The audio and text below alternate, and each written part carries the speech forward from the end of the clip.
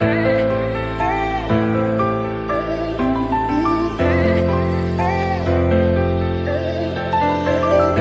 we done came from the bottom, mad that we up, but I don't hear him talking. Started with knowledge inside of my noggin. We took a dream and then we started blogging. Put my city on the map now. I'ma say how it is and now I'm back down. On the road to 100K, we finna act out. We gon' show them that we not just in the background. We the main event, we the main show. We the one that people always gon' pay for. FYF, we the best, no debate though. Number one sports channel, every angle. I'ma show them all how we ride. That sports talk show, we not like them guys who playing it safe while they feather the lines. We pushing the narrative all the time. Like who to go in the game is not MJ. Kobe Bryant top 10, not what we say. I keep Elijah one is very overrated. Keep it real if it ain't fact, we don't say it. Now it's stable, we won't be ignored. We number one, especially when coming to sports. FYF bringing the heat here, of course, where everything backed up with actual source. Everything backed up with actual source.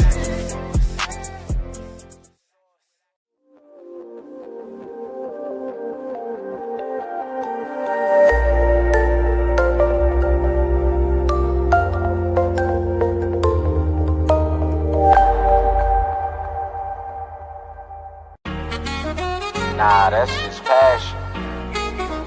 We love the game. You already know what it is.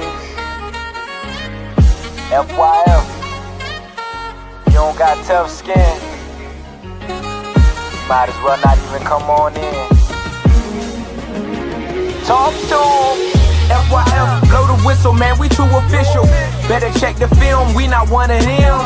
The greatest to ever ball above the rim. They wasn't with me shooting in the gym. Cut the small conversation, debate on major levels. This the playoffs, baby, bring that pressure, we never settle. Cross and spin, getting it in, I wanna win. That teamwork got us headed to the ship again. Oh, LeBron better than MJ? Cut it out. Half these fans in the stands don't know what they talking about. Half-court jumpers, crowd going wild. FYF ranked number one, you better say it loud. Intellectual talk, but fuck your feelings. Elijah one too overrated, Kobe still a realist. Top 10 all time, now how they cut the line. Magic Johnson, Draymond Green, one in the same kind. Fuck your feelings, fast break, stop and pull a J. He got how many rings, nothing else to say. With the team, live streaming, play by play. It's the dream, full steam on the road to 100K. FYF, blow the whistle, man, we too official.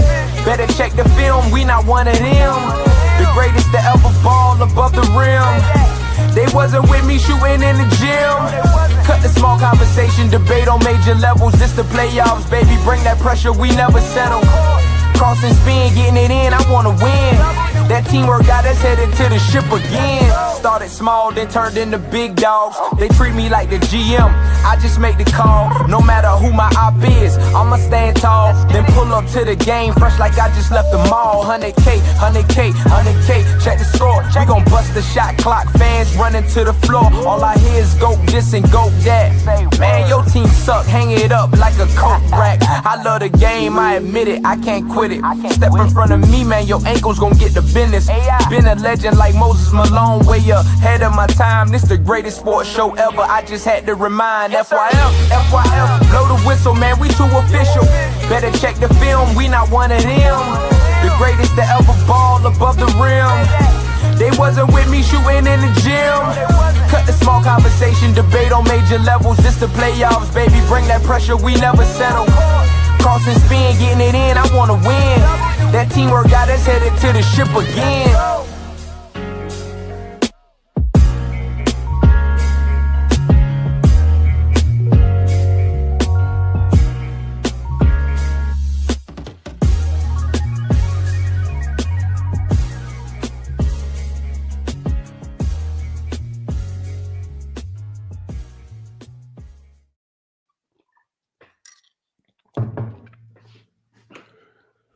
Hey, FYF Sports Medicine, man. We back, man. Another live stream, man.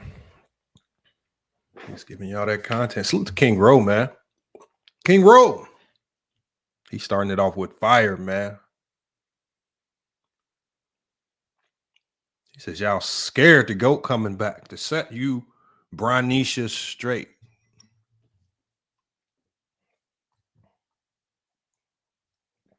Why wouldn't we invite Jordan back?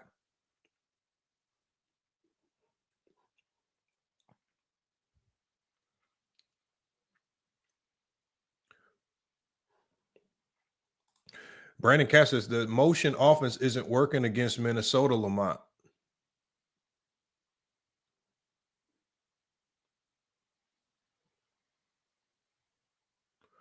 The only thing that's not working versus Minnesota is the fact that Steph Curry's hurt.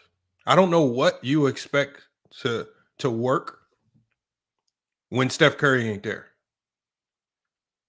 The whole Golden State system is predicated around Steph Curry being on the floor, the greatest shooter of this that the world has ever seen.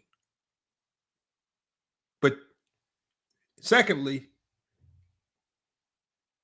what do you mean their motion offense isn't working? Are you talking about their split actions? Their split actions are working just fine. It just don't look as good when you don't have Steph Curry out there. When you got Draymond Green and Jimmy Butler and Kevin Looney, three guys that probably shoot below 25% from the three-point line, what the hell else do you expect? Like, y'all be acting like y'all have these grandioso takes when the obvious is just sitting right in front of us. The only team that's done the unexplainable is the New York Knicks prior to Jason Tatum getting hurt. And none of y'all predicted that. Even people like King Rowe, when King Rowe was on this channel, I said, King Rowe, do you have the balls? This is what we asked him. I said, do you have the balls to predict the Knicks will beat the Celtics? Be a fan. Give us your take.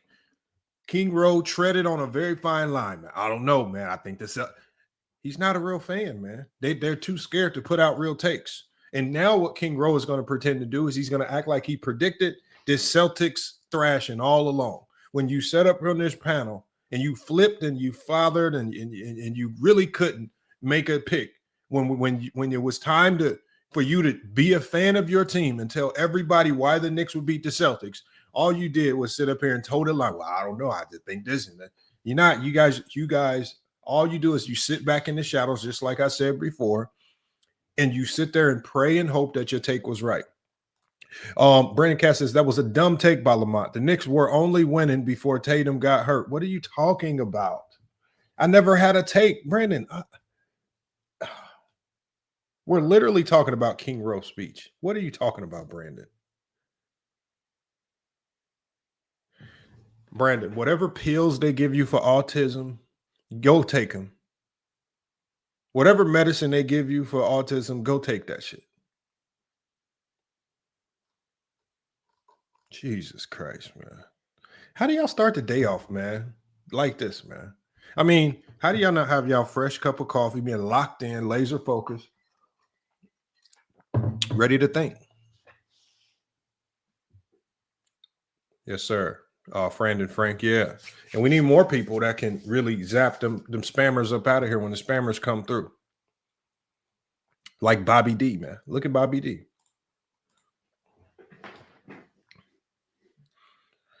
But yeah, like I mean, Brandon, you pay, I mean, it's very obvious that you are a public defender. You pay very little attention to detail, man. You do not pay attention to detail at all. Again, and salute to Ricky E245, man. Let me get to Ricky E245 because we always got to get to the super chats first. Ricky E245, one of the biggest supporters of the channel, comes through with the first super chat of the day. And he says, happy belated birthday, man.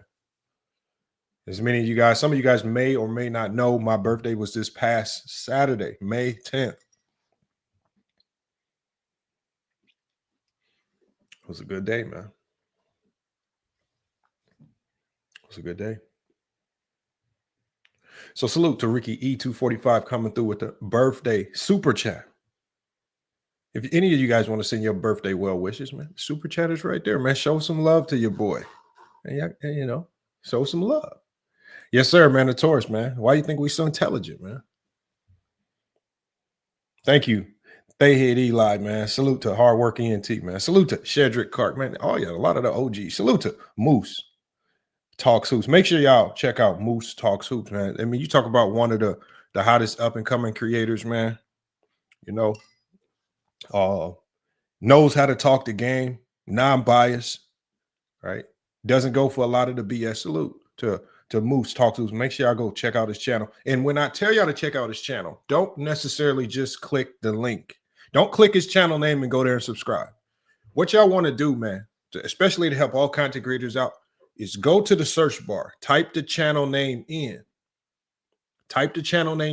and then click on it. Small stuff like that, man, has significant impact on channel visibility, man. So y'all make sure y'all go check out Moose Talks. Salute to Dontra Smith with the birthday well wishes to FYF Sports, man. Much appreciated. Yes, sir. Hardworking Taurus, man. We elite. What we got to talk about today is something that is not getting reported on.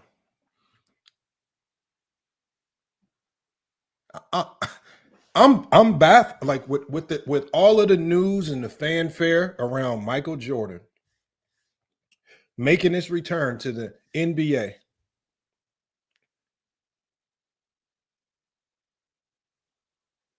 One of my subscribers from Chicago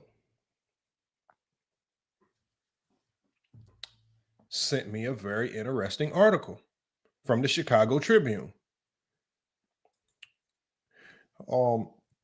Brandon, I guess if I am Brandon, I'll rock with that. I got nothing against autistic people, Brandon. I was only telling you to go take your medicine, Brandon, because you show very exemplified signs of some type of disability. You don't listen very well. You don't know how to stop talking. You have no respect for others. And at your age, I can only surmise that it's due to some type of disability. And we're not going to kick you off. We're not going to ban you. We're not going to treat you like these other platforms. We're going to be more accepting of you. So if you want us to be autistic with you, Brandon, if it makes you feel more inclusive, we are all today autistic with Brandon.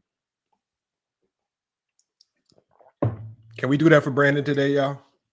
Yes, I just started to stream. I haven't even gotten to the meat and bones of what we're going to talk about today. I haven't even touched on it yet. But what we got to... I came across this information. And I just cannot believe that channels like Dreamers Pro, channels like Ticket TV, channels like Carsino for Life, channels like Scap Attack, Jason Whitlock, ain't none of them talking about this. And the best thing about this, y'all, is that it's from Michael Jordan himself.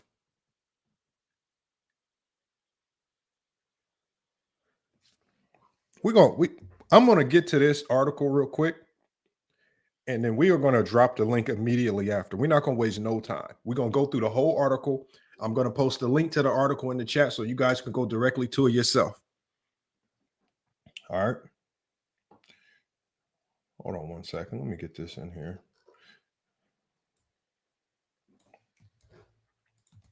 Because you guys are not going to believe what I came across, man.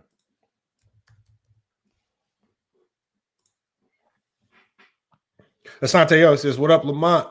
If you want me to snipe the trollers and the spammers, I'll put them in timeout. I got you, Asante L. You know what, Asante? I think it's time for you to become a mod, man. Asante L been one of the low-key OGs of the channel, man. Just kind of low-key in the shadows, but he been here. I got to give him his props. And Twain Gant. Like, it's a lot. Some of y'all that been here, sometimes y'all just kind of whipped in the shadows, which is cool. You know? Where's Asante L? There he is.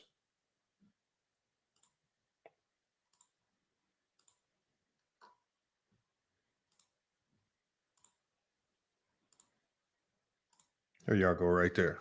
So now we got two more shooters that can snipe the spammers and the trollers and whatnot. Now remember, it's not for people like Brandon. Let people like Brandon say what they need to say in the chat, man. It's really for like the annoying spammers that just come through doing the BS in the chat, just being disruptive so people can't get their little spills and takes off. All right.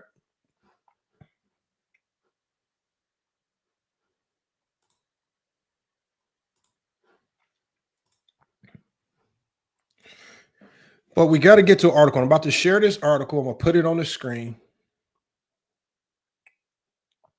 And we got to get to the information because no one is talking about this. And you would think when Michael Jordan speaks, Jordan fans listen. You would think when Michael Jordan opens his mouth, Jordan fans are going to be all ears. There was a very peculiar article from a Chicago Tribune writer that just came out.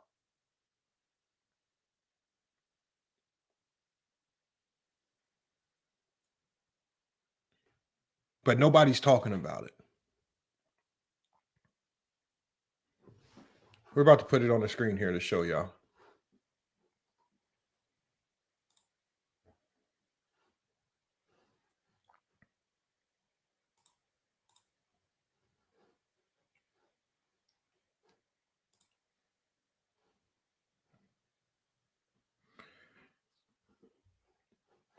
All right, let me put this on the big screen. It says Lamont versus Scap Attack versus Skip Bayless debate on Michael Jordan will be fire. Skip Bayless does not know enough basketball to debate me. If Skip Bayless is constantly looking down at note cards, trying to do the GOAT debate with randoms. I told y'all, coming soon. It's coming in 5 days, y'all.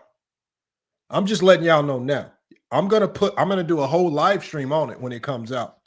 Hardback copy, and I'm only doing hardback copies. There are not going to be any digital copies available. The reason why I don't want any digital copies available is because there's a lot of people that don't like reading. I'm only releasing hard copies of this book because I want you guys to buy the book and I want you guys to actually open the book and read it.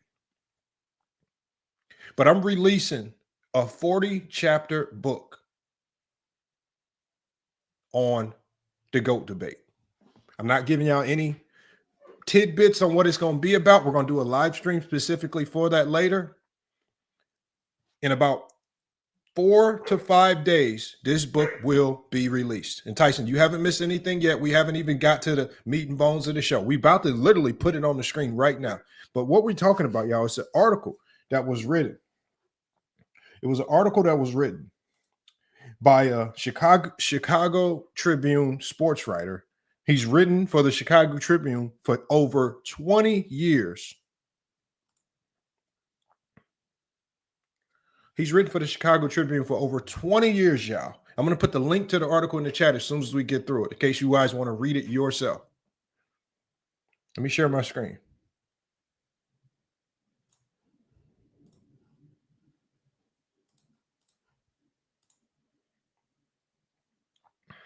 Michael Jordan breaks his silence.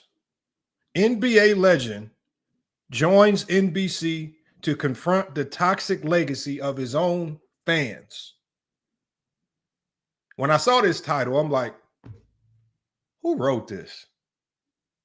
So as I started reading, y'all, it's written by Elliot Barnes of the Chicago Tribune right here. We're going to go through this. We're going to go through the whole article. We're not going to skip over anything, because when I started reading this, I said, this is crazy. It says, Elliot Barnes, Chicago Tribune, and he starts with a quote. The quote says, "You know it's gotten bad when the guy they worship the most has to come down and tell them to shut up and enjoy the damn game." Uh-oh, he said enlarge my screen. Hold on. Okay, hold on. All right, hold on. Let me enlarge my screen, y'all. My bad. Okay, this might be better right here. All right, this should be better.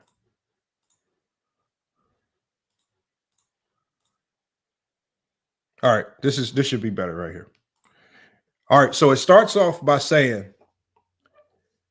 you know it's gotten bad when the guy that they worship the most has to come down and tell them to shut up and enjoy the damn game. That quote from a longtime friend of Michael Jordan and frequent golfing partner might seem harsh, but it encapsulates the jaw-dropping development unfolding behind the scenes in professional basketball. It says, according to multiple high-ranking NBC executives and sources close to the Jordan camp, the greatest basketball player of all time will return to the spotlight in a way few expected, not to celebrate the past, but to confront the mythology that's held the modern game hostage. It further goes on to state, Michael Jordan is joining NBC Sports as a special contributor, and it was his idea. It says, after NBC finalized this multi-billion-dollar deal to re-enter the NBA broadcast space beginning in 2025, executives were shocked when they were contacted not by Jordan's agent, but by Jordan himself. He didn't just want a paycheck or to show up a few times, said an NBC senior producer familiar with discussions. He wanted to be involved. He had a vision, and it had nothing to do with nostalgia. Frankly, it took us a minute to realize what he was really trying to do. These are quotes from a producer at NBC. It says, according to multiple insiders, Jordan is not returning to television to relive his 6 championships, nor to prop up the endless GOAT debate that fueled ESPN. Fueled ESPN, YouTube debates, and barbershops for 2 decades. Instead, Jordan is coming back to dismantle the toxic narrative surrounding his name. And when I first heard toxic narrative surrounding his name, I thought it was like the stuff with his son. Like, obviously, we know how TMZ and the media ran with all of the stuff with his son and Larsa Pippen, and people have kind of been muddying up Jordan's name because it's gotten mixed in with all types of TMZ level labeled topics. But look how this continues. It says, Mike thinks the game has evolved. It says one longtime associate shared under condition of anonymity, but his fans haven't, and he sees that as a real problem. Another quote, they act like I played every year, every game. I didn't.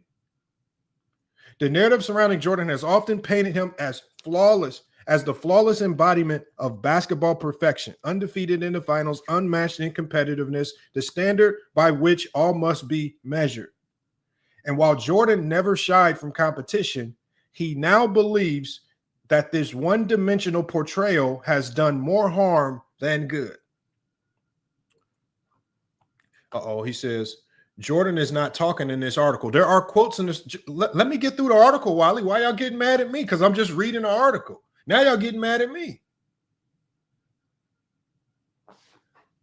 This is not a Jordan hit piece. This was written by a 20-year Chicago Tribune writer. Why would a Chicago Tribune writer want to put out a hit piece on Michael Jordan? This is actually quoting Jordan and Jordan's friends and associates. It says right here, and while Jordan never shied away from competition, he now believes that this one-dimensional portrayal has done more harm than good. He said, according to an NBC source, it says, he said it before in private, said the NBC source, that the narrative of 6-0 has become toxic. That's what it says. According to an NBC source, it ignores his losses. It ignores the teams that helped him get there. And worst of all, it punishes the greatness of today just because it's different. Jordan's new NBC role, while still being finalized, will reportedly include long-form sit-down interviews with current stars, feature breakdowns of past versus present play styles, and a multi-part special examining how basketball greatness has evolved since the 1990s.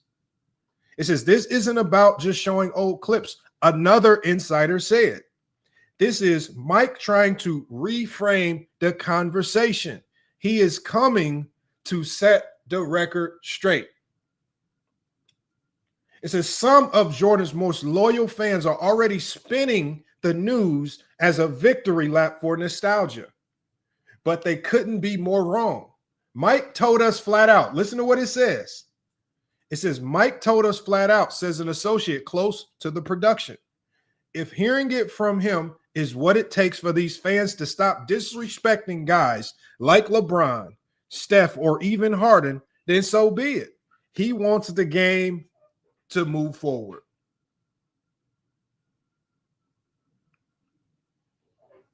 This sentiment comes as a thunderous rebuke to an online subculture of Jordan defenders who have for years attacked every flaw of the modern game and held every superstar to impossible standards. Another quote from a longtime friend of Jordan says, fandom has gotten so warped, said a longtime friend. They hate today's game, but still watch every second. Doesn't that sound familiar? They said it's not physical enough, but they ignore how advanced players have become. And they use Jordan like a weapon in every conversation. It's delusional.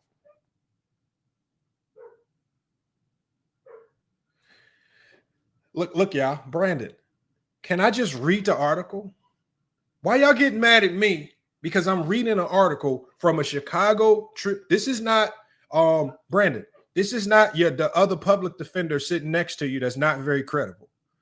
This is Elliot Barnes, a 20-year writer of the Chicago Tribune. Now, all of a sudden, and what makes it even more credible is he's not from Cleveland. He's not a LeBron stan. He's right from Chicago, Illinois, and he writes for the Chicago Tribune, and he's been doing it for 20 years. Why y'all getting mad at me for reading something from a Chicago Tribune writer?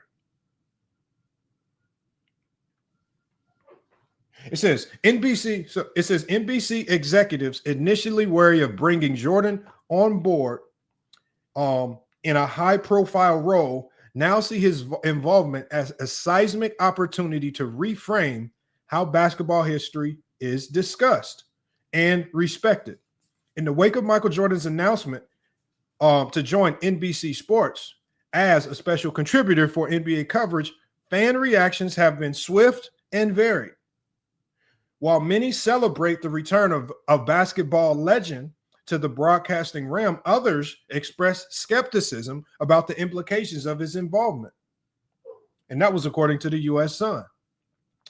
One post from somebody on Twitter, it's an image thinker, he posted, he's probably just there to remind everyone he's still the GOAT while sipping a drink with a smug smile. You know he'll drop I do this job, but I'm too busy winning championships in the first 5 minutes. That was an NBA fan on Twitter. Some fans, it says, view Jordan's return as a nostalgic nod to the NBA's past, anticipating a resurgence of 90s era glory. That's what y'all hoping for.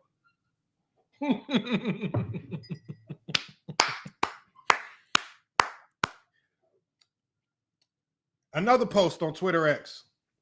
First Brady, now Jordan. All the GOATs are picking up a mic, one fan replied on X. Others, however, question the motivation behind Jordan's new role, suggesting financial incentives or a desire to reassert the legacy. That's according to the Times of India. Another post from Essentially Sports says he's either bored or hurting for money.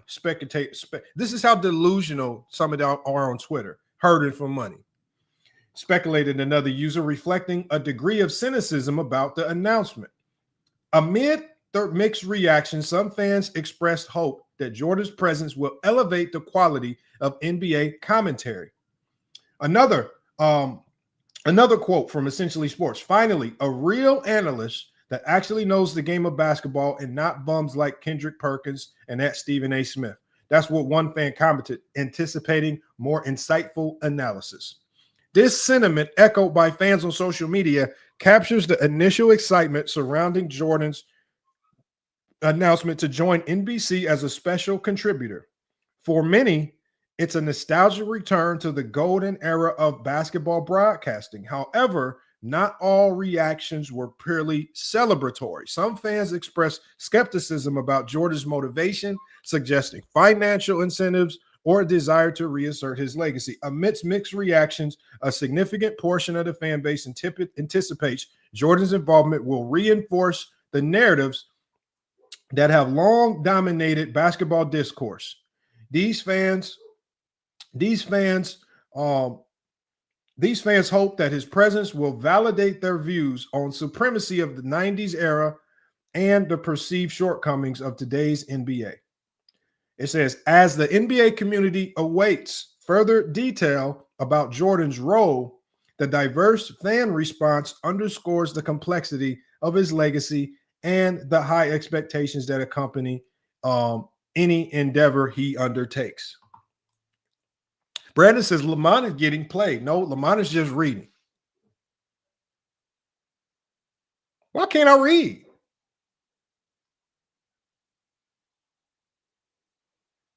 Hey, Brandon, we haven't even got through the article. Why y'all getting mad? Because it's the article, y'all. Why y'all getting mad at the article? This comes from a celebrated writer who's been writing in Chicago for 20 years. Why should I not trust him? If Brandon, like people like Brandon, I when y'all come up here, I beg for y'all to show me y'all credentials. What makes you credible? Are you a writer? Are you affiliated or connected with anyone in Chicago? What makes you credible and credible enough to say that this article isn't credible? Because people like you, Brandon, like this man, we know what he does. I mean, last week, Brandon, I heard you got 4 dudes bopped for 50 years. And, all they got caught was with a dime sack. They didn't get caught with much of nothing. Let's follow this up. It says, the need for correction isn't just about tone. Hold on. Jordan's new initiative comes at a time when social media has amplified some of the worst misinformation in basketball culture. Mike laughs at half this stuff, an insider said. He knows what it takes to play 20 years. He respects LeBron a lot more than most people know. And yet, the loudest voices in the Jordan fan base refuse to engage with facts, choosing instead to protect a legacy Jordan himself no longer views as infallible. The GOAT debate is toxic because it's not a debate, said a retired coach and Jordan confidant. It's a cult. And MJ is tired of being the golden calf. It says Jordan, despite his famously private nature, has long believed in the power of basketball to unify and inspire. But he sees the current landscape as fragmented, obsessed with past ghosts rather than present greatness. A quote, it says, this era has some of the most skilled players we've ever seen. He reportedly told one NBC producer. It's time fans started appreciating that. He is said to have singled out not just LeBron, but also Curry, Jokic, Luke, and other generational talents who deserve more than comparison games and straw man arguments. He told me, the source said, if I say it's okay to call these guys great, maybe my fans will listen. Listen, read that again. Jordan said, he told the source, if I say it's okay to call these guys great, maybe my fans will listen. Maybe they will stop. Maybe then they'll stop tearing the game down.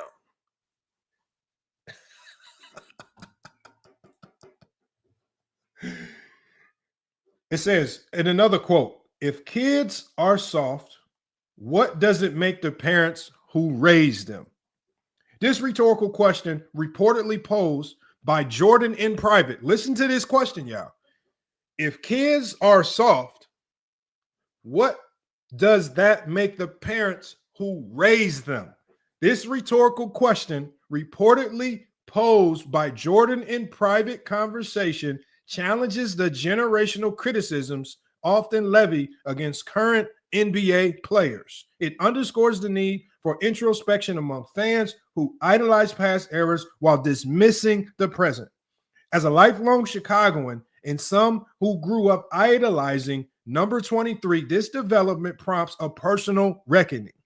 I, too, have been guilty of romanticizing the past and undervaluing the present. Jordan's return isn't just a media event. It's a call to re-examine our perceptions and biases. In embracing this new role, Jordan isn't merely revisiting his legacy, he's challenging us to evolve the game. It's an invitation to appreciate the greatness of today's players without the shadows of yesteryear's clouding judgment. If this is my legacy, Jordan reportedly told one associate, I want it to be one that builds the game, not boxes it in. Perhaps it's time we heed this call. Elliot Barnes is a senior sports columnist with the Chicago Tribune and has covered the NBA for over 2 decades.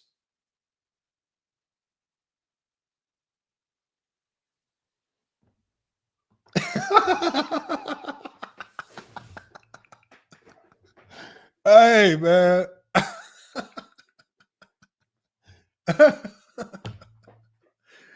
Oh, man. Anybody wants to read the article, I'll put the link in the chat.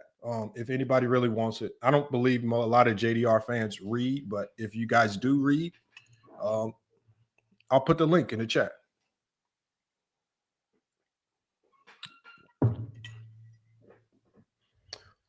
Uh-oh, we got King Rowe speech trying to tell us what Jordan will say. This is King Rowe trying to speak for Jordan again. Jordan has already spoken for himself. Jordan has already spoken for himself, King Rowe. We don't need very uncredible people like you speaking for Jordan. We got people from the Chicago Tribune who can speak for Jordan much better than you. Much more in a much more factual manner. You don't know what Jordan will call the Celtics. Y'all keep saying all this stuff, Jordan.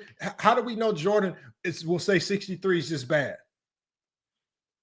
Jordan is Jason Tatum's mentor. And Jason Tatum has not stopped shooting threes. So you don't know what Jordan, because when I told y'all Jordan was Jason Tatum's mentor, y'all got mad. And y'all tried to speak for Jordan and say Jordan wouldn't want him shooting all those threes. And Jason Tatum still proceeds to call Jordan after every game, and he still proceeds to shoot all these threes. But y'all get mad at me.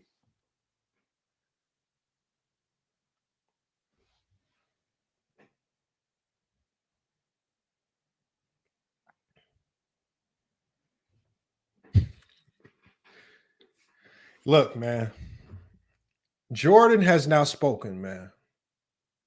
Through people close to Jordan, from producers in NBC, Jordan's return to the NBA is essentially to make the JDRs and the Zesty Jeffries, as GOAT James Kingdom calls them, shut the hell up. Y'all getting mad because Jordan, y'all so crazy and delusional that Jordan now has to target the Zesty Jeffries himself. Do you know how bad of a fan base you have to be to make the very guy that you're cheering for have to come down from his mantle just to correct all of your wrongs? Do you know? Do you know how horrible you are? Do you know how do you know how bad you are?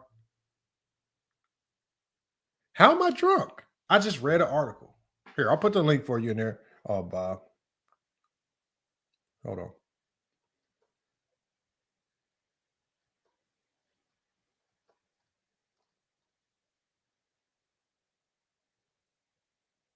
Oh, here it is right here.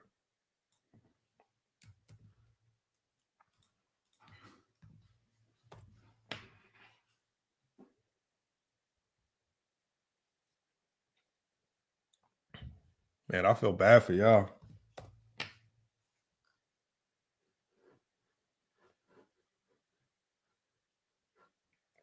I'm about to drop the link, and we're going to bring y'all up here to cook, man. We're going to drop this link.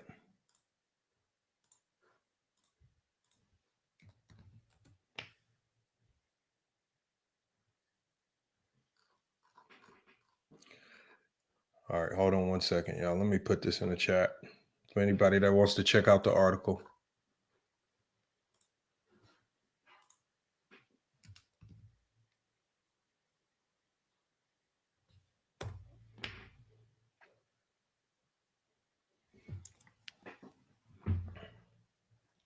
And we're going to drop this link so y'all can come up here and give me y'all thoughts, man. Why do y'all feel Jordan needs to course correct Jordan fans? What have you Jordan fans went so far afoul on? How have y'all went so far off tangent that Jordan himself has to join NBC just to course correct all of y'all delusion? And I implored y'all, please don't come up here trying to discredit the article unless you yourself can show me credentials that show me that you are more credible than a Chicago Tribune sports writer. Crying about the content don't make the content wrong. Just because you don't like it, don't make it wrong. That's just you getting mad. And a lot of y'all feel like it's aimed probably at you. I mean, they can Eminem ATL, they can try. I mean, really, to be honest, Eminem ATL, that's the only option that they have. The article in and of itself was very straightforward. It cited multiple sources. I can tell you all the sources that it cited. It cited Chicago Tribune. It cited Essentially Sports. It cited NBC, multiple NBC producers, and multiple Michael Jordan associates. Brandon says, this is a clown show. But you keep coming back to the same clown show. You keep showing up to the same clown show party. You keep typing in the same clown show chat.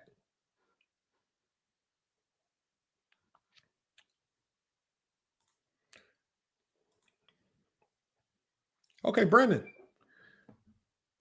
you're talking about why you don't think the article is credible. I don't believe that a Chicago Tribune sports writer would lie. But Brandon, you would lie. You have all the reason in the world to lie.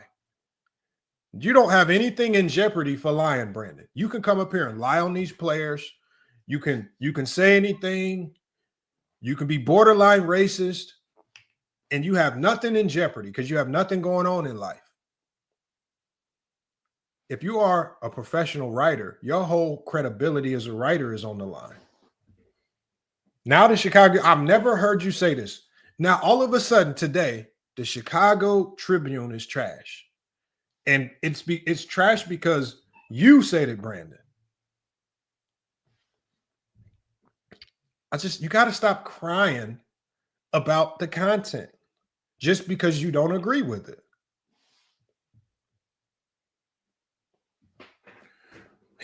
This article cited multiple things. Well, the Times of India was just a quote from they were the ones that quoted a fan tweet.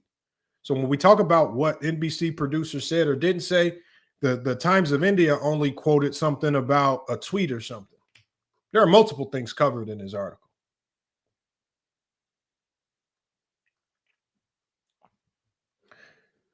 All right, y'all.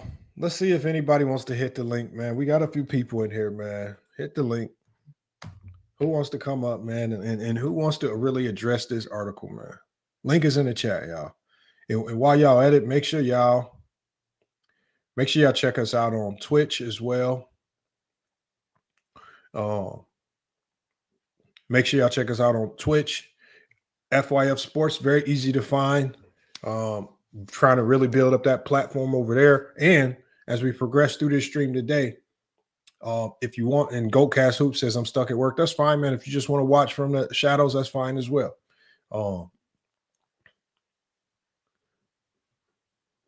All right, I see a couple people in the backstage, man.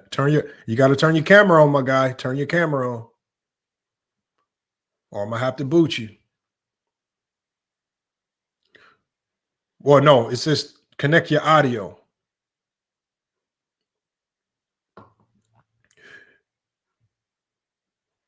Most of MJ's quotes were the for ones in bold letters. And man, look, man. I mean, look, man. Yeah, the quote, it is what it is. It's sourced. It's sourced. I trust it. Just because it doesn't align with what y'all think Jordan should come back and do with NBC, don't get mad at me. Bob the Builder says, can you break down NHL games? Yes. I'll break down NHL games for people that support the channel, and if you truly want it. So Bob the Builder, hit the super chat, hit the Cash App. If you truly want it, we'll start covering NHL games. All right. But we're not going to cover NHL games for random lone subscribers who show up sparingly and don't really contribute to the content of the channel. Bob the Builder. If you truly want hockey, show me you want some hockey. I got you.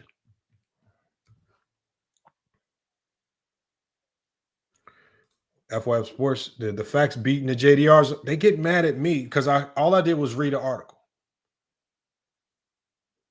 It's the article. The article is what it is. I mean, we got some of y'all coming in the backstage with broken mics. Y'all audio won't connect, man. If y'all gonna come up here, man, come up here, man.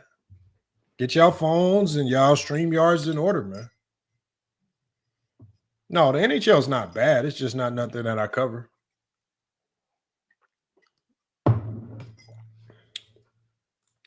He says, did Lou Dort save SGA's legacy? No, I wouldn't say Lou Dort did. SGA had a hell of a game yesterday. I mean, him and Jokic was battling. You can't do nothing about that. That was a hell of a game. I think the biggest disappointment in this series to me has been Jamal Murray. I mean, Jamal Murray is a man that when he gets going, it almost makes Denver look unstoppable. But Jamal Murray has been a turnover merchant. He's lacking confidence. I don't know what it is. Because I was at the gym hooping yesterday, and I'm at the gym, I'm watching Jamal Murray play, and I'm like, if this were the Los Angeles Lakers, this man would have 60. It's like he chooses what teams to turn it off against. And it's not like Denver is doing anything special to slow him up. I mean, they're guarding him with one man, and they're letting him get whatever he wants off pick and rolls. He's picking up his dribble. He's passing up open shots. He's driving into traffic, taking tough shots. Right? He's not driving to score. He's driving to get fouled. He's playing soft. Remember when I had that debate on Player's Choice with Ticket TV? Ticket TV said Jokic and Murray were the best duo in the NBA. This is why I said they're not the best duo. It's a reason why Murray hasn't made an All-Star game. It's a reason why he's not that dude. But when y'all see that Denver wins a championship, I said that's Denver winning a championship on the coattails of Nikola Jokic. That's not Denver winning a championship because of an elite duo. That's Denver winning a championship because of Nikola Jokic and Nikola Jokic alone.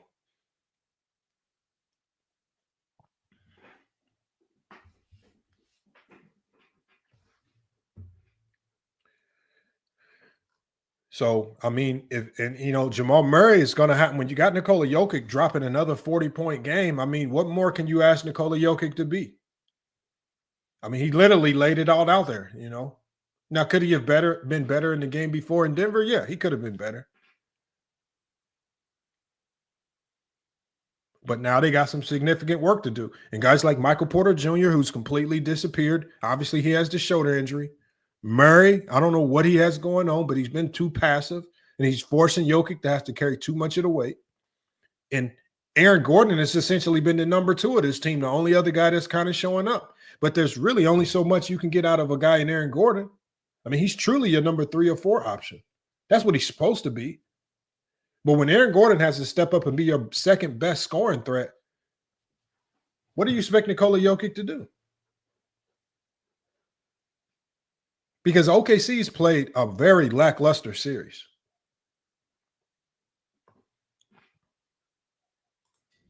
Murray's a good player, never made an All-Star game. There's a reason why he hasn't made an All-Star game. And series like this start to show why. He's just a good number 2 option. but he is not the other half to a dynamic duo. And I told people after they won that championship, I said, don't wait until Jamal Murray shows you who he really is.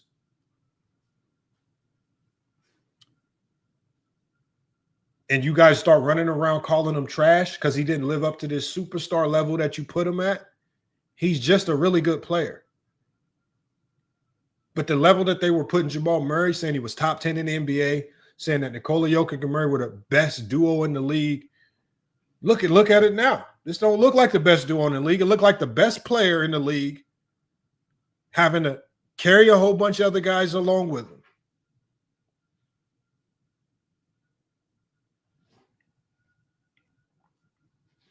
That's all it is.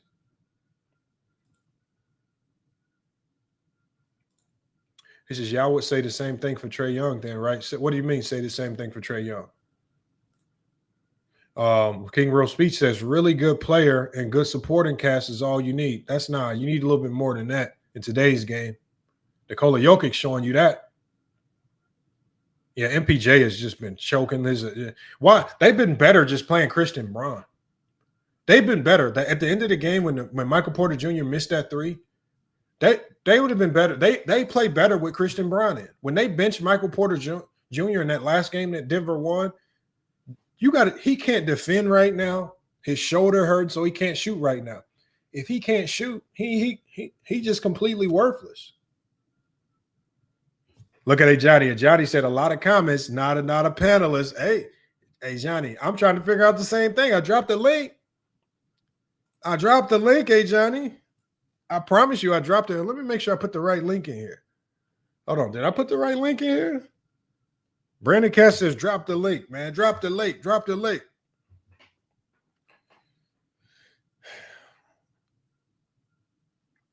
He says, get him, Brandon. King Crow speech, man. Stop it, man. King Crow speech, man. How does it feel to you can finally hop on the Knick bandwagon with confidence? King Rose. So now you want to become a Knick fan when they get up 3-1. That's what you want to do, King Rose speech. Now you want to be a Knick fan. Oh, we got Brandon up here, y'all. Let's hear it. Brandon's gonna get mad at me about the article, y'all. He's gonna tell y'all how the Chicago Tribune is trash with no facts to support it. He's gonna tell you guys that the Chicago Tribune is going bankrupt and they're now relegated to mostly online writers. He's not going to talk about the merit, the context, or the content of the article itself. The people at NBC who are supporting Jordan and his endeavor to right the wrongs of delusional Jordan. Man. Brandon, talk to the people, man. Yeah, I noticed you're trying to debate me and back, but here are the facts. Especially when it alludes to Michael Jordan, the more factual something is, the less people talk about it. Okay. Well, here's the thing. Do we even know what Jordan's role is going to be? Do we know if he's going to come in by satellite? Let's read the screen right here. Go ahead.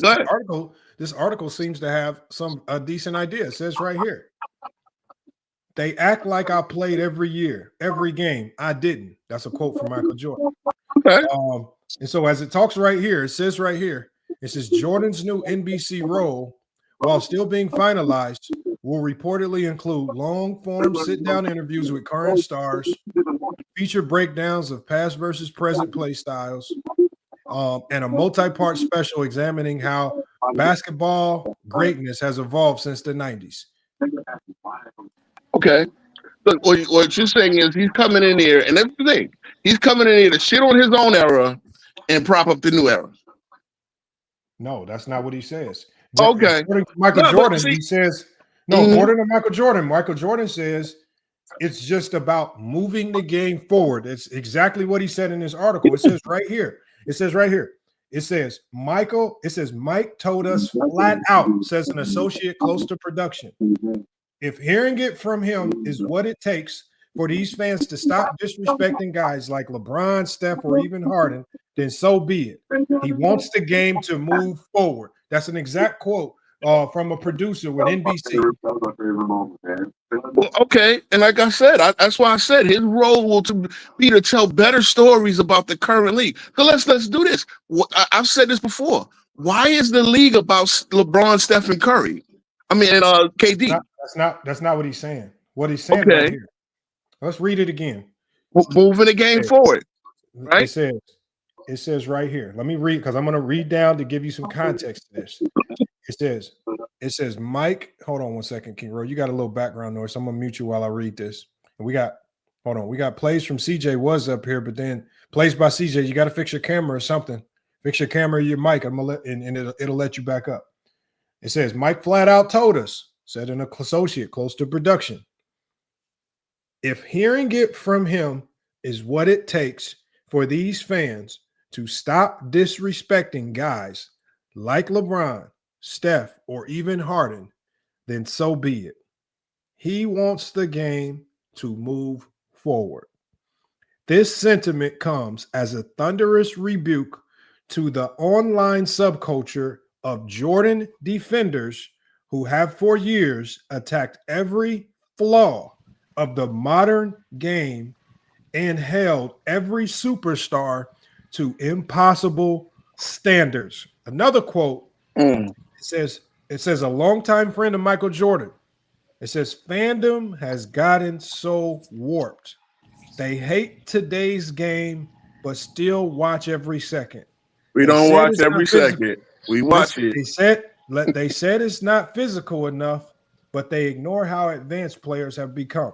And they use Jordan like a weapon in every conversation. It's delusional. Are you guys delusional, King Ro? No, you know what's delusional? Calling guys like Latrell Sprewell, Mitch Richmond, Glenn Rice, Del Ellis plumbers.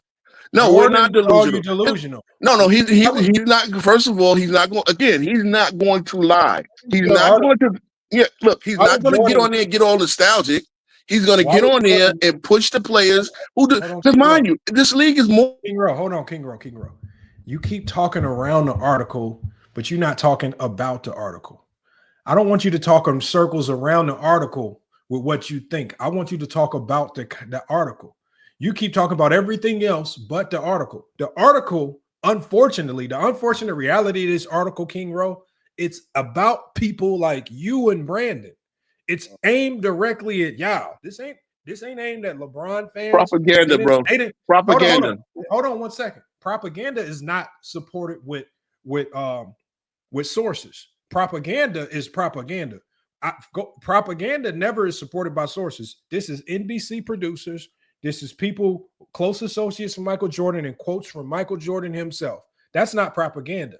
Okay, let's look at it. If NBC, they paid how much money for the NBA for 13 years? Of course they're going to want people to watch. They're going to want ratings. They want to get a return on their investment. So yes, he's going to be there to enhance the game. Look, if I hate everything about today's game, this is what made me come up here. You telling me I'm a Knicks fan all of a sudden. I was a Knicks fan when Sergio Rodriguez was my point guard. Okay? I've been pushing Jalen Brunson to be a superstar for years. Every chat I'm in, oh, he ain't no superstar yet. He's too small, blah, blah, blah. The man scored 102 points in the first 10 games in the fourth quarter. If that ain't a superstar, I don't know what is, because that's a record, by the way. Okay? So my point is the league needs to, first of all, we need to promote more than the 3 old guys, because LeBron will be 41. Steph and what's his name will be 37 next year. Okay, but talk about the article. Okay, again, you saying that he's trying to get us to stop being nostalgic, right? That's what we stop being nostalgic, stop bringing up the 90s, stop bringing up 6-0 and this, that, and the third. And I get that part. But then by the same token, yes, look, we had bad teams back then. If they played bad, we called them bad. Like we don't have to praise everything about today's game. There are some things that are really great. Go ahead. The article says this right here.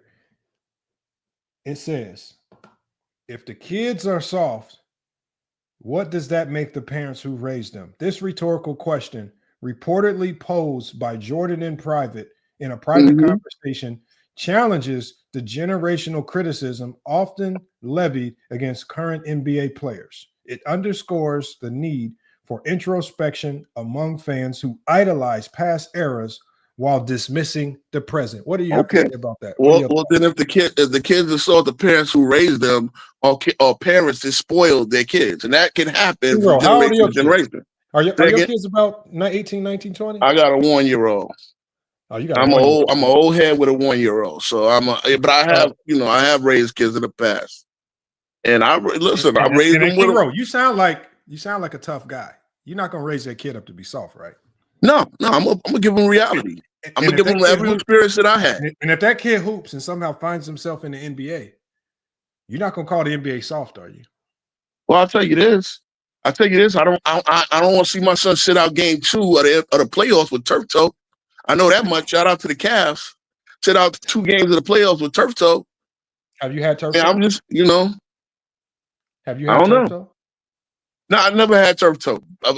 I've never been injured playing hoops. Thank God. And I'm not a softy. I'm a forward. Hold on. I've had turf toe and couldn't even walk. I've had turf toe that's worse than ankle sprains. I've played through ankle sprains.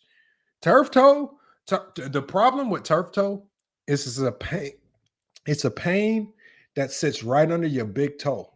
And as an athlete, especially a basketball player, what toe do you use the most in a stop and go sport? The big toe. Your big toe. And when you have turf toe, it's like a stabbing pain right into your big toe. Now, if he's soft for not playing, right? And I'm sure they tried injections. I'm sure they tried everything. You have to have had turf toe to know if it's something you can play through. I get it. It's a debilitating injury.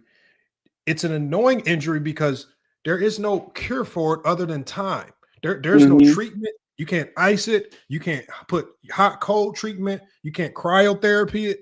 Put some cotton in the shoe. I don't know. Again, I never had it. The only thing that fixes turf toe is time. And the problem with turf toe in a stop and go sport, there are some sports where you can possibly get away with it because you're probably playing off your heels and not your toes. But in a sport like basketball, you're playing off your toes. It's and if tough. you're an explosive guard, there's just it's going to extremely limit. So at the end of the day, how can I call somebody soft when, one, I've had turf toe, I know the pain of turf toe, right? And we're talking about tough, hard-nosed guards who just won't sit out for no reason. I get it. Maybe that's a little hard. But again, I grew up when Kevin McHale taped his broken foot to play in the NBA Finals because I literally just told you, you can play on a sprain. So when you have a sprained ankle, King Rowe, whenever you sprain your ankle, I get it. It's essentially a broken foot because whenever you sprain your ankle, something breaks. It's just there are different levels to the break. So I know. Sometimes you can have a complete break, which obviously if he had a complete break, he wouldn't be playing. So when they say he had a broken foot, that just essentially means he probably just had a severely sprained ankle, which I just told you, you can hoop on a sprained ankle. It's going to be tough to hoop with turf toe, though. Look, perception is a lot. Again, you got to realize there is no next week on the playoff time. And so, yeah, maybe I'm a little hard on Garland, and maybe I was expecting, the Cavs to do a little bit more. But by the same token, there's a million other things where we just see guys just refuse to tough it out. And look, it is what it is. Like, again, maybe it takes somebody that's been through it.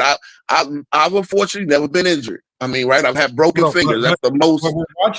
But we're watching an NBA playoff where we are watching a ton of players thug it out through injuries. You're hyper focused on Garland. Listen, but what you're not talking about is you're not talking about all the players that we watched in this playoff. I'll tell you, Brunson's ankles now. I said it for the playoffs. It's not just what I'm saying, King Rowe, is what I want you to think about is this, because it directly ties into the article. The first thing you talked about is I don't want to see somebody sitting out in game 2, and you went and ran to Garland as if this is this is what generally happens when players get injured. But what you did bypass was you bypass all of the players on every other team that are thugging it out through injuries, right? Because what happens is when players like Austin Reeves, when it comes out that he was playing through an injury the entire playoffs, Y'all call him, y'all don't give him any credit for thugging it out. Y'all It's call him life. trash. Y'all call him this. When it comes out that LeBron was playing on a sprained MCL, well, y'all say, you was faking an injury. You just using it as an excuse. So the problem is there is no win or lose for these guys. If they tell you that they injured and they play through it, you'll say that's an excuse, right? But then if they sit because they too injured to play, then you're going to call them soft. So y'all don't even give these players an out because when they play through it and lose, which that's what typically happens when you're playing injured, you're compromised, so you're probably going to lose. So where's the middle ground? Because this is exactly what Jordan's talking about. What y'all do is y'all wait to find any low-hanging fruit and you attack it. If they say they're injured and they play through it, that's an excuse. If they are injured and they sit, they soft. Where's the middle ground? Well, my thing is that I'm gonna say this. This is my old school, my personal feeling. A lot of players will tell you this. If you can walk, you can play.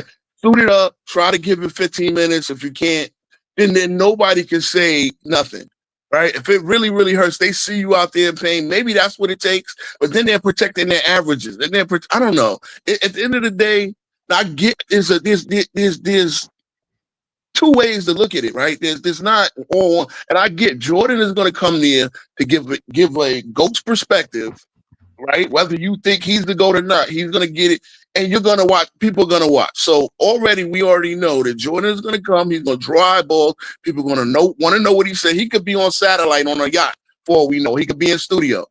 The bottom line is, I don't believe Jordan's going to tell any fakes. I don't believe he's going to kill LeBron. Like I know you're not going to kill the narrative, but I think he's going to tell the truth. And guess what? Between what I think and what you think, somewhere in the middle lies the truth.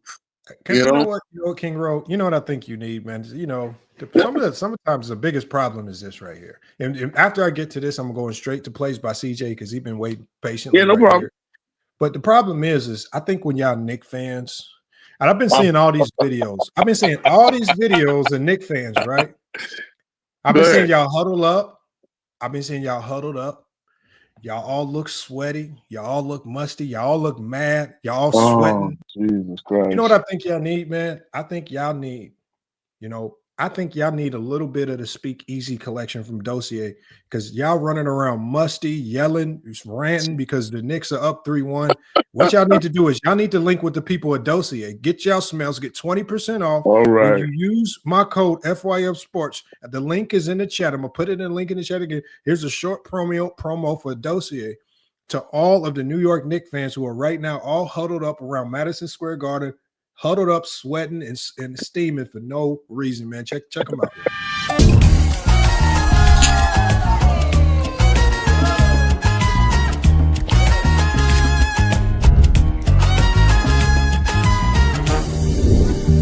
Up here, you're having the balls to speak on this topic, whether we agree or disagree, man. I'm going to send you a bottle of. I'm going to send you 3 bottles from Dossier, the Tom Ford collection. These scents all mirror and reflect Tom Ford.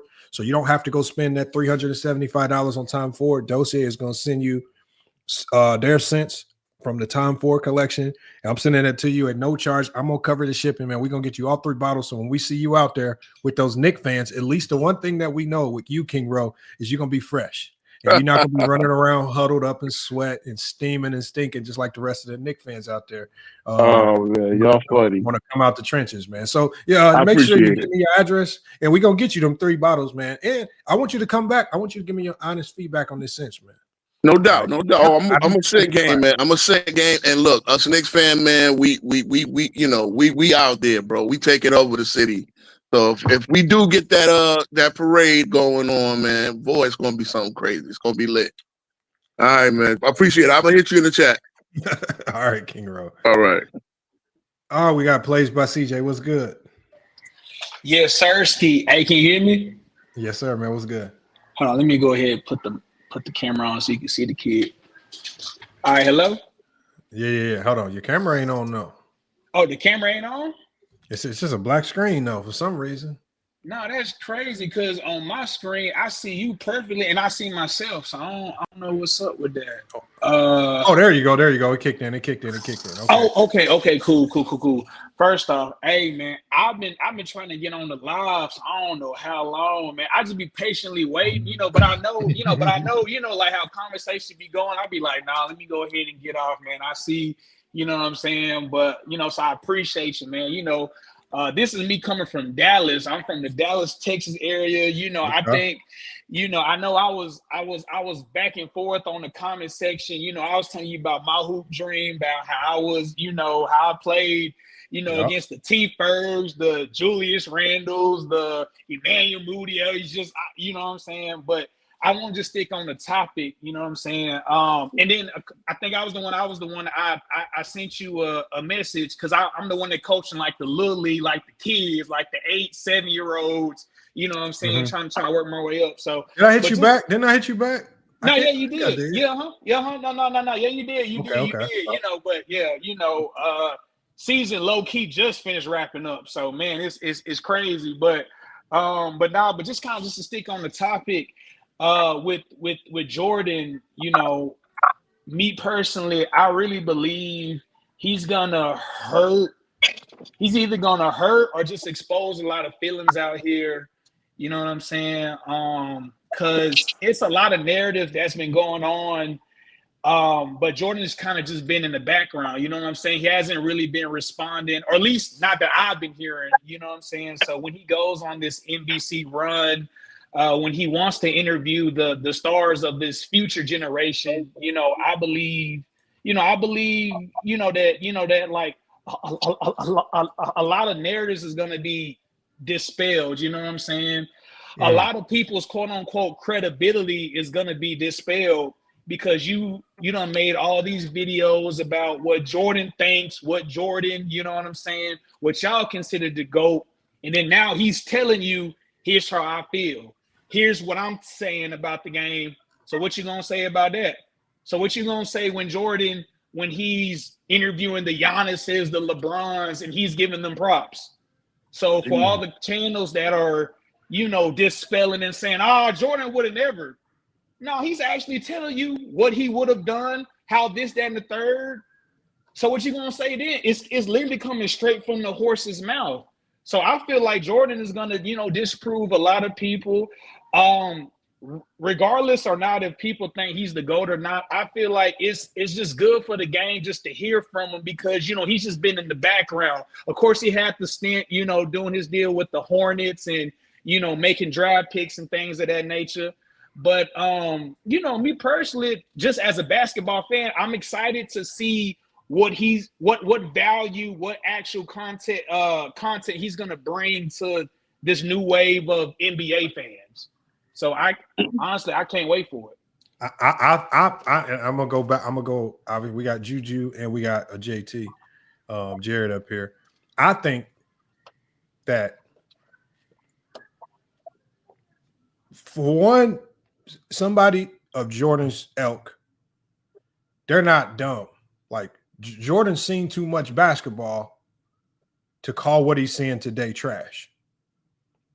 And I think what a lot of the Jordan fans are worried about is Jordan actually speaking the truth. And so what's going to ultimately happen is that once Jordan starts speaking the truth, what they're going to start saying is, he's getting paid. He's signed by Clutch. They're gonna just hit him with the same common tropes that they hit everybody else with when they really don't have a good argument against what he's saying. I don't believe Jordan is taking this role to get into position just to put himself on a high horse. Jordan's legacy is already cemented. He already knows. And the funny thing about this writer, this same writer right here did another article about Jordan. And he actually did another article, and I'm going to put it on the screen, where he talked about how Jordan, when he sat down with Jordan in a bar, he was talking about how Jordan was telling him how silly it was that people was making him the GOAT in 1989. Like Jordan literally called it crazy. Like the fact that people were running around making him the GOAT in 1989. Jordan was like, "What the hell are y'all doing?" Mm-hmm. He did another article where it was because what it does is once you, because I think Jordan even knew. Jordan was like, if y'all make me the GOAT in 89 and I ain't done nothing, that's the standard now that you've created for everybody. Right? Because now Kareem's standard is in a garbage can. If Kareem was the standard, you throw that standard in the garbage can when you say Jordan's the GOAT before he's done anything. So now this is the new standard for Kobe. This is the new standard for Bron. This is the new standard for Steph.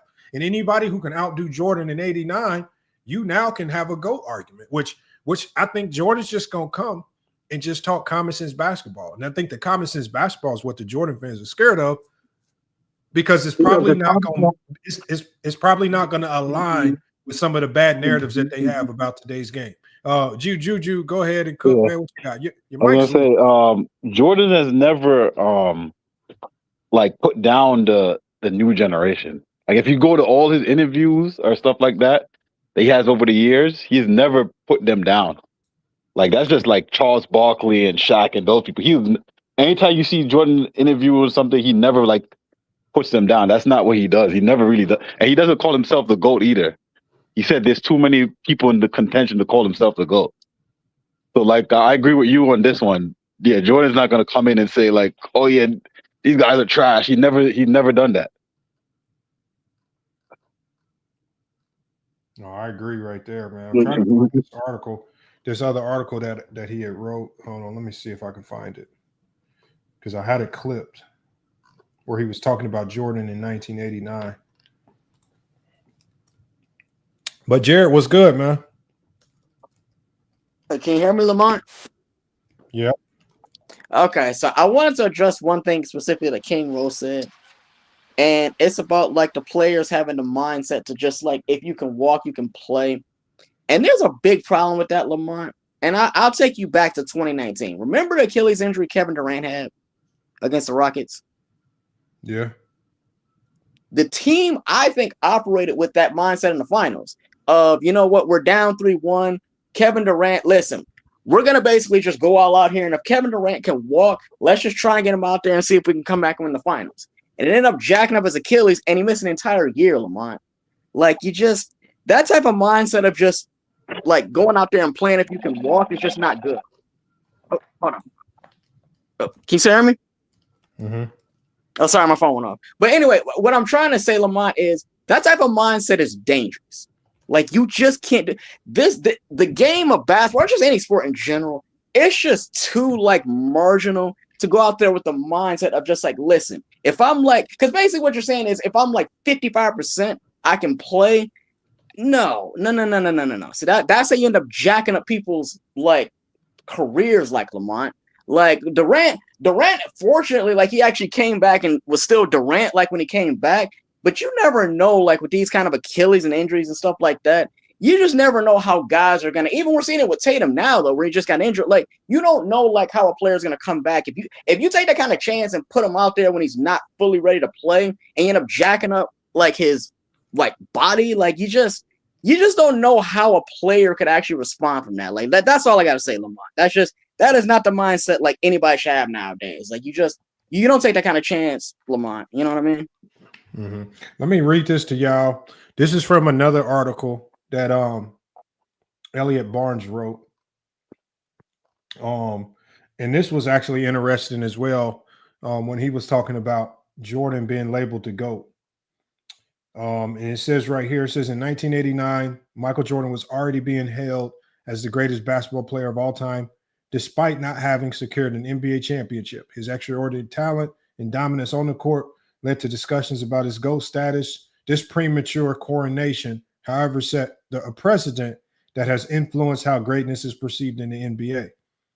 And it says Jordan's own reflections on this phenomenal reveal his discomfort with the early GOAT label. He expressed that such accolades were bestowed upon him before he had achieved the milestones typically associated with greatness, such as winning championships. This early labeling has contributed to a culture where fans and media often prioritize how a player looks over team success, leading to a skewed comparison across different eras. And even Jordan himself, according to this article, had major issues with not the fact that he was being labeled to GOAT, it was how he was being labeled the GOAT.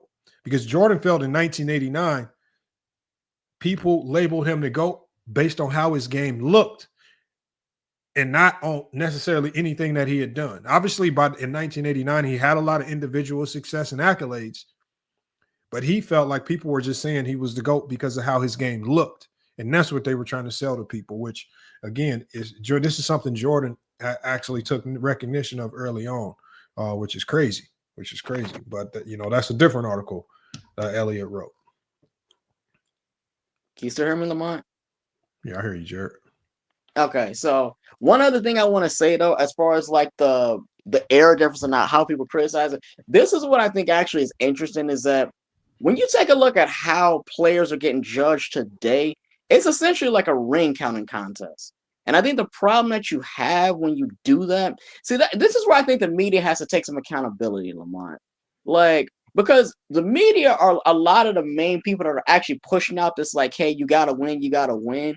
And for these players that are, especially the superstars, that maybe for like, let's say 3 or 4 years, or maybe 5+ years that don't win, like, I think they just instinctively realize that, listen, unless I win a title, like, we're just going to get crapped on. And I think a lot of times they don't understand that, like, the more that you say that kind of stuff, the more that you actually increase the likelihood that they could form these super teams just to get the media off their back.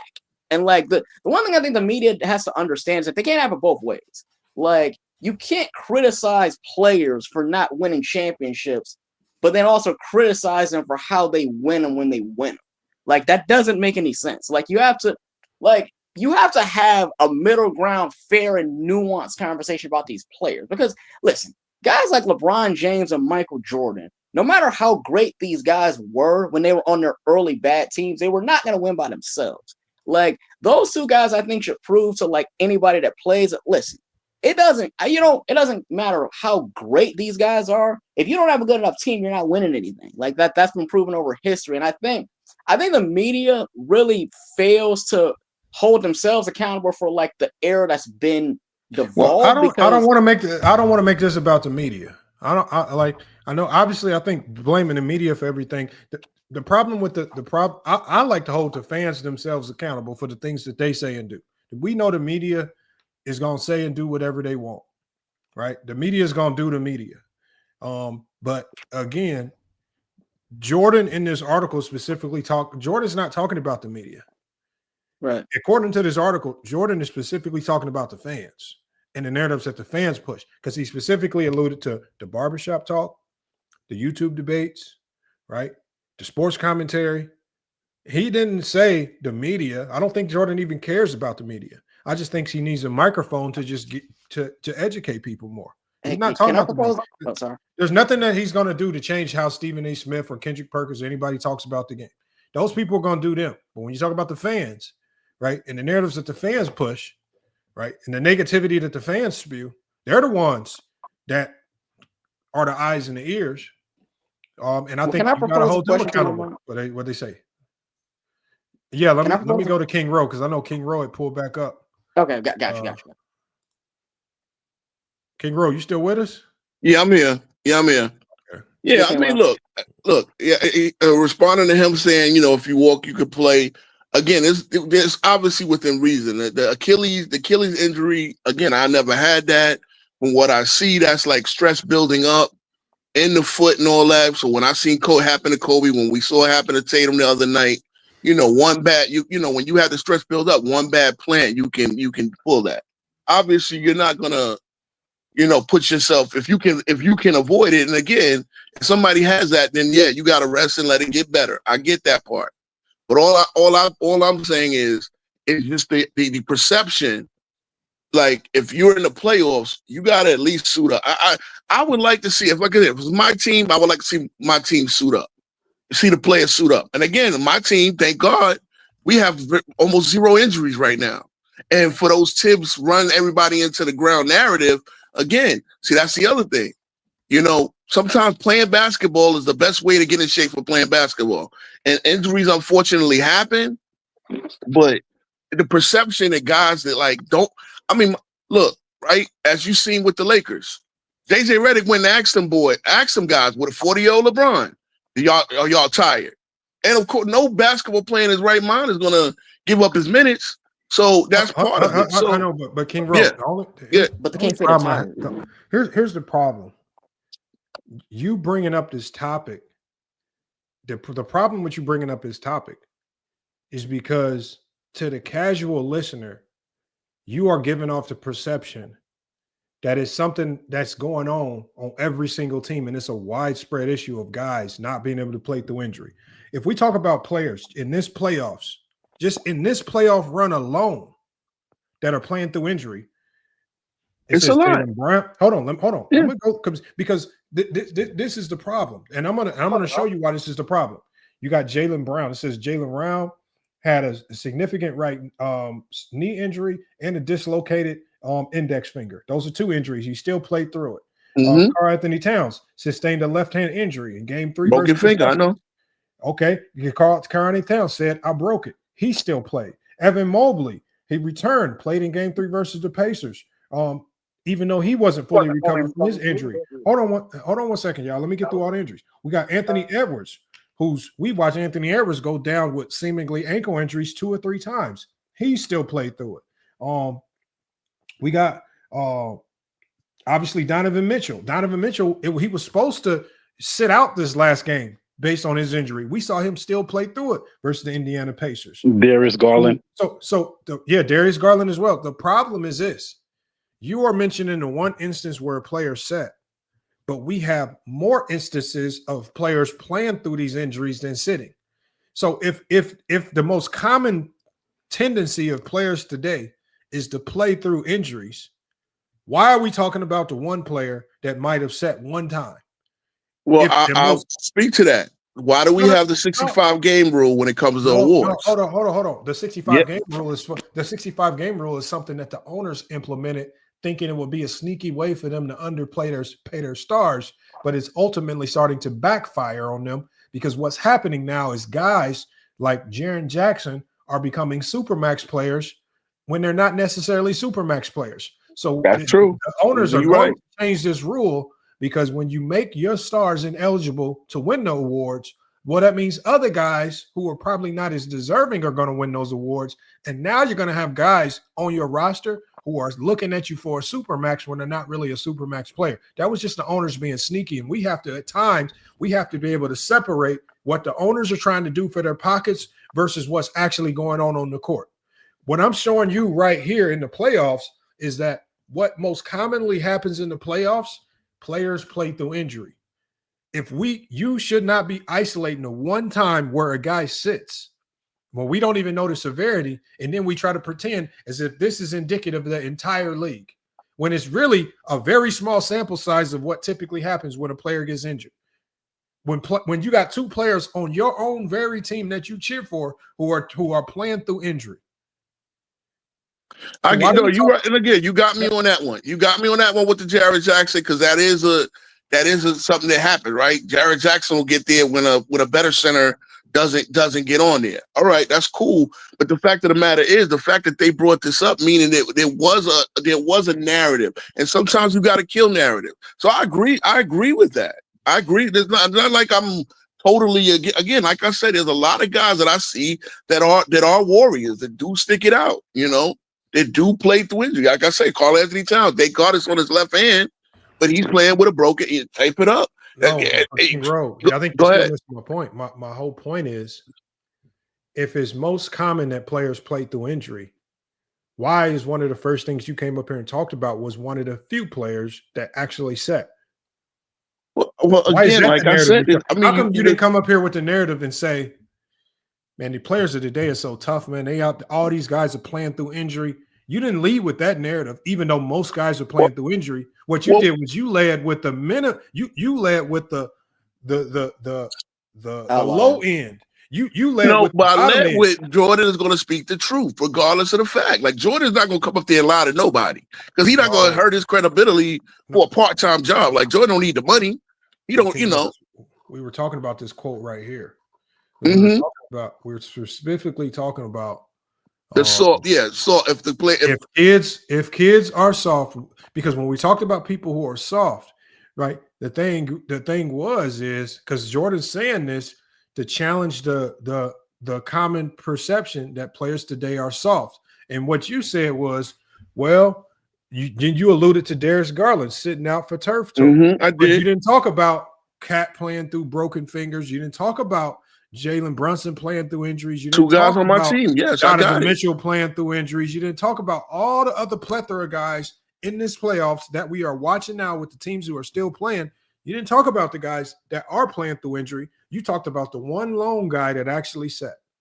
We get So why Steph injury. and we get why Jason Tatum is and some of the other and Damian Lillard had to sit. I mean, these are injuries that will sit you down for a long time. So the obvious ones, we know why the obvious ones set. But of course, you ran straight to one of the only players in this playoffs who set, and you ignored the players who are playing through injury, and you tried to give off the perception that players today are soft, using Garland as an example. Okay, so let's get off the injury. Let's talk practice. Why is there a practice rule where you have to have multiple days off to practice, or you can't do anything more than a light shoot around? Hold on, who has that rule? That's the rule. You have to have multiple days off to run a full practice, throughout the season, right? No, you don't. The Knicks practice damn near every day. The coaches, that's college rule. In college, there's a limitation how many times you practice. In NBA, if there's some coaches that practice every day, there are some teams like that have a lot of vets that choose not to practice a lot because they have older vets. It's the I coach. could have swore the CBA. Go ahead. Tom Thibodeau is one of those coaches that practices all the time. They don't let up. Again, yeah, my team is the last thing you could call my team is soft, but there's a lot of reasons why players are perceived as soft. All right. So the fact that people are talking about it, they're talking about whether it's true or not. Again, I know they don't practice like there's no more Riley two-a-days and Pat Riley two-a-days or nothing like that. And I'm not saying that it should be, but by the same token, there is a perception that there's a lack of practice time with these teams. Hold on. But it stems from misconceptions of the CBA, like you just mentioned. I'm reading it right here. It says the NBA does not impose specific limits on the number of hours or days a team can practice, right? It says instead, practice schedules are determined by individual teams and coaching staffs, taking into account factors such as game schedules, travel demands, player health, and overall workload management. But you see, all of this soft stuff stem from narratives. You just spewed that there are practice limits and you can only practice so many times. But you said it with no hesitation. I don't know where you got it from, but I'm assuming it stemmed from some other somebody else who was uninformed. And you took it and you spread it out there as if it's actually a real thing going on in NBA when your own very team is the hardest, most practicing team in the NBA. And that's proof that there is no limitation to how many times you can practice. But you ran with that quick. I think that's the problem. Look, there's a lot of perceptions of why. There's a lot of reasons why the players are perceived soft. And like I said, I want you to remember the first thing I said is Jordan's going to come up and speak the truth. So, at the end of the day, there's no reason to fear what he's going to say or whatever. Just we aren't going to tune in. I know that. I know you're going to tune in. I know James Gaines is going to tune in. If Jordan gets on NBC and says LeBron is the GOAT, are you going to accept that? I doubt he'll do that, but okay. I mean, I still have my own opinion. I still have my own opinion. Hell no. Here's the thing, right? Magic calls him to go. Magic says he's better than him. I think Magic's better than LeBron. I said Jordan. If Jordan goes on NBC and says, you know what, y'all, maybe he's watching LeBron play next year, and let's say LeBron at age 41, he has a 60-point game.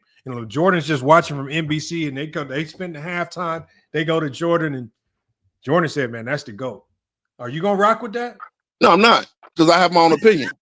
Just like I said, Magic. See, I'm not a Jordan fan. I'm a Magic fan, and Magic said LeBron is better than me. But I can debate why Magic is better than LeBron. So I'm gonna have my own opinion, and that's good. Look, if he wants to put LeBron over, he can do that.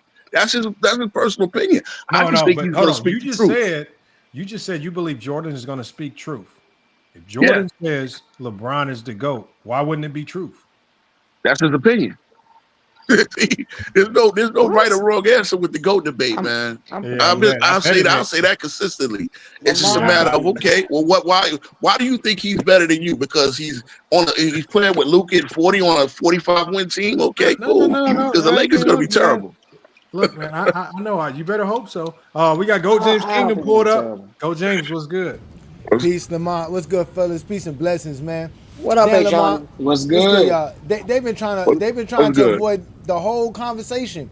Michael Jordan said y'all toxic, man. Michael Jordan said he tired of hearing y'all, man. Yeah, he tired of it, man. He tired of y'all walking around here trying to argue for him when he himself said he's not the GOAT. Y'all say himself he never called himself the GOAT. So why y'all sitting around here trying to make him the GOAT? Now he gonna tell y'all how Joker balls out, how Tatum don't choke.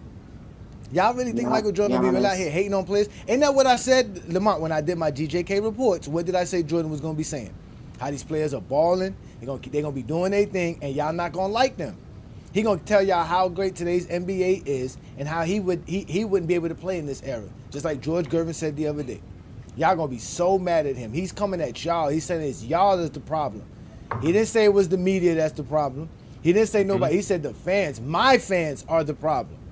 They're out here thinking I played every game and every year. Like I always told y'all, it took Jordan 19 years to play 15 NBA seasons. Ladies and gentlemen, no other NBA player took that long to do 15 NBA seasons. Only Michael Jordan.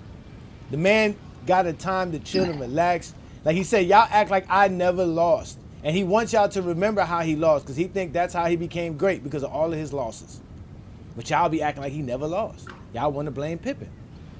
This is Michael James. Jordan. Hey, it's sad. Like, hey, like I ain't gonna lie to you. Like, bro, it's so sad how literally the people that are saying you're the GOAT, Jordan is literally telling you. This is literally coming from the horse's mouth. Is telling you, listen, I made mistakes. I wasn't a perfect player, but you still got people saying, nah, you're not right.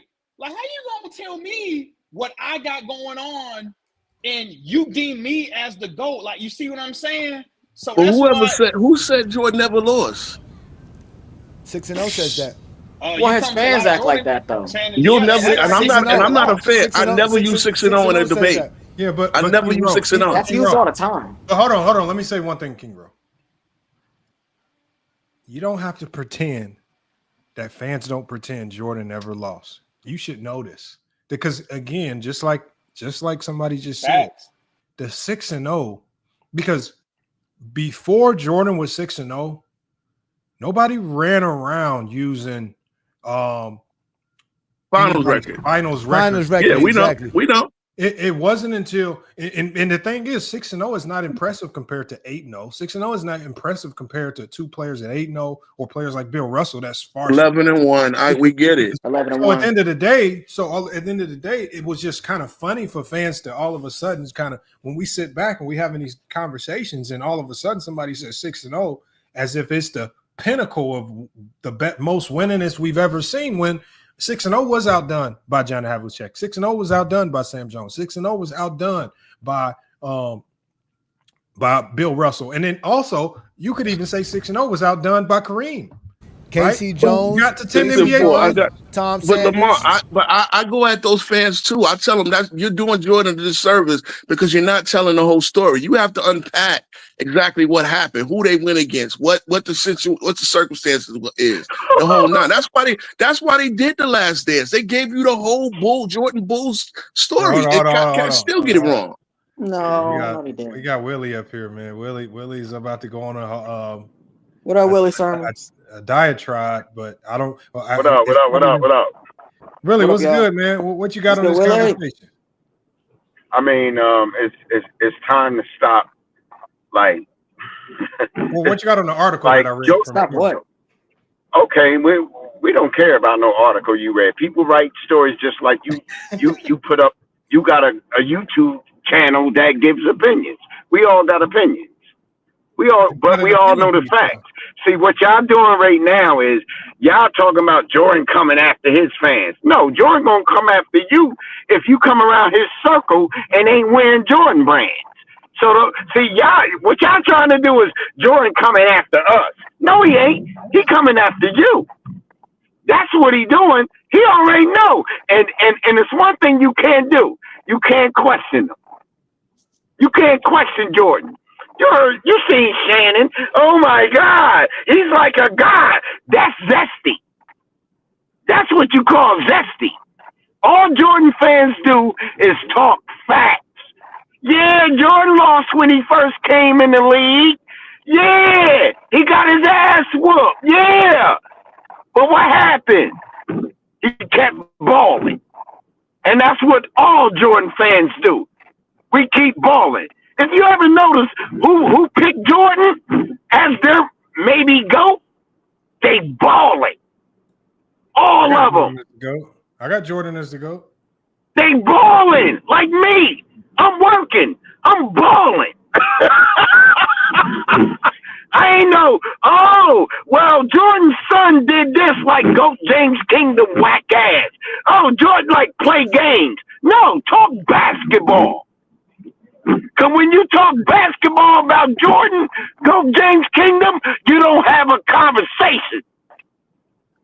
Talk that basketball. I don't want to hear nothing about what somebody else doing, they wife or they girl or cigars or gambling. Every nigga that talk basketball do fucking upper deck or the gambling sites. Don't you know what Jordan about to do to the league and he known as a gambler? What? And then he gonna be listening to y'all side niggas say shit. He gonna be and then he ain't gonna hold no. He told you I ain't like Isaiah. He gonna tell you. So with all this Jordan, like I grew up. I was 12 years old when Jordan was drafted. So can't none of y'all tell me about Jordan. None of y'all. All right, that's Willie for y'all, man. That's Willie. Try me. Now, Willie, I want your thoughts And on then this. I got one other thing to say. And this is where a lot of other LeBron fans get it fucked up. Willie. Hold on 1 second, Willie. And this ain't about LeBron. This is about expansion. Hold on, Don't Willie, you know Willie, Jordan? You literally just made it about LeBron. Hold on 1 second, Willie. Hold on 1 second. I want to stay on the topic a little bit. We want to talk about because there's 2 sections to the article I want you to address. According to Elliot Barnes of the Chicago Tribune, Jordan's longtime friend says, it's gotten bad when the guy that they worship the most has to come down and tell you to shut up and enjoy the damn game. Willie, it feels like they're kind of talking about people like you, telling you to shut up and enjoy the damn game, man. Hold on. He ain't talking about people like me. He's talking about people like you. No, he's talking about people like you. See, people like me want to shut up and enjoy the game, but y'all keep telling us losing 5 years straight, not an all defensive player in 11 years, got flopping compilations is our GOAT. And we ain't having it. Okay, well, so he's telling y'all to shut the fuck up. Willie, hold on 1 second. Curry. Hold on 1 second. You don't got no compilation on Steph. Hold on, Willie. Hold on 1 second. Let me read this to you. Okay, so Jordan quoted, they act like, when he says they, he's talking about people like you, Willie. It says right here, they act like, here, let me put it on the screen so you can see it.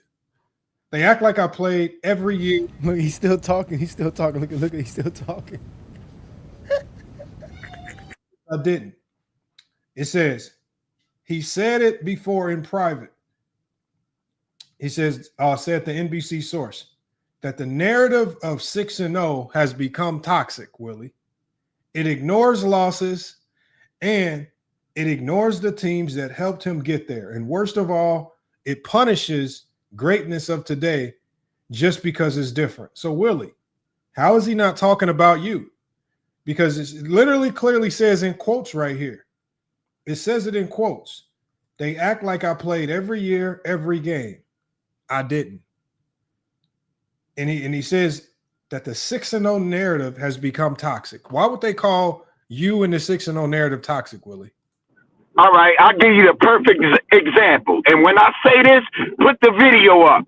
Jordan got a commercial that says, I failed over 1,000 times. Jordan got a commercial that says, And he said, I failed over 1,000 times. Can you play that commercial? Because I don't know. I forgot every word. Because I'm going to stand on business. Tell me when Jordan funny. Tell me when. Play that commercial when Jordan said, I got it. I got it. I'm about to play it for you, Willie. He said I missed 1,000 shots. It's attacked in my private life, and I really didn't like it. I don't agree with it. But I felt I need to come out and express that and tell the truth so you guys can quit hallucinating and taking it further than what it is. You know, and now you know what it is from my standpoint. Anything else that you hear is totally false if it's not to what I just told you. And that's the honest truth. And that's all I can tell you. He said, "Stop hallucinating, Willie." That's what he said. Oh man, see, you can't play with a player. That's your problem. You playing with a player. Come on, man.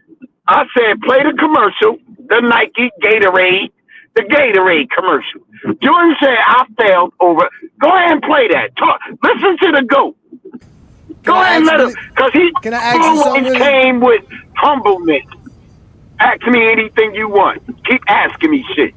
All right, let me ask you a question. How come all of us knew how Michael Jordan didn't like Isaiah but Isaiah Thomas? What? See, I told you, go James Kingdom do that Marcus Jordan shit. Ask me another question. Get the fuck out of here if you ain't got nothing basketball wise. All right, wait. Isaiah, you brought that up. No, because I already know where you come. You a clown. How? I'm not doing that. If you ain't got nothing basketball, don't let me ask you this. I'm gonna ask you this again. Didn't Isaiah Thomas say he didn't know that Jordan felt that way about him till he saw The Last Dance? Is that yes or no answer? That's a simple question. Yes or no? Well, that's a false equivalation because when Jordan was a rookie, he made the All-Star team, something your boy couldn't do, and they framed him out. They ain't want to pass him the ball. What the fuck is this? They ain't want to. Jordan already knew he was mad at him because Isaiah's from Chicago. Isaiah's from Chicago, and Jordan is from North Carolina, and he took over Isaiah's city. And Charles Oakley said that since you want to start name dropping. You don't want to drop all kinds of names. I didn't say LeBron. I didn't say Charles Oakley. I said I didn't say LeBron neither. You asking a dumb question, and I gave you the right answer. No, he did not. Did or did not Isaiah Thomas say he did not know Michael Jordan felt that way about him to The Last Dance? Is that a yes or no? Okay, let me ask you this: did or did not Jordan fucking keep Isaiah off the Olympic team? He did. Yeah. He kept him off the team. All right, then, good. Get your ass out of here. Because you walked off the court after getting sweat. I don't want to play with nobody like you. Just like your king do. The game over, and he walking off with 5 minutes left. But then Jordan lied. But then Jordan lied and say that he didn't keep him off the team. Isn't that what happened? Isn't that what Jordan said? He did no, lie. It was already known Jordan ain't like him, but he didn't say keep him off the team. Okay, Jordan said, it wasn't known to Isaiah though. It wasn't known to Isaiah. Why did he tell Isaiah? Why didn't he tell Isaiah? Why he told the whole world but Isaiah? Why didn't LeBron tell D-Wade he going back to Cleveland? Shut the fuck up. He did tell him. I ain't gonna tell you everything. He did or not. Like, so what you talking about? Like, you don't even know if he did or not. I'm pretty sure he did though. Tell you everything, nigga. Again, so you lied. So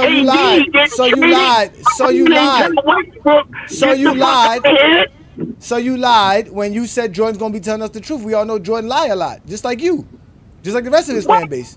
Did I read a Malcolm X book, nigga? Huh? You should read a Malcolm X book. Malcolm X book, nigga. You talking about lying? You should read a Malcolm X book. You talking about lying? Did 2016 make me the GOAT? Game 7? Hold on. You was a joke in the making. It did make him the GOAT. Let me say something. Willie, how come when you start talking, nobody knows what the hell you talking about or what the topic actually is? I follow him. I don't know, bro. I don't follow shit. He just be I don't know what the hell he's talking about. King Speech Bro said, I follow him. That's the Jeffrey language. Let's not Nah, talk about. 'cause you Let's not talk about. Isaiah. Let's not. This is I he don't said, she follow said. nothing. No, it's not. He said. She said. He said No, that no. everybody knew that Isaiah Thomas was disliked by but Jordan. even Isaiah that- Thomas didn't know this. I just want to know how, why, since he knows so much about Mike. No. But he but went to the All-Star game and him walking off the court. Hold on. All I'm saying is this is all still so far off topic because again, Willie is still dancing around the article. Willie is in now complete denial mode instead of taking the article for what it is. Because if this article is written in reverse and it was reported that Jordan was going to come on the NBC and his goal was to tear down all of the fake GOATs like LeBron, all of these quotes would be credible. If it was people from NBC saying that Jordan's going to come on and he's going to tear down all the fake GOATs, all of a sudden, just because it doesn't align with the narrative or vision that you have, you feel like you can dance around the content of the article just because Jordan's not coming to NBC to do what you guys think he's going to do. That's the whole big deal. I just want somebody to actually address the article because this is not like it's coming from somebody that's not credible. This is coming from somebody who has a 20-year track record of dealing with Michael Jordan. He wrote for the Chicago Tribune and is non-biased. He has nothing against Jordan. He himself, even in the article, says that he's a Jordan fan. And if you go look at all the articles he's written, he has not done anything but speak extremely positively of Michael Jordan throughout his career. And he's one of the few writers that actually talks about some of the things that Jordan does off the basketball court. He talks about the racing. He talks about all of that stuff. Real Jordan fans, this is why I say, y'all not real Jordan fans. Because y'all not real Jordan fans. Y'all, I'm gonna say y'all not real Jordan fans because y'all stopped following Jordan as soon as he retired. Y'all can't tell me what Jordan doing right now. Y'all can't tell me his race car driver. Y'all can't follow. Y'all don't follow Jordan right now. Y'all don't know what he got going on in his business because the real fan is gonna be able to tell you everything that Jordan's doing right now. Because y'all are LeBron fans. Because even when LeBron James is now out the playoffs, y'all still got a whole bunch of people like Scap Attack telling us what he tweeted and what he said and what he did. This man is and partying. Remember, they got footage of him partying. But that's my whole point is the fact that y'all can tell us everything that LeBron James is doing, and he ain't even in the playoffs. This is how I know y'all more LeBron fans than Jordan fans. Because if y'all was Jordan fans, y'all would be able to tell me about the racing. Y'all would be able to tell me about the business endeavors. Y'all would be able to tell me about the free hospital that he built in North Carolina. But y'all can't tell me about nothing that Jordan has going on right now. Y'all stop following Jordan the day he retired as a Wizard. Y'all stop following. That's not true. We was happy when he became the first black owner. You know what, Lamont? Though I got something to talk about Or with the this second. article. I think Brandon Katz was onto something a little bit when he said that Michael Jordan is basically trying to save the league to a certain degree because I do believe all his other ventures are failing. So one of the key things that he has is obviously people buying his shoes, and obviously he has investment in a lot of the top key players in today's NBA. Luka Doncic, to Jason Tatum, these type of players. So I think it's key for him to keep promoting these guys as great players so that they can be good, sponsors and marketing campaigns for his company. That's just the facts. He's not. And let me give a shout out. Let me give a shout out to R.I. Harper, the number 2 on in the Cash App. He came through with the Cash App donation. It says for FYF. So salute to Harper coming through in the Cash App and support for the channel, man. That's much appreciated right there. Appreciate you. And you know what? Obviously, Jordan, like the NBA is a brotherhood. Jordan is whether y'all want to believe it or not, has a vested interest in wanting to see the NBA thrive. Of course. And the reason why this article to me aligns with more of what Jordan's true intentions are is because the only way the NBA can thrive is if he comes in and does exactly what this article says. Because Charles Barkley and Shaquille O'Neal and them, they're getting vilified. They're getting torn down right now because they're looked at as the goofballs of NBA basketball talk. They're not serious basketball talking heads. Shaq don't even remember half the players' names. Nobody takes these guys. Hey Lamont, I'm about to go in. I'm about to crib, but I'm gonna just give you some game. And this is what I need to tell LeBron fans or not just. You know what? I'm gonna stop saying that. I'm gonna just say NBA fans. because He's I'm a growing die up, hard. man. Hold up, nah, because y'all be talking crazy, but I'm here to save y'all. Because I'm an NBA fan. I'm a die-hard Knicks fan. No, you're not. Same here. Yeah, Oh, look. No, and I'm not gonna get on a whole soliloquy, but John Starks do remind you of Josh Hart. See, y'all, what y'all don't know as fans is Hell we already. no. Hold up, We Lamar. have that debate every day. I'm about to go in, Lamar. John I'm about Starks to ain't go never in. grabbed no 10 rebounds in a Oh, game, man. I'm about. No. If you know basketball, you'll know that. But I'm about to go in. But the New York Knicks is showing you what basketball was for just say my generation. Okay, we like that scrappy, nasty. Like y'all remember when the Knicks played the Bulls? No, And that's not true. y'all remember when the Knicks played the Bulls and No, that's not Thompson? true. Thompson was down below, and Pippen hit it, and Grant hit it, and Jordan hit it, and then we was that's the basketball we like us are missing. But on my next topic, I'm gonna say this, and this is where because y'all so knowledgeable. When I asked a LeBron fan about, well, what was Jordan's salary on the Wizards? They can't tell you. Don't y'all know Jordan played for free on the Wizards? He wasn't no max player. He donated his salary because of 9/11.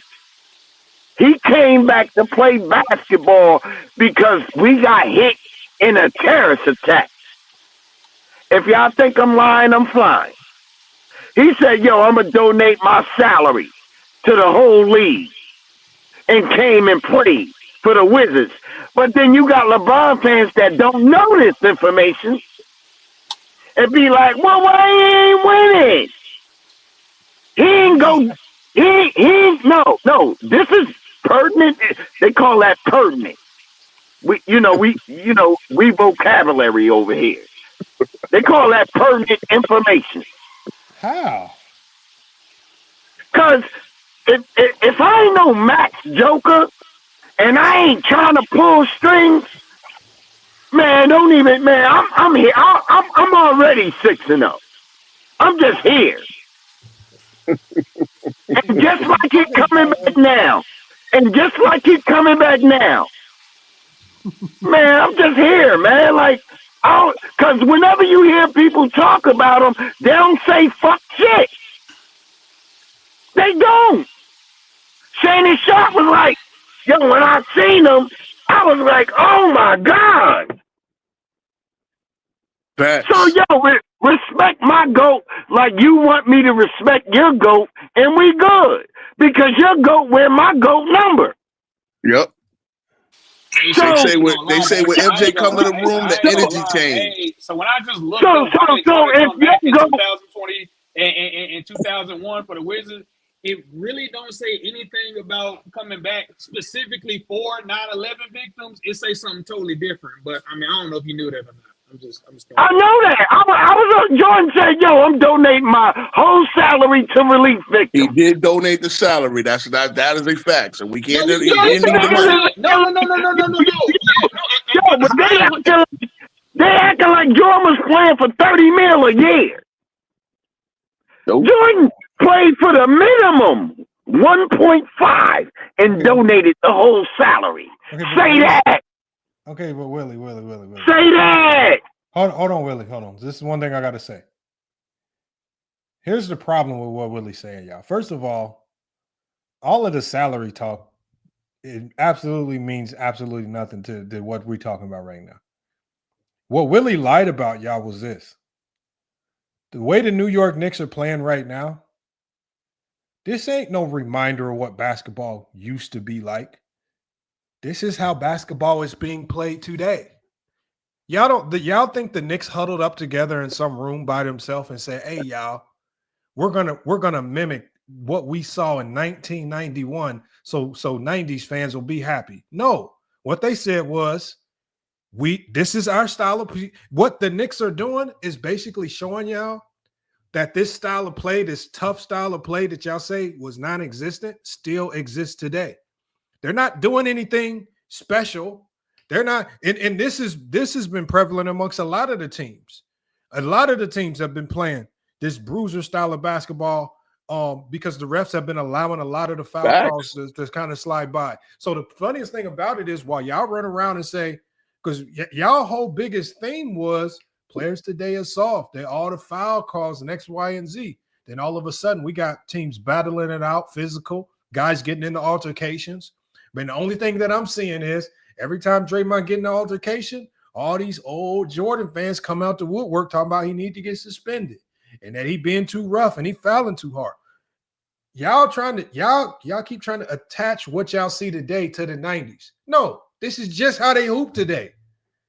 This physical style of basketball, that's how they hoop today. Y'all keep trying to correlate it to some old shit when it's just the way basketball's always been. That's all it is. The Knicks ain't doing nothing old. This is just Jalen Brunson been a physical guard back when he was in Dallas.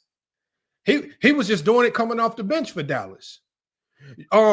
Josh Hart been a defensive and offensive rebounding machine everywhere he's been. With the Knicks, every team that he's played on, he's played this style of play. He ain't just start this because he joined the Knicks. It's being appreciated now. When Karl Anthony Towns got traded, when Karl Anthony Towns been doing what he's doing, right? Because when he was doing the same thing with Minnesota, you guys called it soft. But all of a sudden, he do the same thing with New York, and now y'all think it's tough. See, that's the thing. Y'all try to pick and choose what tough is and what it should look like, and they doing this at the past. No, that's just how basketball's played. That's all it is. And so when y'all gonna come, when y'all just need to start accepting that basketball is as tough as it's ever been. Defense is as good as it's ever been. And nobody's trying to mimic what they saw in the 90s, because if you run around trying to play like a 90s team, you're going to lose. The Knicks are playing the Knicks have an identity. They have an identity that you guys say didn't exist in the league. That's what it is. And when now we see it, don't try to attach it to the past, acting like, they duplicating the past. Because to be honest, when I go back and look at those Knicks teams of the 90s, there was some sorry motherfuckers on that team. When I see Mikal Bridges, they skilled. I didn't see Charles Smith wasn't skilled, because if he was skilled, he would have just reversed that layup instead of getting blocked 19 times by Jordan Pippen. We called Charles Smith soft. Hold on, Charles. It don't matter what Charles Smith was. What I'm saying is, when I looked at that Knicks team, John Starks was working at a grocery store. He was a bum. Charles Smith was a bum. Charles Oakley was just a guy that wanted to fight everybody. He was a bum. Patrick Ewing was a big center that never wanted to pass the ball, and all he did was want to shoot and not really play defense. That's who Charles Barkley was. See, when I get to telling y'all about y'all team, y'all get mad. This Knicks team right here, you can't tell us that. This Knicks team right here is far superior to any Knicks team that we saw in the 90s. Not true. Because hold on, I remember one of the most vivid memories I have when I was little was Patrick Ewing blowing a wide open layup that could have won a playoff game. Now Lamont, what did Ewing have in that game, Lamont? No, hold on, King Ro. If that's not fair. Hold on, King Ro. Hold on. This is what I remember.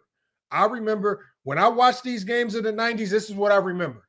I remember John Starks and them guys breathing on Michael Jordan and the refs giving them ghost fouls. I remember Charles Oakley and these guys being so unskilled, missing layups. Oh, that's horrible. Patrick Ewing not passing to his teammates, chucking shots up after. And my God. So I'm one of the few people that had an actual conversation with Anthony Mason before he passed in his barbershop in Chicago. You know what Anthony Mason told me? None of them motherfuckers like Ewing. He says we would have won a championship if Ewing knew how to pass the ball. Basically saying, if Ewing was more like LeBron and Nikola Jokic, they would have won a championship. But because Ewing was so steadfast on shooting the ball every time he touched it, he said that's why them motherfuckers lost. None of them motherfuckers like Patrick. That's a horrible take, man. That's not a horrible take. Ewing dropped 29-14. King Row. This ain't a take. This is a verbatim quote from Anthony Mason himself. I went to a random barbershop in Chicago one time. Didn't even know it was Anthony Mason's barbershop. I'm sitting in there. I just need to find a cut. I just need to get a haircut. I'm sitting in the chair. I'm looking at this big motherfucker across from me. And the only thing I kept saying to myself was, this motherfucker looked just like Anthony Mason. because at this time he had gained a whole bunch of weight, so he was much bigger. But I'm literally saying to myself, this motherfucker looked just like Anthony Mason. 2 seconds later, this motherfucker now talking about the NBA Finals with Patrick Ewing. I'm just sitting here listening to their conversation of old heads in the barbershop talking about how Patrick Ewing sold on the Knicks potentially beating the Chicago Bulls. It's because he was a ball hog. That team was dysfunctional and disjointed. That's all it was, man. And y'all be propagating and propping it up like it's much better. No, this New York Knicks team that we see now is far superior to any Knicks team that we saw in the 90s. Far superior in every We got a better offense, not a better better defense. offensively. They're better defensively. They have better chemistry because they actually like each other. They are far better in every way. These horrible damages, bro. Do not compare the greatness that you see today to that bullshit that was going on in the 90s, because that shit in the 90s was some hot garbage. And it was. Just be honest about it. That's why the Knicks team didn't win anything. That's what we get. Hold on. Because if you judge them, because if I want you to judge, King Row, judge your Knicks team of the 90s with the same standards that you judge LeBron James. Trust me, I'm going to. No, hold on. You judge LeBron James off championships. Them motherfucking Knicks in the 90s won absolutely nothing.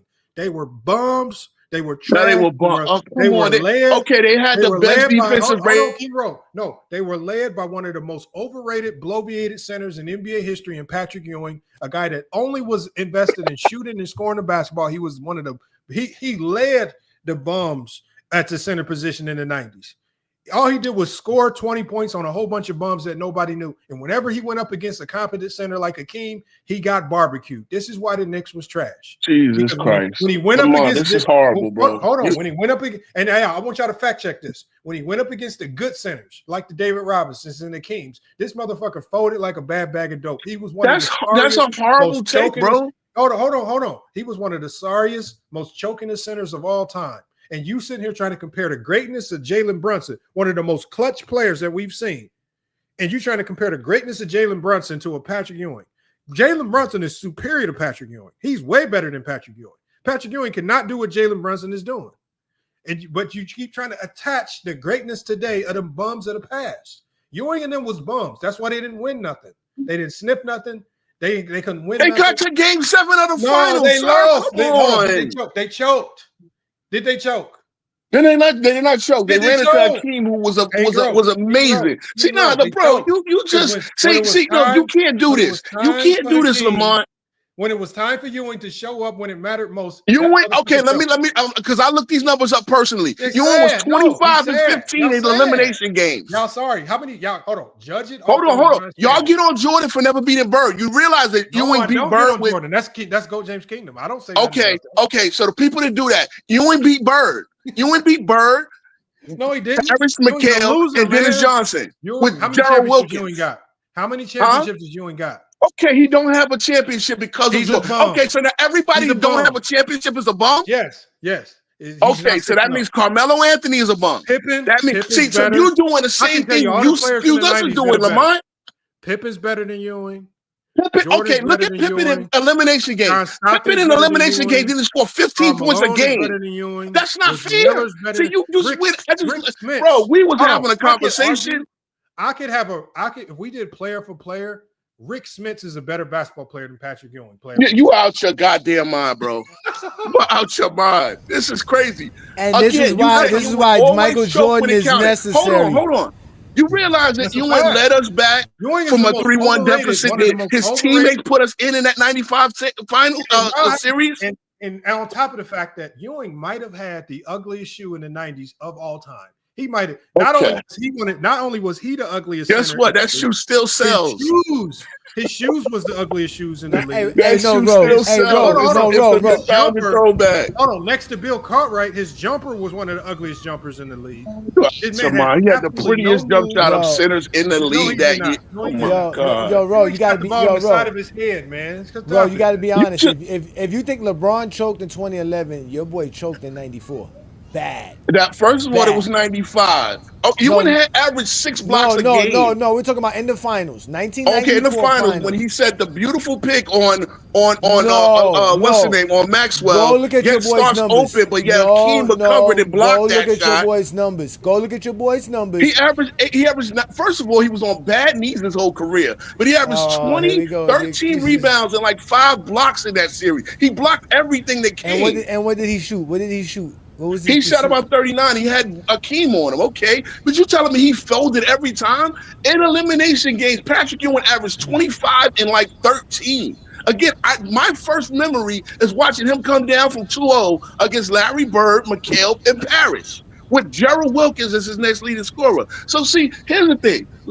To call Ewing a bum, the most overrated center, come on, Patrick Ewing was a goddamn warrior. And if Mason fell some way, God bless him. But come on, man. Mason left and went become an all-star. Maybe that was the issue. At the end of the day, Ewing was a leader. Hold on. Okay, explain this to me then. He was known as a black hole. Hold on. We're not even gonna talk about 94.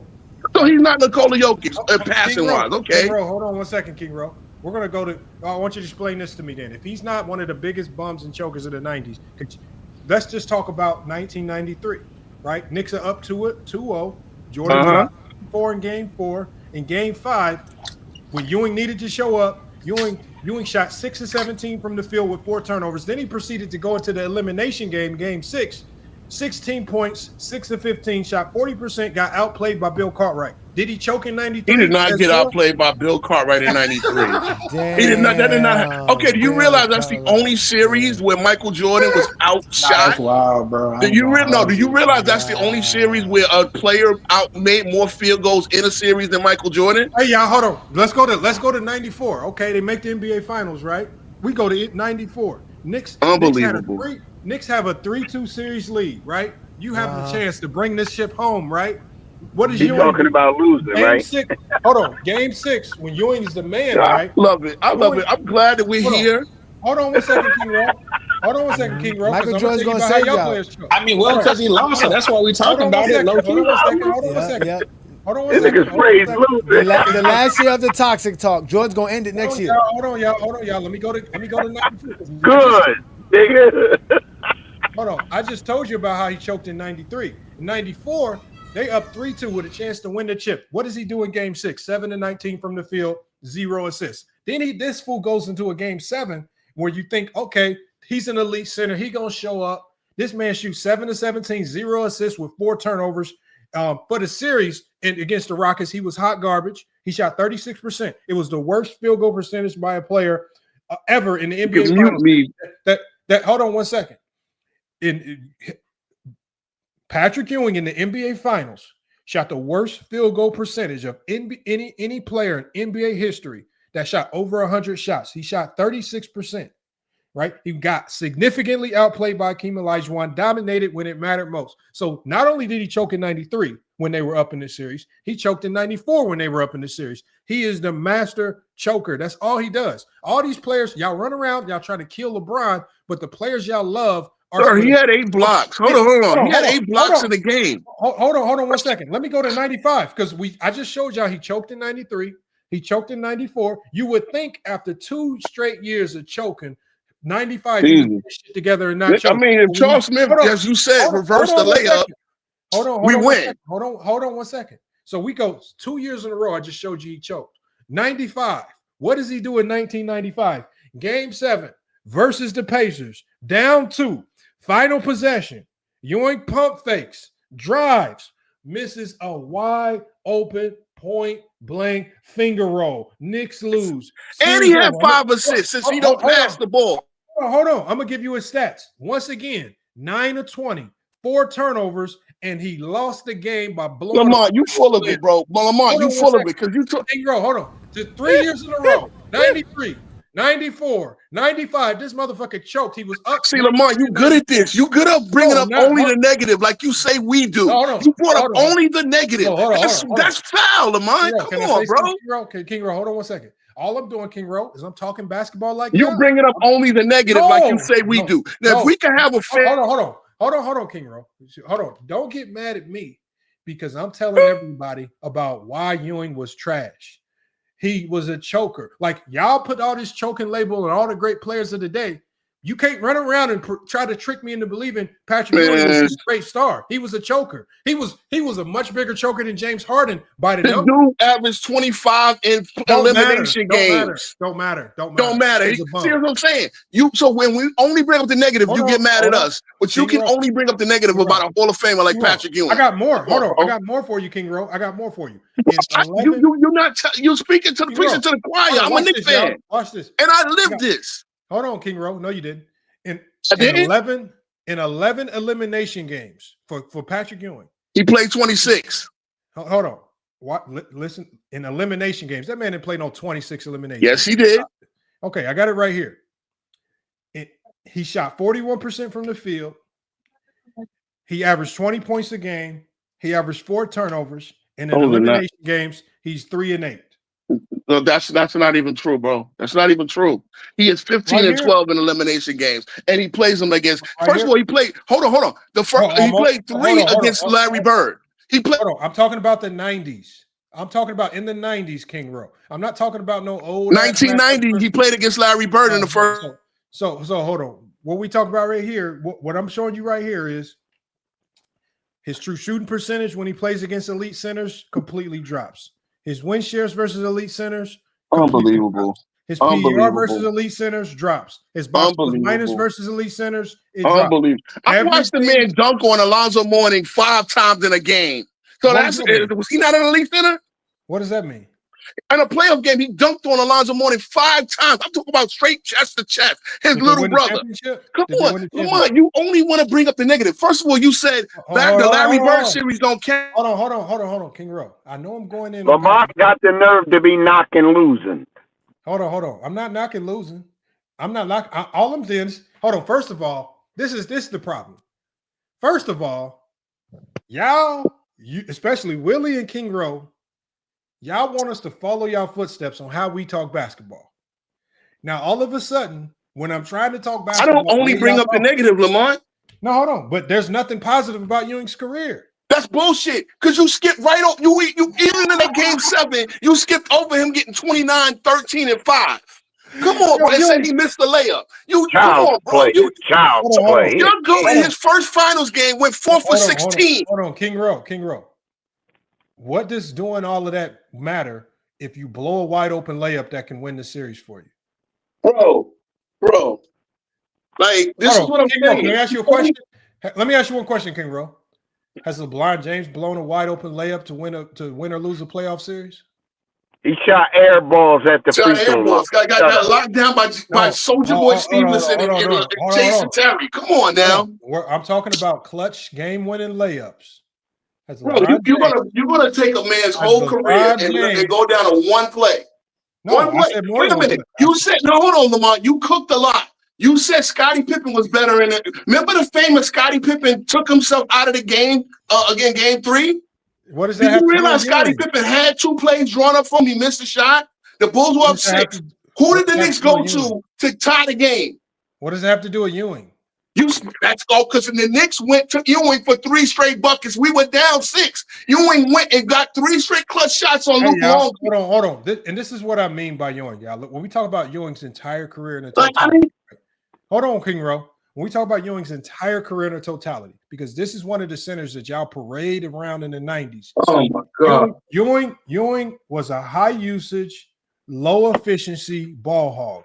That is a fact. That is a dumb take, bro. He is high volume. He's high volume. He had an inefficient shot diet from 10 to 16 feet. Oh my God. Hold on. Offense. King Ro. King Ro. Can I get to the stats? King Ro, for his career from 10 to 16 feet, since y'all said he had this pretty jump shot from 10 to 16 feet, Ewing shot 39.2%, right? From 16 plus feet, he shot 37%, right? He had a tendency to fade on all his shots, which is why he missed. That was better than LeBron's percentage. He has a career. Willie. Hold on. He has a career assist to turnover ratio of 1-to-1. That means for every assist he gives, he turns the ball over. Horrible. When his playmaking's in the garbage can, if he decides to pass, it's generally a turnover. It's for a center who got double as often as he did, his ability to find a wide open teammates was non-existent.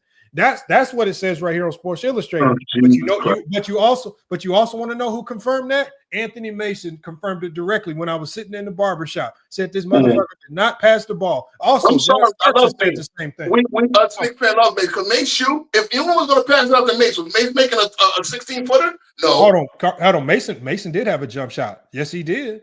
Did you see the man with Charlotte? He a jump shot till he got. Did you see that man with Charlotte? Did you see him with Charlotte? Yes, he got a jump. He got a 11-footer. 11 foot. Was Mason hitting threes? Was Mason hitting 20-footers? No, Mace was the point guard, but they wouldn't let him play it. Mace was the guy that could facilitate off ball. To sit there and call you in a black hole is just ignorant, man. A lot of cats are mad that you didn't give them the rub or whatever. But at the end of the day, that's just horrible. Okay, look, you can sit there and bloviate about Ewing stats, which is nonsense, because, again, I looked the stats up personally. You said the Larry Bird series didn't count. That was 1990. So if that's in the 90s, he came down from a 2-0 deficit, damn had a triple-double in game 4 and 5, hit the corner three. Come on, bro. Like, again, y'all can say you prefer other centers. You're not taking 5 centers today over Patrick Ewing, period. And guess what? We need Patrick Ewing to work with Karl-Anthony Towns on some of the softness in the back end. Because guess what? We had to eat some Karl-Anthony Towns 11-point games against the Pistons, right? See, I don't even like to do this because I'm going at one part of my era to hurt the other era. But come on, you just you skipped over everything positive Ewing done, which is right. And this is the thing, right? Hey, this is how it happens. This is how narratives can get around. Hold on, this is not a narrative. This is Derek Harper, Ewing's teammate. Oh, Derek Harper, the same one that got thrown out fighting JoJo English, right? Hold on. Can I? Yeah, I remember what Derek Harper said on Knicks Fan TV. He said. Okay, so I'm gonna read it to you. Derek Harper says Oak is talking about because Oakley had doubled down. Oakley had just came out and said Ewing was selfish, and then Derek Harper came out and followed it up. He says, yeah. He says, in my opinion, Patrick is selfish. Patrick is a little different. He takes care of Patrick. That's the bottom line. So he had 2 more teammates come out and call him selfish. Right? Hold on. When you look at what Michael Jordan said about Patrick Ewing, right? So since what Michael, because remember what you said, King Rowe, earlier, what Jordan says is the truth. So if what Jordan says is the truth, Michael Jordan reportedly referred to Ewing as a black hole, according to Sports Rush, implying that once Ewing received the ball, it rarely came back out, highlighting his ball dominant style. That's according to Michael. So then why did Jordan kick him off the Olympics like he did Isaiah? Bro, hold on. Why would Michael Jordan call Ewing a black hole? Look, I'm not going to act like Ewing was goddamn Nikola Jokic or Magic Johnson. No, he was not. He had small hands. But you just, again, it wasn't Ewing's job to get nobody involved. They got supposed to get the ball to him. See, we fucked up when we traded Mark Jackson, because Mark Jackson could tell you this on his show right now. I used to make Ewing a 30-point scorer in his sleep. And that was the issue. We went Derek Harper, but to say that, why did you fight JoJo English? You knew Phil sent him in there to fight with you. Why did you do that? Bro, but Michael Jordan also said that Ewing's Knicks were gonna beat us. I know they were. Like, the league fucked them with that damn Miami suspension. Look, you got me going crazy over this is nonsense, bro. To sit there and say he always struggled against other centers is nonsense. Hold on, but you literally just said Ewing wasn't a black hole, but Michael Jordan, one of his biggest competitors, says he's a black hole. Again. Bro, they fucking boys. Look, this is the nonsense, bro. It's not a center's job to make Lamar, other players better. They're gonna be mad when Jordan starts talking the way he's gonna be talking. They're gonna hate it, man. This is crazy, bro. You got me out here. So for those people in the chat, bro, You sat there and did the same shit you accused us of, though, Lamont. You went and skipped over anything positive about your win to just, I'm gonna pick this stat up. We can do that. Your GOAT went 4 for 16 in his first. Then he That's went not my 2 GOAT. for Jordan's my 18 GOAT. in a game Jordan's my one. GOAT. King Rowe. Okay, Jordan you're ain't right, your Jordan. GOAT. He's not your Fuck out GOAT. here. We don't He's mess not with your you. GOAT. But the guy you sit here and We don't defend fuck all with of you. that all day went 2 for 18 in game one against We the don't fuck Celtics, with you. bro. Hey 2 man, for 18. hold Was on, 7 King Rowe. turnovers. Hold So on, we're King gonna Rowe. just We're not a even zebra. do that. King Rowe, And I got I an hate honest LeBron. question. So Hold on, We're King not Rowe. a zebra. Hold on, y'all. I got an honest question for King Rowe. Honest question, King Rowe. Now, before I pulled up this article, you had just said Ewing was not a black hole, and it was funny that you used. No. First of all, I admit he wasn't the greatest passing center. So don't do that. You do this a lot, Lamont. Hold on. Listen to what I'm saying. I'm not saying he's a great passing center. What I'm saying is, before I even mention anything about what Jordan said, you said this is why I think y'all. I didn't know what I said. Hold on. And a lot of people probably didn't catch this. I caught it. The reason why I feel like a lot of y'all are scary is because there was a certain language that you used before I even brought this article up. You said, I don't see Patrick Ewing as a black hole, right? I never said that. And it's just funny. And it's funny that you use the term black hole when that's exactly what Michael Jordan called Patrick Ewing, as if you knew that Michael Jordan had called Patrick Ewing a black hole. Black hole, and I never said that. I never act like it's not his responsibility to pass to everybody. You went with run. You went with bail the Knicks out of bad offensive sets all the time. Like, again, you sat there, you called my whole team trash, right? It was funny. You ran up into Mason. Mason was on those teams. So why was Mason trash? Then you want to tell me, Mason was in Charlotte. Come on, bro. This is nonsense. But see, I mean, it is what it is, bro. It is what it is. Make the right play, blah, blah, blah. It really, when we look at it, you say Scottie Pippen was better than why? Because he dunked on him once. Scottie Pippen was horrible in elimination game, but nobody said this, right? And they'll say he saved Jordan's career. Like, I like facts. If this is FYF, exactly. We only like facts. We only like LeBron fans like pictures. Please, we like facts. Yo, just give us the facts and we good. Hey, but see, what Lamont did was skip over every Ewing monster game. King Rowe. He went to the one bad moment. Y'all talking with each other. Hold on. The fact is, Pippen's a much better winner than Patrick Ewing. No, Pippen played with the GOAT. That's why. Hold on. I'm always muted. Hold on 1 second. No, I'm gonna let you go, Willie. I'm talking to King Rowe right now. Yeah. The fact is that 30 Pippen, minutes. The fact is Pippen had a better career in the 90s than Patrick Ewing. No, he had more team. He had more team success. He had more team success. He was a better overall player on both sides of the court. No, he wasn't. A better teammate. Was it? And so, he took himself out of the game because he wasn't getting a shot. Hold on. See what I'm saying? Like, if we're gonna do it right. And King Rowe, hold on 1 second, King Rowe. And what supports it are the results, because Pippen's results are superior to Patrick Ewing. Pippen shot 39% in elimination games. I looked the numbers myself. Hold on. But the problem is bringing up his offense. That wasn't his strong suit. His defense was his strong suit. Pippen's defense was always there. Hold on. But you didn't mention Patrick Ewing's defense. Hold on 1 second, y'all. Pippen's defense and playmaking was always there. Nobody looked at Pippen and said, we need you to be highly efficient tonight and drop 30. He did in 94.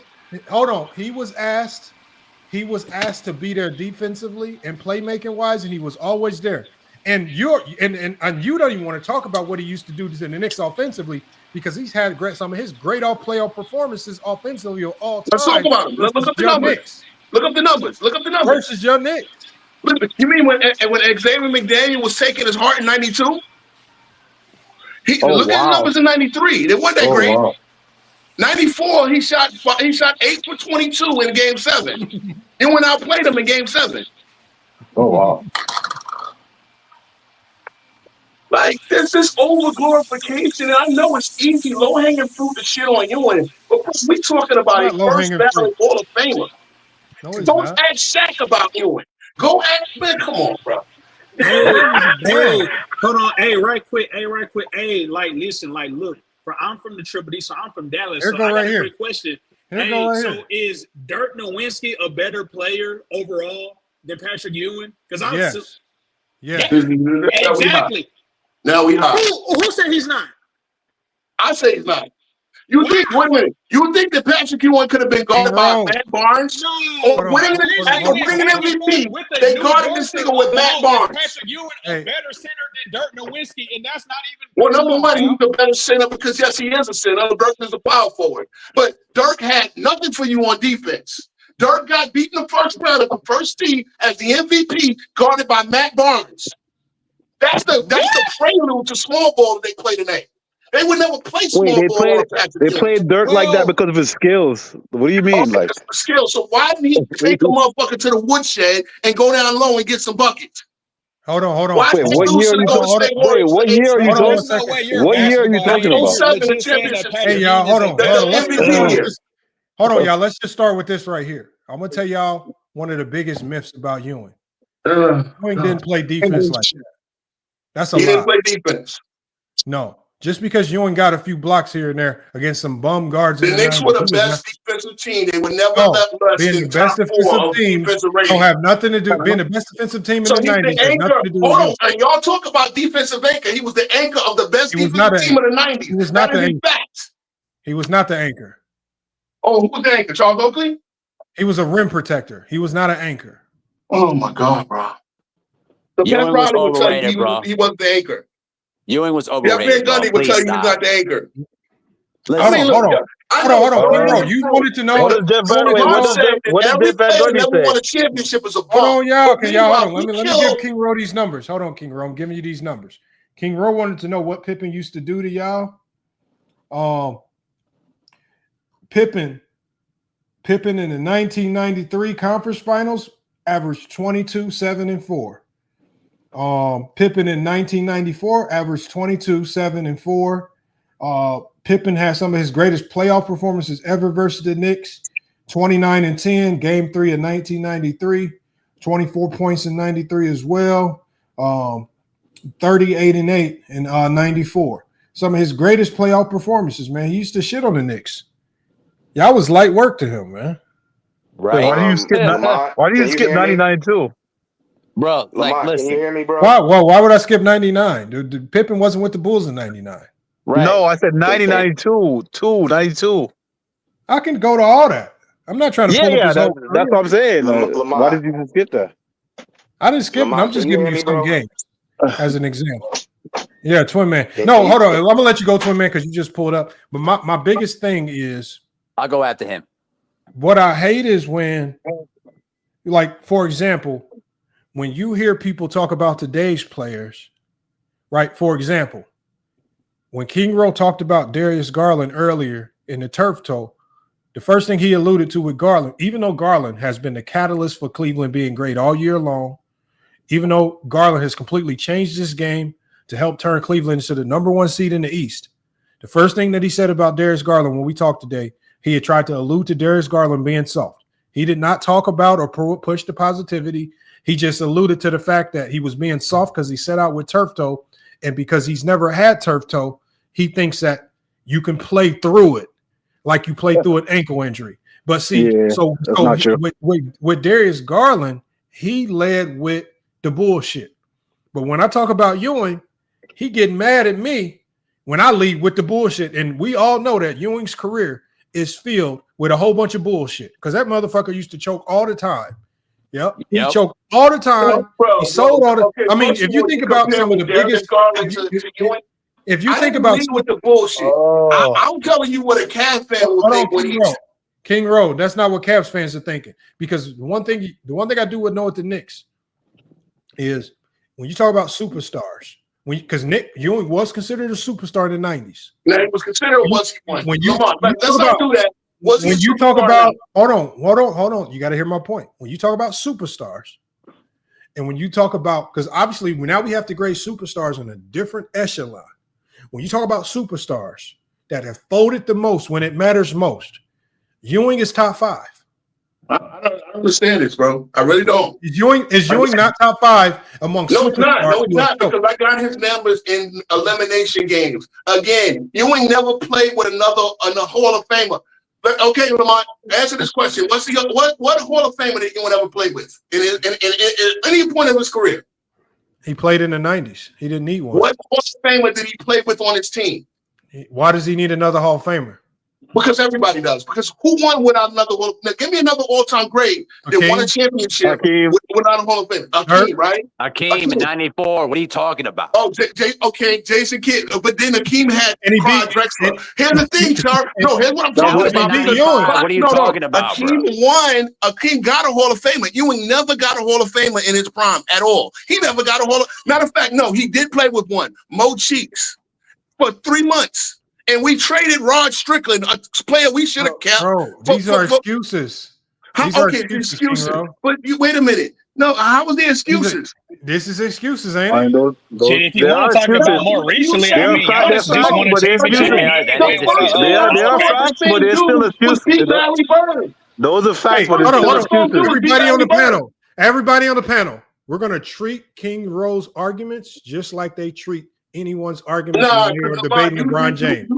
Whenever he tries to apply, framing arguments that no one ever made. Hold on, y'all. Whenever he tries to apply any type of logic that might bring context, what we're going to do is we're going to pretend we're Willie. We're going to pretend that we're these Jordan fans.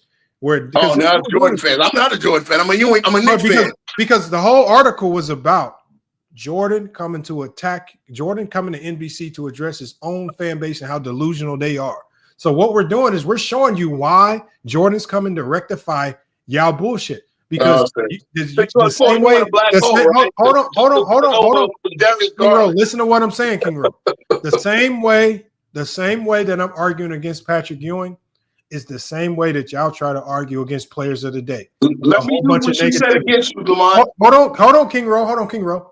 See, so this is why Jordan is coming down from his high horse to rectify y'all Jordan fans. Because when I start to attack your favorite player in PatrickEwing the same way you attack players today,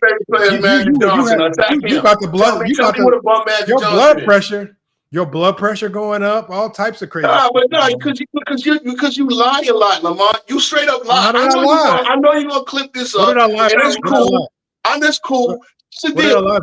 But while you said I killed Darius Garland, guess what? You just called Darius Garland and Donovan Mitchell and everybody else on that Cavs team bum because they don't have a championship and they choke when it matters. I didn't call them. No, what I did was they don't have a championship, right? Hold on, King Rowe. Think of it. Listen to what I just told you. I've been doing.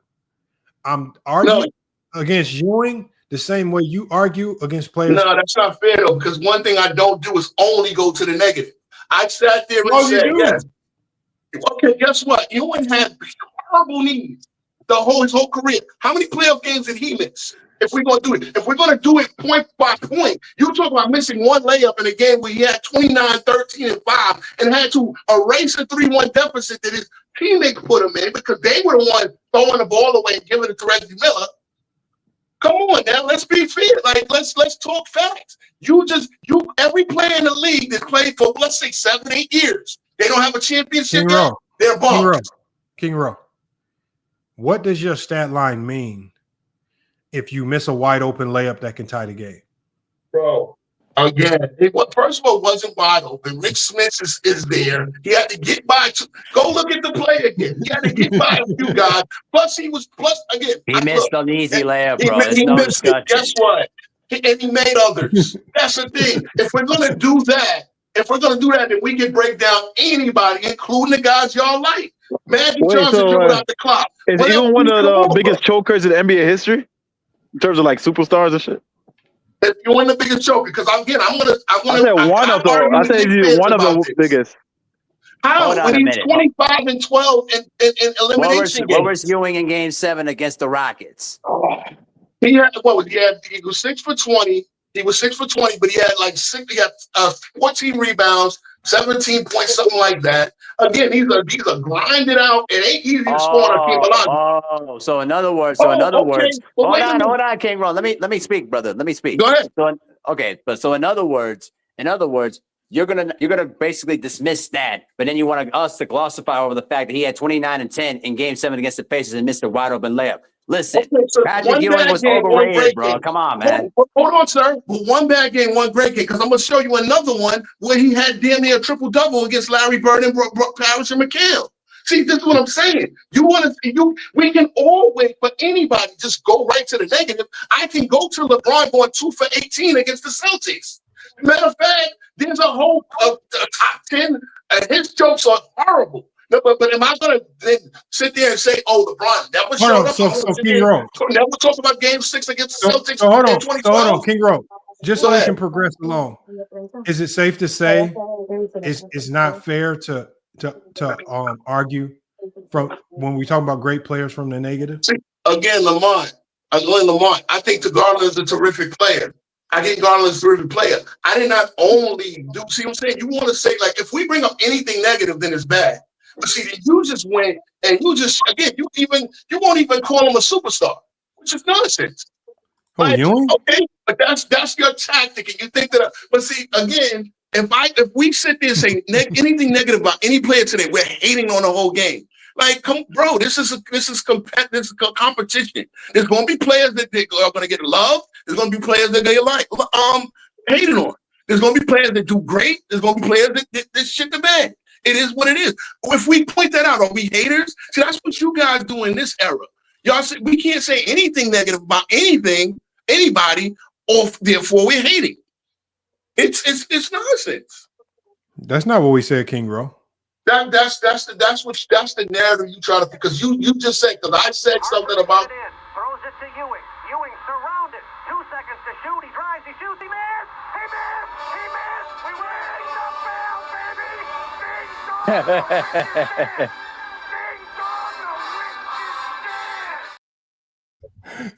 Reggie Miller missed 2 free throws and would have sent the Pacers to the final. Man, missed a wide open layup. Harper to get it in. Throws it to Ewing. Ewing surrounded. 2 seconds to shoot. He drives. He shoots. He missed. He missed. He missed. We win. The bell, baby.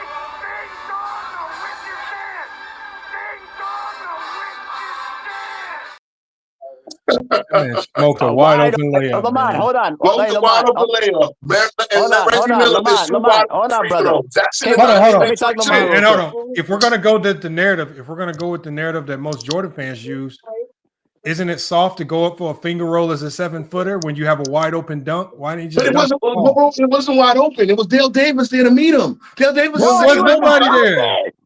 There was nobody. Get it in. Throws it to Ewing. Ewing surrounded. 2 seconds to shoot. He drives. He shoots. He missed. He missed. He missed. We win. The bell, baby. Ding dong, the win you stand. Dale Davis was in the paint the whole time. That was good defense by the Pacers? No, it wasn't, bro. Hey, listen, hold on. Hey, Lamont. Look, because it's so easy. And again, bro, I'm a Knicks fan, about to close out the Celtics tonight, about to turn the game on. Bro, listen. Hey, look, it is what it is, bro. I had to, again, this me being passionate. I've been passionate all these years about my team. But let's not tell falsehoods. Because look, when you went to Scottie Pippen's numbers against the Knicks, did you bring up 16 against in 92 when they won the second championship? Scottie Pippen 6-0. Oh, Scottie Pippen 6-0. I know, but he played next to the GOAT. I think if you want to play with Jordan was 8-0. 6-0. I'm just saying. Jordan, matter of fact, Jordan would never beat Bird, but Ewing 6-0. 6-0. Okay, 6-0. I know, but the problem is Scottie Pippen shit the bed many times. 2 points in a game 7. Hey, Lamont, if Patrick Ewing would have played with Jordan, he would have been Bill Cartwright. Jordan wouldn't have gave him the ball. He would have said that black hole could have never got the ball. Oh, Jordan would have given him the ball, but Ewing is the black hole. But Ewing is the black hole. Yo, y'all funny. I love this. Jordan called him the black. I told you Jordan called him the black hole. He called him the black hole. Jordan was not going to pass him the ball. Jordan would have said, get the rebound. Jordan said, you want the ball, get the rebound. That's what Jordan would have said, like he told Bill Cartwright. You want the ball, get the rebound. You broad sexuals use that all the time. Jordan can't be the GOAT because he never beat Bird. Isaiah beat Bird, but Jordan didn't. See what I'm saying? But Ewing didn't. Nobody knows about it. I mean, it just is what it is, bro. It's hilarious. I like what you did, but with Lamont, you contradicted yourself. You contradicted yourself because anybody who plays now is a bump and didn't win a championship. No, that's what you have to do to be great. Hold on, King Roll. No, it's not. Ewing's not. Hold on, King Roll. Hold on, yeah. King Roll. All I'm doing, because remember, think back to the topic of today. The article that came out about Jordan's intention coming to NBC is primarily to help progress the game forward by getting his fans on the same page with reality. That what we see today is greatness. It looks different, but it's greatness. All of the calling him soft, he's really coming to help change the narrative that his fans are creating. The bad narrative that his fans have created, he's coming to change it. Now, whether you want to believe that or not, you don't have to believe it. We'll just have to wait until he actually starts doing these things, and then you'll be a believer. But what I'm showing you is if we all started arguing the game and talking about players the way y'all talk about players today, look at how up in a ruckus and how high your blood pressure got when we started talking about Ewing. The same Only way y'all because started you lied, Lamont. See, hold on 1 second. Hold on, King Roll. Listen to what I'm saying. First of all, everything that I said was factual. Ewing, I'm gonna tell you everything. Ewing being inefficient in big games, Ewing not coming through in the clutch, Ewing not showing up in big. All of that is all facts. But I can lead with the bullshit for any player and create the same narratives that y'all do. I can create the same narratives if y'all want to. I can paint a picture that Ewing was soft. Ewing is, as a 7-footer, taking all these crazy 7 fadeaways. Why is you taking fadeaways against 6'7" guys in the paint? I can the same narratives and the same way that y'all try to paint these players as soft. And I can paint Ewing just as soft. I can paint Ewing just as much as of a choker if I argue the way y'all argue it. But Jordan is coming to help reform you guys because this is how you guys argue the game. Did you guys argue the game? Like, and, see, you know what in a very quick example, when I attacked Ewing the same way you guys attack players today, you blew a gasket. I mean, I'm no, it's because you lied. I know the facts as well as you. What did I lie about? I know the facts the way you looked them up. But what you lied. You skipped over greatness. Now look, we could sit there. All right, the finger roll. Obviously, I saw the finger roll live.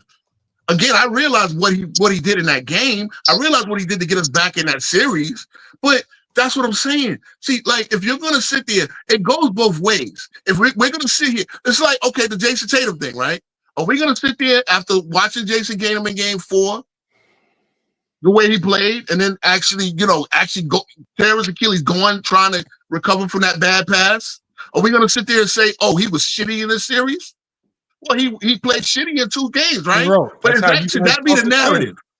That's how you guys talk the game. Nah, that's not how I talk the game. I tell the truth. That's the problem. And that's what I said. If you want to say the first thing I said Jordan's going to come to tell the truth. And guess what? That's what the last dance did. No, here's the thing. Hold on, King Roll, because now we just talk about a whole bunch. I want to talk about the games because we talked about how Ewing choked in 93. We talked about how Ewing choked in 94. We talked about how Ewing choked in 95. If we go to 1992, didn't Ewing choke in 1992 as well when the Knicks had a chance? Did anybody expect the Bulls? Can I give them a series? Can I finish, King Row? Can I finish? Go ahead. Because I bet Knicks fans expected them to come through. In 1992, Ewing had a chance to go up 2-0 on none other than Michael Jordan's Chicago Bulls. But what happened? What happened? What did Ewing do late game? Right? What did he do late game that cost him that game too, where they had a chance to take a significant edge in the series? You tell me. That's one game I didn't see. I did see Game 7. I saw Game 5. I do also remember X-Man absolutely bottling up Scottie Pippen, the guy you said was always better than. But let's go. Tell me what he did, because I didn't know. I mean, I thought y'all watched IWG. I'm 13 years old. I didn't have cable at the time. I didn't see every game. Well, I'm telling you right now, he didn't score late game, and he missed a crucial shot that could have gave the Knicks the lead. So he turned what could have been a good game into a So every horrendous missed game. shot means you're a bum, right? No, I'm just talking the game the way y'all talk the game, King Ro.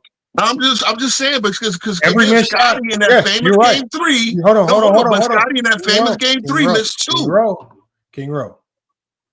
So basically, King Ro, are you saying the way I'm talking about Ewing, is it not fair? It's never fair to put everything on one player, as you know. Okay, hold on. Also unfair. King Ro, let's just stop right there. King Ro. Go ahead. The crazy thing about it is you so caught up in your feelings about this Ewing thing is that you I'm caught up with the lie.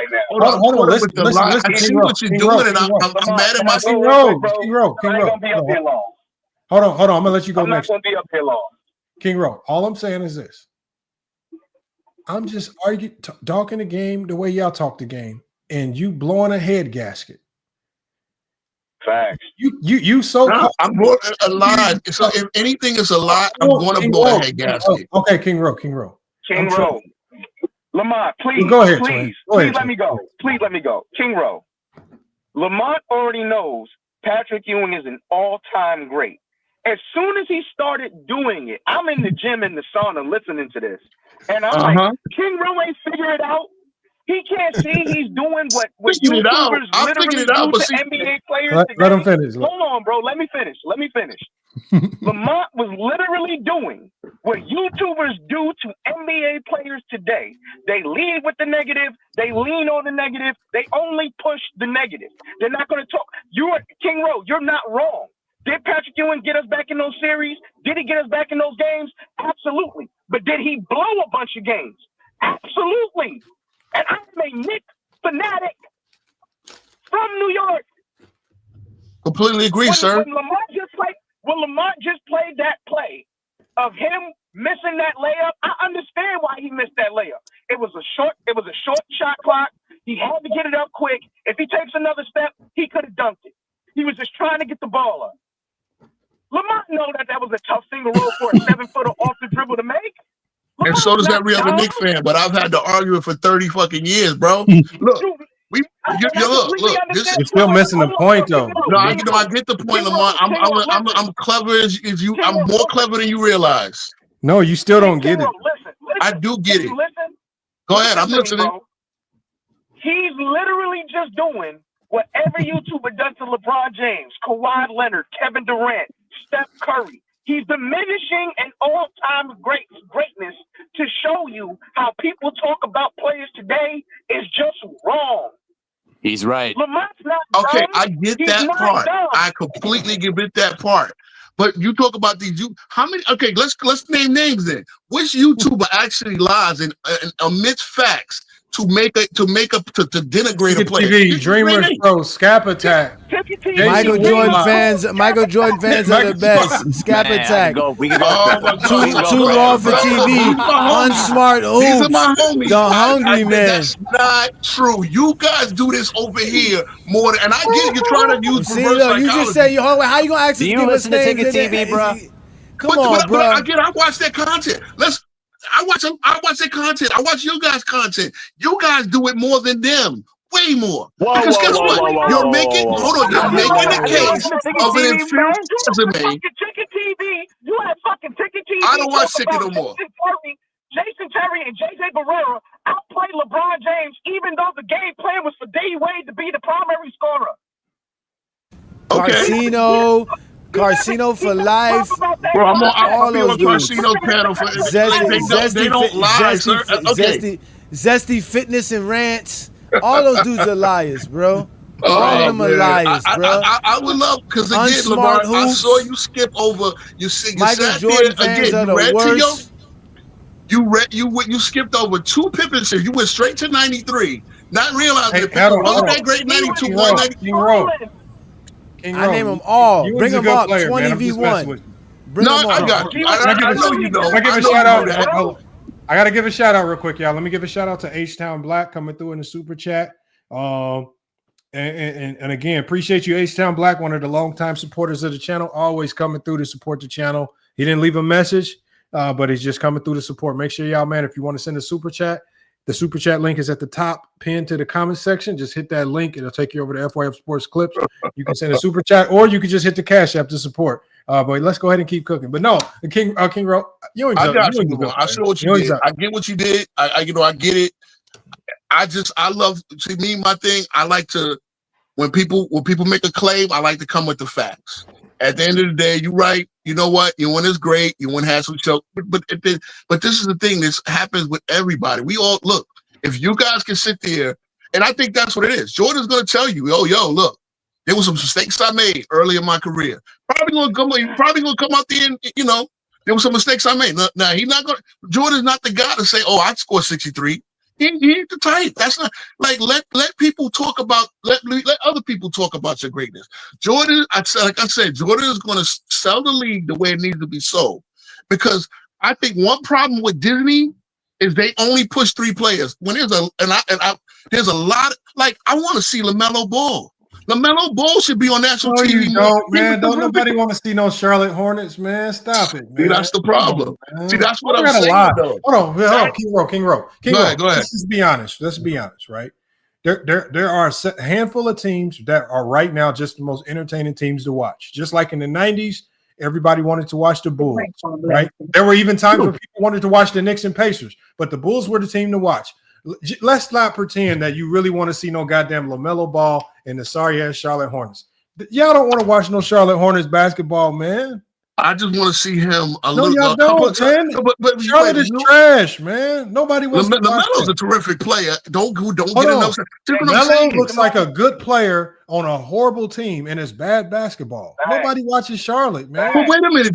We can't say no. There's no bad basketball today, right?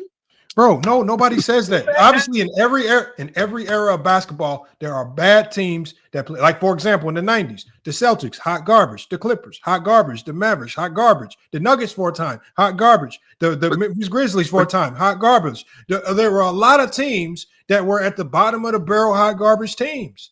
But you know what? Y'all try to make the 90s seem like every team was a defensive juggernaut, every team was an offensive juggernaut, and every team there were bad teams that were better. Jordan. Yeah, there were bad teams that were better, No, the 90s had the most sorriest teams ever in NBA history. The 90s had the most 60-loss teams in NBA histories. The 90s, for 5 separate years, 20% of the league lost 60 games. Y'all had the most losingest, sorriest teams in NBA history in the 90s. But see, the 90s is facts. But the point. Okay, so look. What were the Washington Wizards this year? Awful, right? Okay, there's going to be bad. But even on those bad teams, if you put them on TV once, you might have saw it. Like, okay, the Grizzlies back then, Sharif Abdul-Rahim was sick.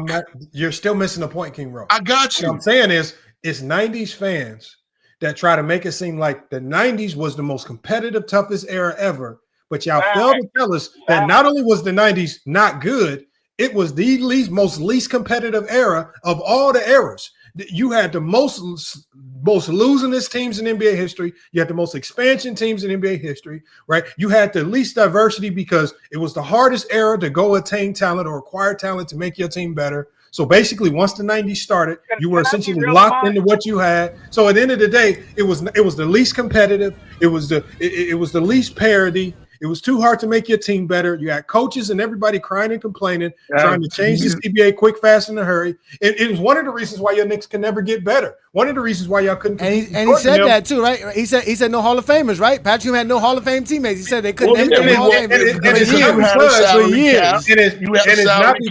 And it's not because the Knicks didn't want to go get these players. It was because the way the league was structured, the good players couldn't leave their teams. For example, Ewing wanted to leave the Knicks. I'm sure you know this. You know why Ewing didn't leave? Because Ewing said, fuck, if I leave, I got to go take the league minimum for a whole year before that team gets my bird rights and I can get paid. There was only a handful of players that had the balls to go do it. When Horace Grant left the Bulls, that first year with Orlando, he was playing for minimum contract money. That second year was when he got paid with Orlando when they got his bird rights. So you would have to have balls to leave your team in the 90s because you had to go play for pennies and hope. But see, tell the whole story, Lamont. That's the whole story.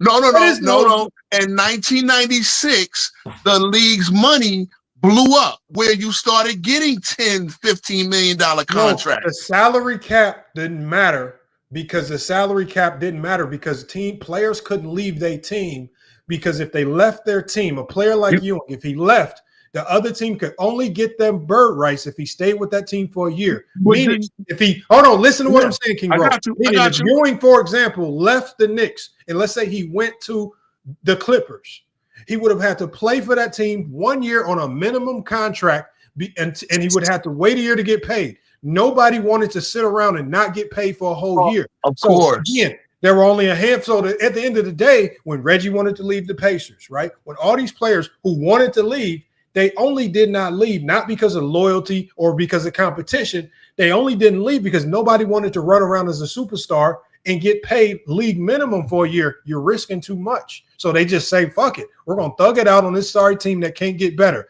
That's why the Utah Jazz couldn't get better. Jerry Sloan complained about it. How the hell are we supposed to get better? How are we supposed to get when you're giving all the draft compensation to all these expansion teams? The best player that Utah Jazz picked up during their battles with the Bulls was Howard Isley. They couldn't get no better than a goddamn Howard Isley. Well, they got Hornacek eventually. Hornacek was old and washed up after he left Philly. You dropping 16, 17. Man, Okay.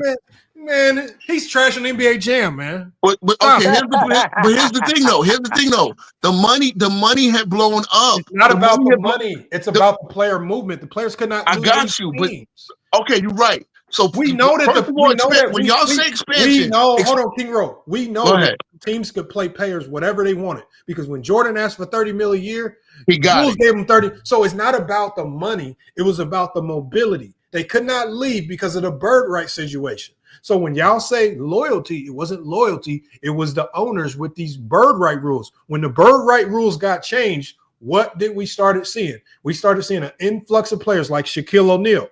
How did he leave Orlando? He took his fuck that. I'm going to LA, the bright lights of LA. He was out of there. Jerry West gave $100 million as well, which was unheard of. But would Shaq have left Orlando if they had the 90 CBA rules where he would have had to go to the Lakers on a minimum contract that first year? He wouldn't have went.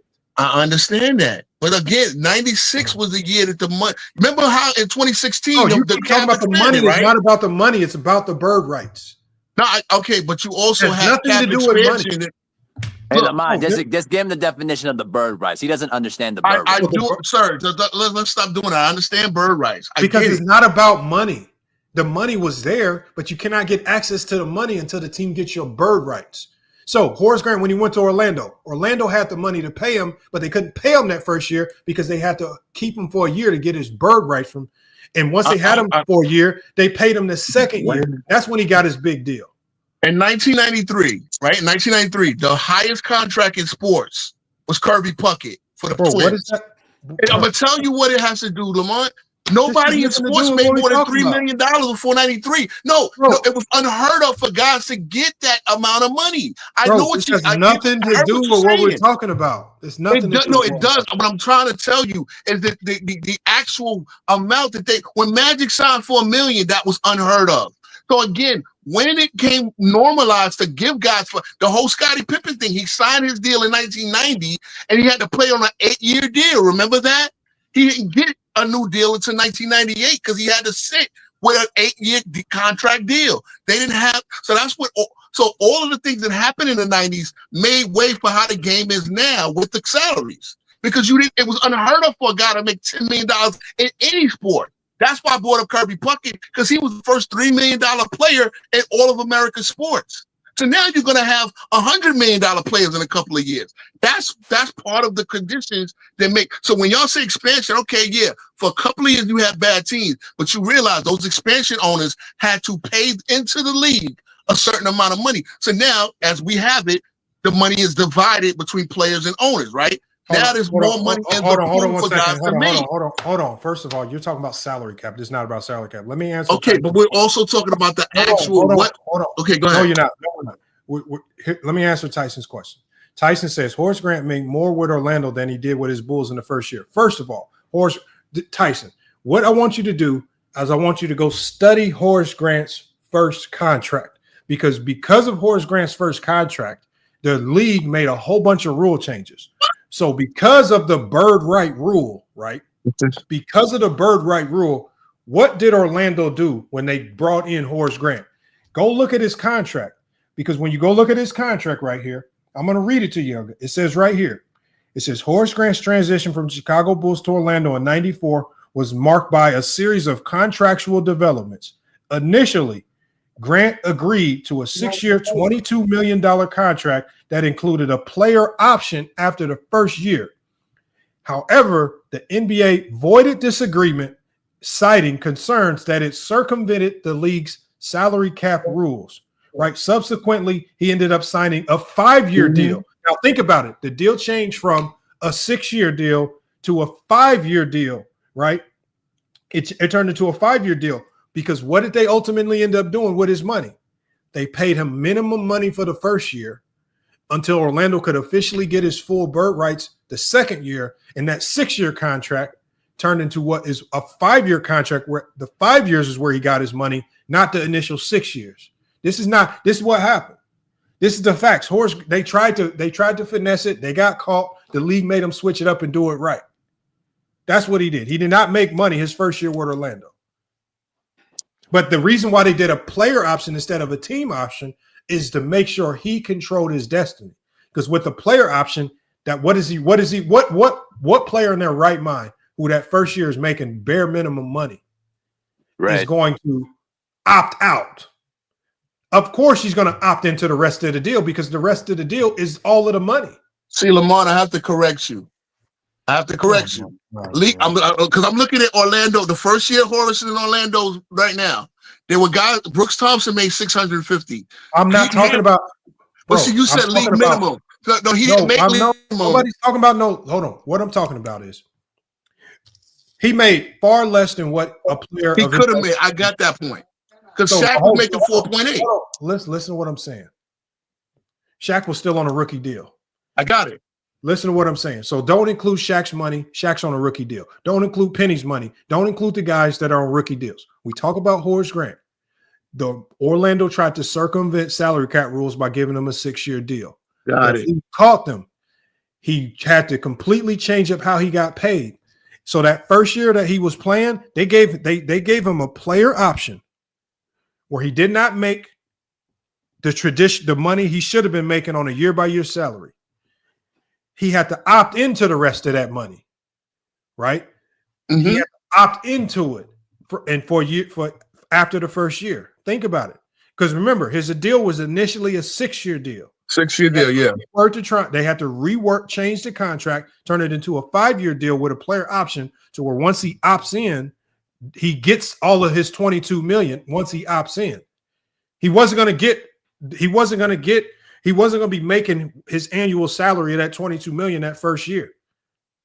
Yeah, got it. That the league made it too hard for players to switch around and move teams with the CBA as it was constructed. Orlando had to try to finesse to just get Horace Grant. I got it.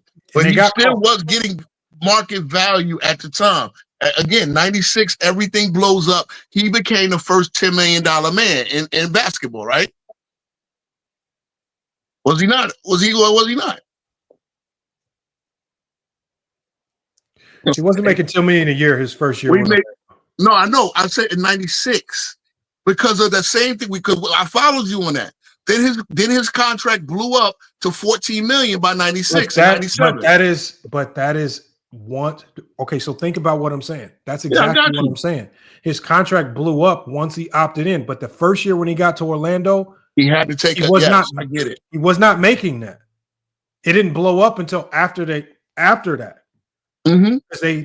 Because you can only, if you don't have a player's bird rights, there's a cap on how much you can pay that player. You can pay, yes, I got that. So the cap on how much they could pay, there was a cap on how much they could pay Horace Grant until Orlando acquired his bird rights. Once they acquired his bird rights, then he can explode and make all of the money that we talking about. Okay. But let's get forward to today.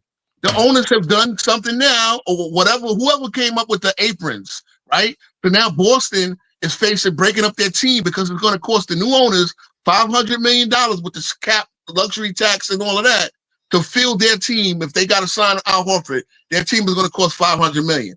So it's like these salary cap rules it's always been a back and forth, right? The players and mind you, Ewing and Jordan were big in the players union back then. They fought to get the salaries up. And then Jordan took the 30. Remember, the 98 lockout was about, if we pay Jordan $30 million, the guy who had, let's just say, the Mavericks, they didn't want to pay Jason Kidd $30 million because Jordan made $30 million. So that's why they came up with the max salary, right? Max salary didn't come until the 99 lockout. Is that true or false? You keep talking about max contracts. I'm talking Max about player contract didn't come mobility. until 98. Listen, hold on, real quick. Go ahead. Max contracts and player mobility are two different things. I'm talking about player mobility. I'm talking about a player having the freedom to go choose where he goes to play so he can change the trajectory of his legacy.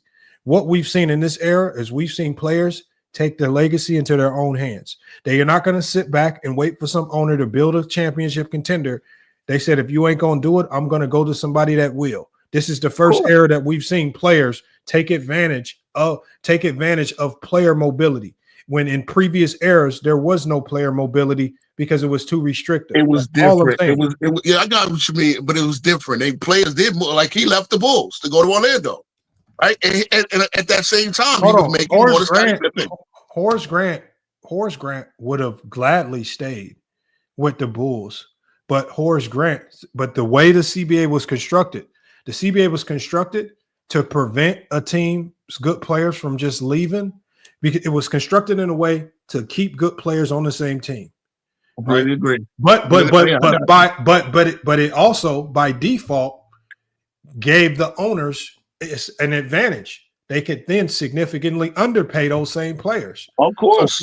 So the fact that the CBA restricted good players from leaving because they would have to take significantly less money than what their value is if they did leave. Mm-hmm. But then it also allowed owners, well, I got you here. Now I can underpay you, and I know you can't go anywhere because the other team won't have your bird rights. So at the end of the day, it was all advantage owners. And this is why you had to fight that. And that's the thing. That's what they did. So remember, there was labor fights in every sport. But it's not about caps, and it's just about player mobility. And so this is why today, if Giannis wants to leave and he wants to go somewhere that's doing a much better job at building a winner, who am I to run around and say, oh, if he leaves the Bucks, it's going to impact his legacy? No. All right. Take your legacy into your own hands. Lamont, as we've seen, owners don't give a damn about your legacy. GMs don't give a damn about your legacy. They don't care about it. These motherfuckers will trade you or waive you. So at the end of the day, this is another era where what is one of the most common critiques of players today? They're not loyal. They're not loyal. What I'm saying is, hold on, but King Rowe, where does that narrative typically stem from? From what fan base? Old heads. I got you. Old heads. I'm gonna cop to it. See, I can cop to something. I understand the same thing with the labor fights and everything like you. One thing I never do, I can make a million arguments. I've never criticized LeBron for using his right to free agency. Because real talking, like I said, throughout all sports, free agency was a right that was fought for by the players. They had Kurt Flood in baseball, right? There was no such thing as free agency in any sport. You would sign to whoever drafted you, right? At the end of the day, I will never make an argument against anybody doing anything, whatever they want for their career. I can make a lot of anti-LeBron arguments. I will never. I'm gonna share my screen. I'm gonna show you Horace Grant. I'm gonna show. I'm just gonna because this is the best way to show him the logical flow of what. Horace got paid good, bro. No, I'm gonna show you. I'm gonna show him because I just don't think people understand what Horace Grant had to do. Okay, so just the logical flow. The reason why Horace Grant is applicable is because of this. Hold on, somebody has some background noise. It says right here, Horace Grant's and the Magic initially agreed to a 6-year, $22.3 million deal with the player opt-out after year 1 and a massive pay bump starting year 2. Okay. The first year's salary was set low, around $1 million, to fit under Orlando's limited salary cap room for the season. Right? Because what is it? Remember what bird rights. If you don't have a player's bird rights, you cannot go over the salary cap to keep them. Remember, think about the importance of bird rights here. You cannot go over the salary cap to acquire a player if you don't have their bird rights. The NBA voided the deal, arguing it circumvented the salary cap by effectively being a deferred payment agreement, where Horace Grant took cheap first-year salary with a wink-wink deal that he'd be heavily paid later. It said this was seen to circumvent the cap, something the league was cracking down on during the 90s. They revised the deal. The Magic and Grant restructured the contract to a legal 5-year deal, with the first-year salary still being reduced to fit under the cap. So the reason why Horace Grant had to take less money is because the CBA did not allow you to pay him until you acquired his full bird rights, and then you can go over the cap to retain him. It just no longer had an early opt-out clause or the same backloaded promises, right? Even Horace Grant himself says the money wasn't the biggest factor. So because Horace Grant was willing to leave the Bulls and not worry about the money, he could operate and make almost $1 million a year that first year. He said he wanted to be a leader on a young team and help build something in Orlando. Says Horace Grant took less in year one because the Magic had limited hard cap space and tried to use creative structure that the NBA flagged and nullified because of the bird right rules that we are talking about here. This is not rocket science, man. This is not rocket science, y'all. This is Horace Grant was one of the first to have balls to go take less and risk it all. That's all it was. No, Herm, he actually in year one, after the NBA restructured it, he actually ended up making about $1 million. It wasn't $2 million. And that's a part of because he hated Michael Jordan as well. I mean, but of course, the way the CBA was drafted, it made players bitter. Pippen was bitter with the Chicago Bulls because they weren't gonna. They had nothing to motivate them to pay him more. Pippen was like the 150th highest paid player, but he was a top 10 player in the league. Rookies were coming in making more than Scottie Pippen. And it allowed teams to operate in bad faith. So teams could collect a whole bunch of money, but there was no penalty for cheating the players. There was no threat that the player could leave. You could just underpay a whole bunch of guys, and it would be extremely difficult for them to leave because of the bird rights issue.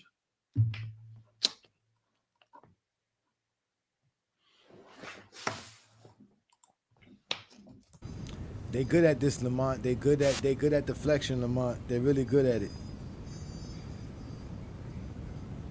How we go from Michael Jordan schooling them about basketball to all of this about Patrick Ewing?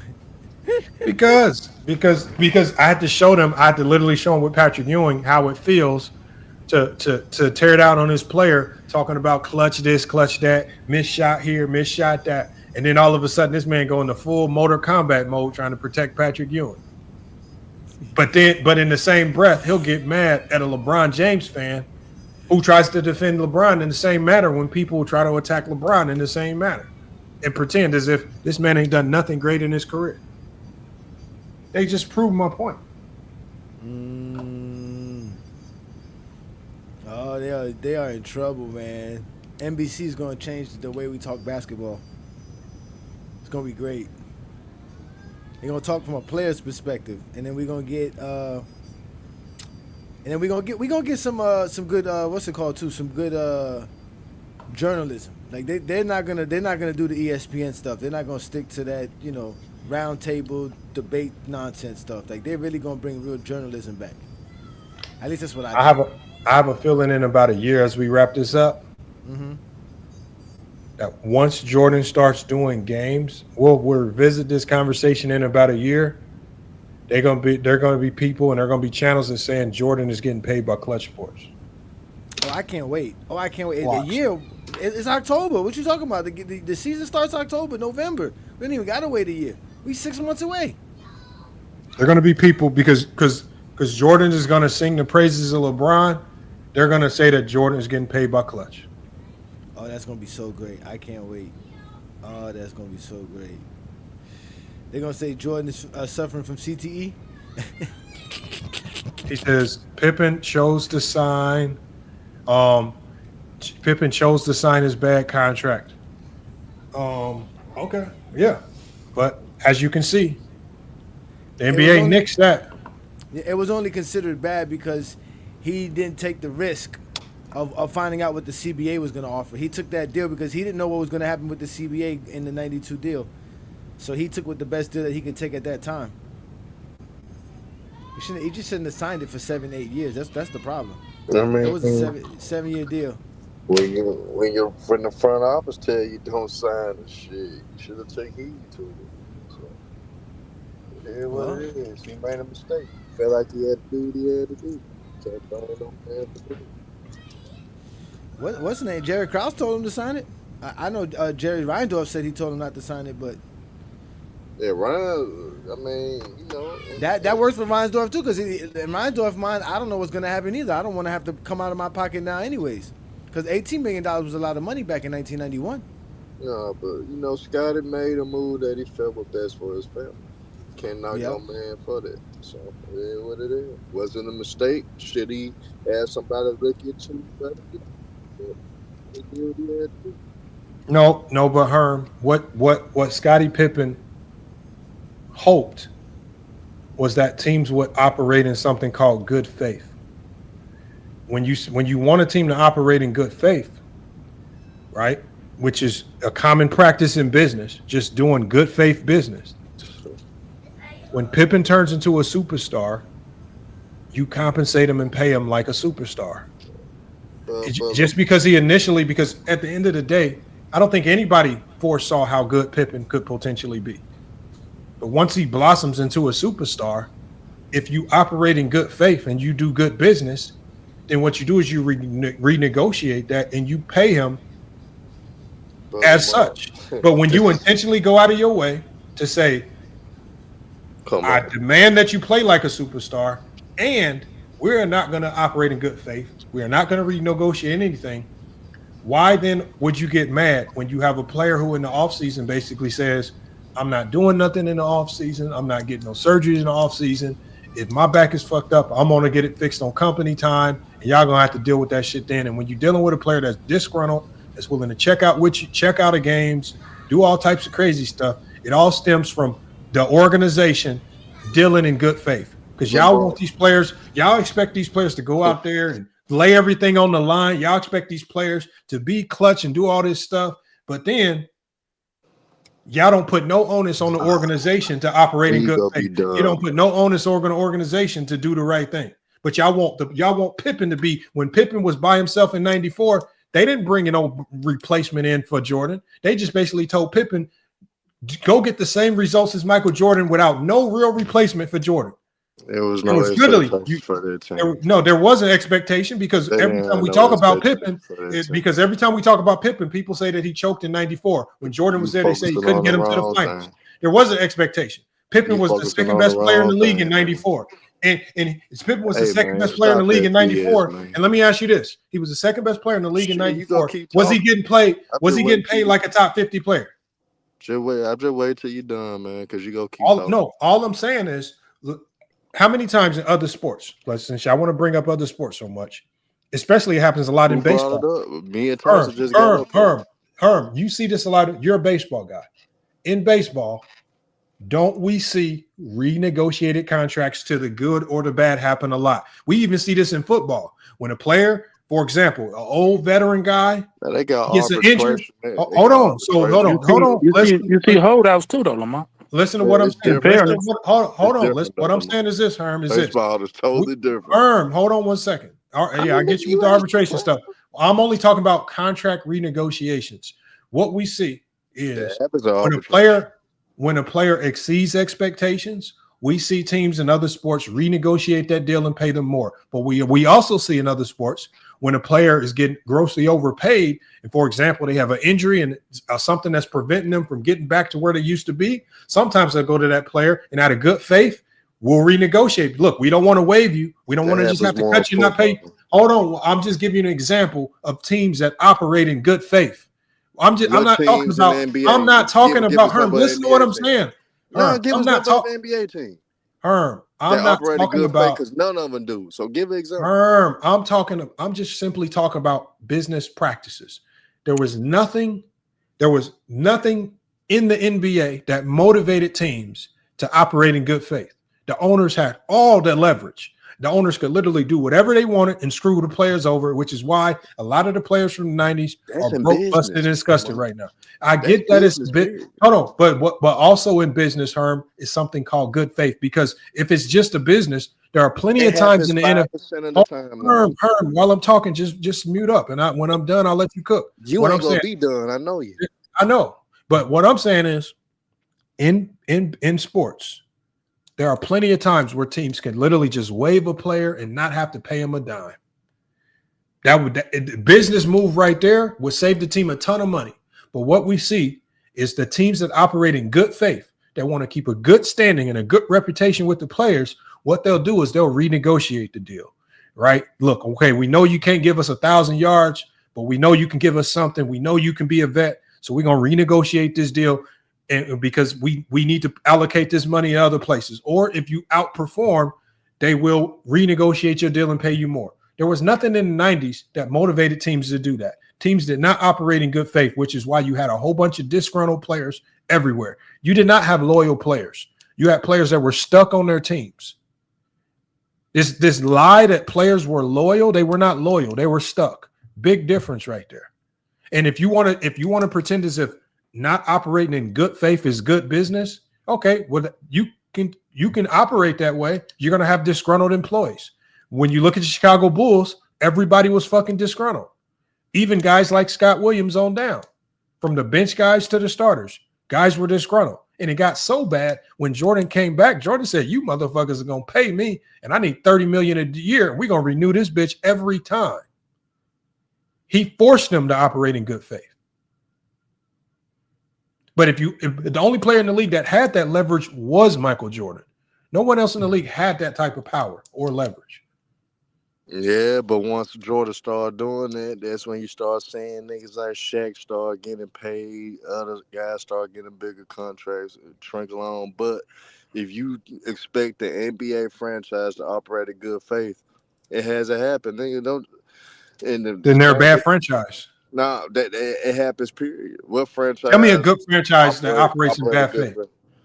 That operates in bad faith. Shit, about 26 teams of the 32. You only got a handful that might operate in good faith, bro. It's a business, bro. End of the day, they're gonna do what's best for them at all. Great franchise that operates in bad faith. I said 26 of the 32 teams. No, I said give me an example of a nigga. I asked you a great. Question. You ain't gave me an example of a NBA team winning big face. So till you answer my question, I don't have to answer. The San Antonio Spurs. What they do there? What they do? The Spurs were a team. The Spurs were a team that historically have operated in good faith with their players. What they do? I give an example. Okay, one. Let's talk about they operate in so much good faith. Look at what players like Tim Duncan did, willing to take a pay cut to retain others. Right? They were honest with Tim Duncan. The first thing they told Tim Duncan is, "Look, we can go do this two ways." Hold on. Don't ask me a question and then get mad at the answer, huh? The answer is I'm giving you a team that has shown you consistent greatness, and because they operate in good faith. When Popovich was on that podium, look at every player and there was there to support. There's not a whole bunch of disgruntled players that walk out of San Antonio feeling like they were slighted, cheated, or misled by the organization. That's what guys will. Wait. You saying a player takes a team-friendly deal? Is the organization operating in good faith? You didn't let me finish what I was saying. So if you're not really interested in hearing, I'm listening to you, bro. I'm just asking a question. No, you're not, because so what I'm saying is they went with they came to Tim Duncan with two options. We can give you all the money. We want to give you all the money, You the best dog. You the top dog. We'll give it to you. But there's another avenue here too. It's a lot of good young players here. It's a lot of good young talent we can bring in. If we want to win championships, here's the other avenue. An organization that operates in good faith gives you those options, right?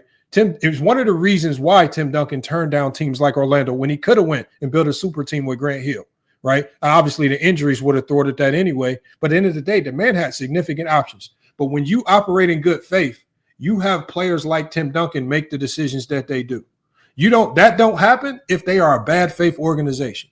He would have left and he would have kicked rocks and wouldn't have thought nothing about it. But a team that's honest with you, open with you, not willing to cheat and lie to players, those are organizations that operate in good faith. And they have consistently great results. And they don't have a whole bunch of players running around that are disgruntled. Except Kawhi, but yeah, I get what you're saying, but at the same time, I think winning cures some of those type of ailments. When you got a consistent organization consistently winning, Tim Duncan wouldn't have did that necessarily for a good faith losing organization. I think the winning had a lot to do with that, and he wanted to win, so I'm that not had just a lot to do talking with that about as Tim well. Duncan. Tim Duncan. I get your point though. I'm not talking about Tim Duncan. I'm even talking about the down years right now. When you think about the down years with San Antonio right now, they're having down years, but they are still looked at as a good faith organization, right? When you talk about what they were doing with DeJounte Murray, right? They're still trying to do right by DeJounte Murray. They're actually trying to bring him back, right? When the advice that Popovich gave DeJounte Murray to help mold him into an all-star, right? They did right by DeJounte Murray, which is why he's not running around, even though he was traded with a bitter taste in his mouth with San Antonio. He still loves San Antonio. He even wants to go back. You don't see this with too many organizations. It's very rare that teams will trade a player and you want to go back because they dealt with you in so much good faith. That's not operating in good faith because the player is willing to sacrifice their own money to, you know what I'm saying, to help out the franchise. That's helping. Well, I said a lot more than that, Herm. If you choose to ignore everything else that I said, I'm fine with that. But that's what ultimately happens. So all I'm asking you again, give an example when the franchise operated in good faith towards a player that benefited the player instead of the player benefiting. The Utah Jazz with Derek Fisher. The Utah Jazz, remember when his daughter had cancer and they actually they waived him just so he could go play with LA and be closer to his daughter. Is that not good faith? That was good faith. That's a good example. That's a good example. Hold on. Have the Utah Jazz historically been looked at as an organization that deals in good faith? Do they do right by their players? That's a good example. Oh, that's a good example. They about to trade Lloyd marketing ass up out of there, but it don't matter. But what I'm saying is that's your example, Herm. So Herm, now answer my question. That's a good example. I give you that. Took you long enough. The question. What was the question for Herm? No, my question for Herm was, I said, tell me an organization that has a history of consistently dealing in bad faith, right? That has been successful. You said that's been successful? That has success. Like, and when I talk about success, you talking about championships? No, it's not necessarily about winning championships. It's about it seems things always seem to be trending to the positive. For example, with San Antonio, shit hit the fan for a while, but things were always trending to the positive because they always kept good young talent there. The morale always seemed to be high, and it always just started to feel like they were just a few pieces away, and things are getting better now. Even in Utah, when shit hit the fan and things were bad, right? They brought in guys like Danny Ainge. They start stockpiling all the draft picks. The same with OKC and things like that. So you don't have to win championships, but things just seem to always go right for you. You always have the right players and the right people in the right places. Man, ain't shit going good there, man. And what have they done in bad faith? Hey, when you say no, how do they operate in bad faith? Now explain to me how they operate in bad faith.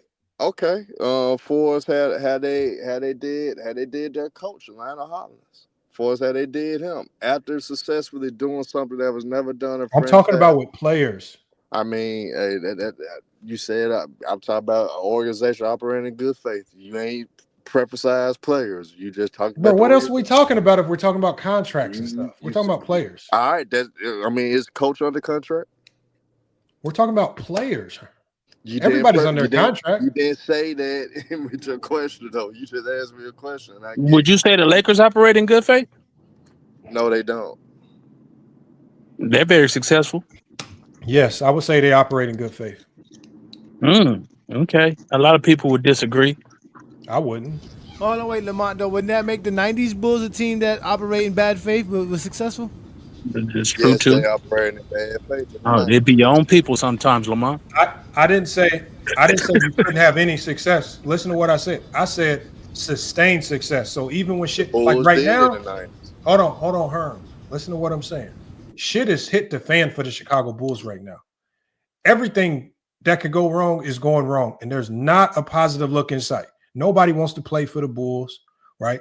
Shit is hitting the fan. DeMar DeRozan wanted out of there the whole time. Zach LaVine wanted out of there the whole time. They got the wrong goddamn head coach. Nobody likes that organization. Nobody likes people in the front office.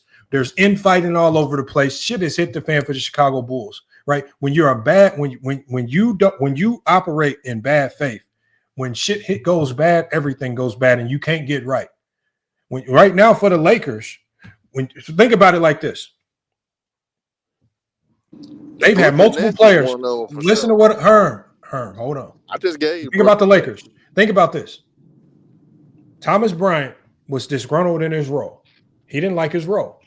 He quietly went to the organization, didn't make a big fuss about it. Lakers didn't let it get out to the media. He didn't like his role. Look, man, I'm not rocking with this role. Can I get a trade? They quietly traded him. Nobody said nothing. They didn't say hell no. They didn't say take your ass back to the bench. They didn't say you was just a role player. All right, you know what? We're gonna put you in a better situation. They didn't even fight with him. They were in there. And then also, if you look at Pat Beverly, Pat Beverly, right? Wasn't the right fit, wasn't the system situation that he thought it was going to be at the trade deadline. Everybody thought the Lakers just traded him. No, Pat Beverly went to the organization and asked for a trade. He asked out of that situation because it wasn't the basketball situation that he thought it was going to be, right? Also, when you talk about operating in good faith, it's also not falling into media hype and media pressure. What have fans and delusional fans been running around? They've been tearing down Austin Reeves. The Lakers have every reason in the world to be thirsty to trade him. What have they done? We believe in you. You our guy. You what we got right now, we're going to get behind you. We're going to rock with you. And they've been rocking with the guys that they rock with, irregardless of what the delusional fans say. That's an organization that got your back. You can bring up other examples when they traded players that, you know what I'm saying, the fans mess up. You know. But I want to give the Brooklyn Nets an example. They was rocking with D'Angelo Russell for a while. Hold on. D'Angelo Russell went to the podium. D'Angelo Russell went to the podium and said, hold on, Herm. D'Angelo Russell literally went to the podium and said, look, I know I signed a contract that would become a very tradable asset. He says, I understand that element of the business. They're all acting like D'Angelo Russell was boo-boo the fool. That man went up to the podium himself and said, I know that a trade is probably going to be coming because my contract is a very tradable asset, and what they need to be better can only be attained through my contract. He even, right? He had knowledge of the situation. That's not bad faith. That's just the organization being honest with you. He knew it, and the organization knew it. That's not bad faith. That's not bad faith. All right. Well, you just made up a point that they rocking with Reeves and he got a favorable contract. That's why they rocking with him. Hey, Lamont, here's the answer to your question for real, though. The Boston Celtics in 2017, how they did Isaiah Thomas. They still sustained the level of greatness. They still been winning a lot of games. They end up winning the championship. How did they do Isaiah Thomas? The Boston Celtics with your boy Isaiah Thomas. No. How did they do him? They offered him a contract. He turned it down. But he was up for a deal. He played at a high level. Had to have one career season. They offered him a contract. Sacrificed his body for the team. He sacrificed his mental as well. Herm, just stop with all the emotional banter shit. It's not. You said operated good faith, nigga. Herm, if you talk operated for emotional betterment, shut up, Herm. Damn, just shut up. Just nigga, listen. you asked the question, nigga. I'm not asking no question. I'm trying to ask you a question now. Just shut the hell up. Damn. This ain't ticket TV. You don't have to argue with everybody. Damn, you don't have to argue. We can have a Man, conversation. fuck you, nigga. I know. You sound good on the mic. I mean, be tough, Memphis. Damn. Stand Man, up, fuck Memphis. you, bitch Go get a ass gun. Go get it. You Go a shoot hoe, somebody. nigga. You a Go hoe, do nigga. something. Go smack somebody on the street. Go get in a shootout or something. Sell some dope. Do something. Or we can talk basketball. Or we can play fake tough. Which one? The locker room will play fake tough with you. I'm not going to do What was the contract they offered IT? No, what I'm saying was, what I'm saying is this right here. They offered IT a contract. What was it? I'm going to pull it up for you. He turned it down because he felt like with the season that he was having, he could get more money in the open market. But then what proceeded to happen? Then his injury popped up. And obviously we all know when that injury pops up, that changes things. But the contract was there for him to sign. That's the good move. What was it? All right, I'll pull it up. Shit. God damn. I mean, you act like that matters. Hold on, you act like I sit here and I didn't say you. I'm asking for you to pull it up, bro. I'm not saying you got it off memory.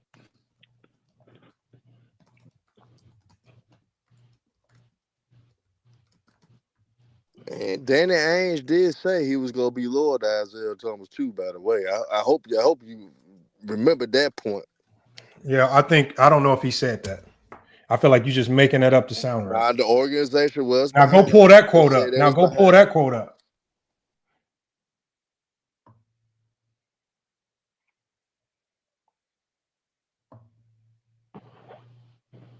Damn, nigga, the internet went out. What are you talking about? What's the contract? Bro, can I pull it up? No, I'm saying. Damn. You my nigga, LeBron. Keep going, bro. You got it. you act like his news articles readily available on Isaiah Yeah, Thomas. man, they right there, bro. Go ahead. Okay, so if you got the information, you tell me. I ain't got it. I ain't looking for it. I get it for you. Damn, I can't look nothing up, man. Damn, yeah. Every time you type his name, man, you get Isaiah Thomas. We doing all this because Patrick Ewing had no Hall of Famers in the '90s. Suck. This is what we doing. This is what we doing. All this because Patrick Ewing was trash. I don't even know what that brother was talking about. Oh, he was defending Patrick Ewing and his Knicks. You can't talk about Patrick Ewing like that to no Knicks fan. No, y'all cooked on that. Lamar cooked on that. I was with him 100%. There's some sad stats when you look at Patrick Ewing. No, I wasn't talking about this. Patrick Ewing's a great player. I was talking about the trolling he was doing the brother to get him to, you know what I'm saying, say the same shit, to be a hypocrite. He was just being a hypocrite the whole time. So here it is right here. It says the Boston Celtics reportedly offered Isaiah Thomas $110 million over 4 years. That was the range Boston was willing to go. Isaiah Thomas, however, was expecting the full 5-year max of $179 million over 5 years. So he turned down the 110 because he was trying to get the full 179 over 5 years. It says Boston waited until the summer of 2018 at the end of the season. But once that happened, his value had hit the garbage can already. They offered him 110. He turned it down. He wanted to push for 150 to 179. Ain't nothing wrong with that. I'm not saying there's not a risk in chasing your money like what Jalen Brunson did. Jalen Brunson was begging the Dallas Mavericks to sign him. Them motherfuckers said no. And then next thing you know, this motherfucker having nice playoff games. He said, well, shit. We almost at the finish line now. Let me play this thing out. But sometimes when you a 5'9" guard, if somebody offer you 110, you better have some very smart people around you and don't play around.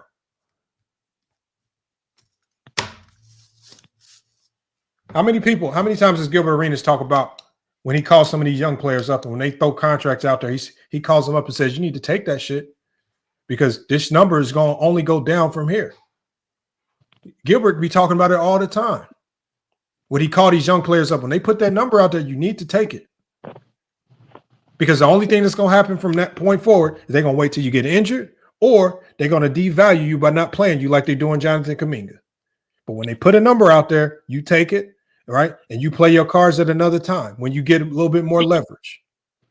Yeah, I understand what you're saying. IT situation was kind of weird. They were looking at Kyrie Irving. They didn't want to explode the salary. I thought for what he did that season, and this. Oh, hold on, my bad. Hold on, my bad. My bad. I got a call. But to IT, what he did in that season and was in MVP conversation. I think it was MVP 3 that year or some shit like that. A lot of people getting max contracts that did less than what IT did for that specific season. Granted, he's undersized. Granted, he's this, he's that, but he felt he deserved a max. Would have put him in the $200 million range.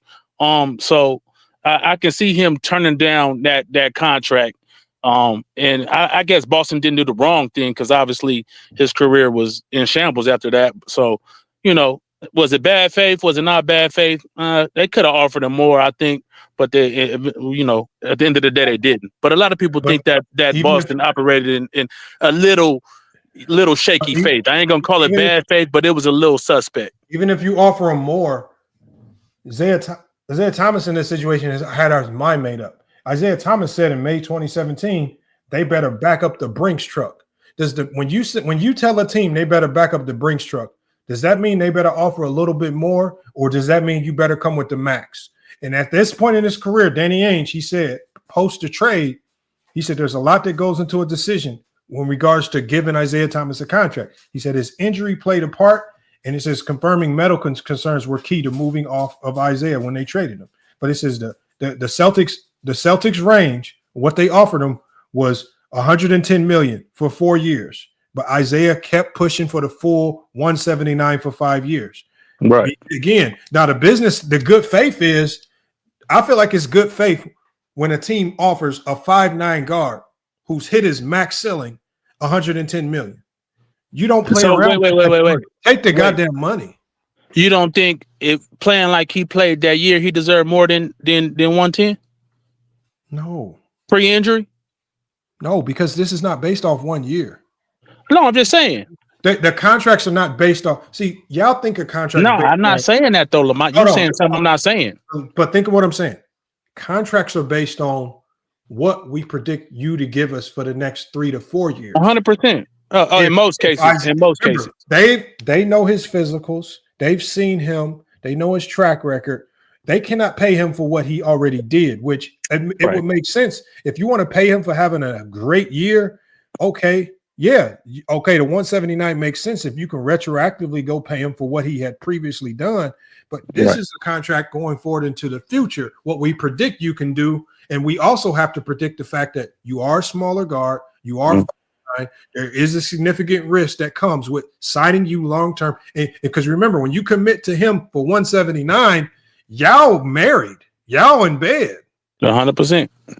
So now you have to say, I believe you're the guy we can build a championship contender around. And so, right. So at the end of the day, them offering him 110 is basically them saying, look, you are good. We just don't think you the guy. You ain't that. Around. You're not an MVP 3. And at the end of the day, it ain't nothing wrong with a team being honest with you. Basically saying, look, the 110 is, we think you can be really good, but we're going to need a little bit more around you to win. But you give somebody 179 at that time, that motherfucker better deliver a championship. Or motherfucker better have some superstar. Nah, he ain't got to deliver no championship because we see mass contracts all throughout the league. But hold on. Tell me a superstar hold on. First of all, I don't even know if Isaiah Thomas was a superstar ever. He was playing like a superstar. Who in the league today is on Isaiah Thomas right now making 179? Who is what? Who in the league today is got a $179 million contract with as many red flags as Isaiah Thomas? Michael Porter Jr. He ain't making no 179. What he making? How much is he making? That was over 5 years. He is getting a max contract. I ain't gonna Hell lie. yeah. And he had all kind of red flags. I mean, but at the end of the day, He is 16. I know, I got you, but you answered you asked the question. but- I answered No, it. I know. I'll give it to you. He got red flags. Right. But I said, I don't know if I can find a player in history with as many red flags as Isaiah Thomas. Because Motherfucking Joel Embiid. No, he's 7 feet tall. That's even worse with bad feet. But at the end of the day, basketball is a sport that is heavily influenced by height. You can get away. Hold on. Look at Mitchell Robinson. That man threw up one of the worst free throws I've ever seen in NBA history. And that man is making millions and millions of dollars. When you 7 feet tall, that was a horrible free throw. Motherfuckers, I'm talking about bro, if I'm 7 feet tall and I'm walking around and I'm not in the NBA, I failed. I failed in life. You should not be 7 feet tall and not in the NBA. It's the easiest millions of dollars you can earn ever. All you have to do is try hard. But that's not the point I'm making. I get that point, what you're saying, but that's not what the fact was he was playing at an MVP level regardless of what size he is. I understand basketball height is heavily influenced in basketball. No shit. We got all that. Brunson had questions based off his height, so forth and so on. I get all that. Brunson didn't even take the max. See, that's the thing. They didn't give Brunson the max. They gave him a lot of money. But, I mean, if you think about it right now. He wasn't playing at the level IT was playing. Yeah, but what they did was New York gave him a little bump, but they didn't give him max. No, because he didn't do nothing to earn no max. No, what I'm saying, all I'm saying is this. Okay, New York went out there. That was another team that went on a limb. Right. Dallas didn't go on a limb to retain him at that price point. That's a bad comparison, only because Brunson had improved that he could carry a team at that point. That's all I'm saying. I get what you're saying. I know New York went to go get him, gave him some money, but he wasn't max player worthy. He's not getting max, but he's not getting max now. But he about to, like you said, if New York is going to operate in good faith, he about to get that deal. No, because he proved now, right? Because he got to prove it. That's my point. Yeah, but Brunson's done way more than Isaiah Thomas ever did.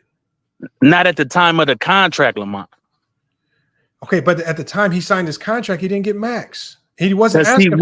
That's my point. He hadn't done nothing yet. Yeah, but he wasn't telling teams to back up the Brinks truck because he did good in the playoffs. But he didn't have an MVP type season yet. The fuck? Why are we comparing Brunson to IT at that time? No, I'm not. What I'm saying is this: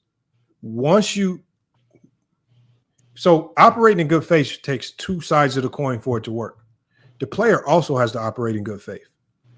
I don't believe that Isaiah Thomas was operating in good faith. With the realization that he's a 5'9" guard, and it was going to be significantly hard for the Boston Celtics to build a championship around him at 5'9". But when he tells the team to back up the Brinks truck, you don't give them any avenues to operate in good faith. Because they either have to commit to you as the guy that they're going to build a championship contender around or not. There's no other option there. He told them to back up the Brinks truck. Right, I understand, and maybe that's bad business. I've heard players say things like that. They, give up the money sign and all that when they, when they have those type of seasons, they're gonna have to pay me. That's been said before, and a lot of times teams do got to pay him. That's just a fact. They want to retain their services, they got to pay him, and they got to pay him a max. Yeah, Porter Jr. signed a rookie scale max 179. That motherfucker getting overpaid like a motherfucker. Overpaid like a mug, bro. This contract. This contract is nasty, bro. You know how many players can do what Michael Porter Jr. is doing right now in the league right now? You know how many role players on, $10 million contracts can do what he's doing? Bro, he's going to make $40 million next year. That's nasty. That motherfucker's struggling to be the third option. Oh, man. Right. That was a nasty. Yeah, they messed up with that one. They messed up badly. And the thing that's what playing the Lakers in the playoffs can do for you. Them motherfucking Lakers will make you look nice than a motherfucker, won't it? But he's not even a 3-and-D. Like, he's just a 3. He's a decent rebounder and a decent defender, but he's not like that. He's not Aaron Gordon on defense or anything like that at 6'10". I think he should be a lot better. So for them, and then they're not even using them.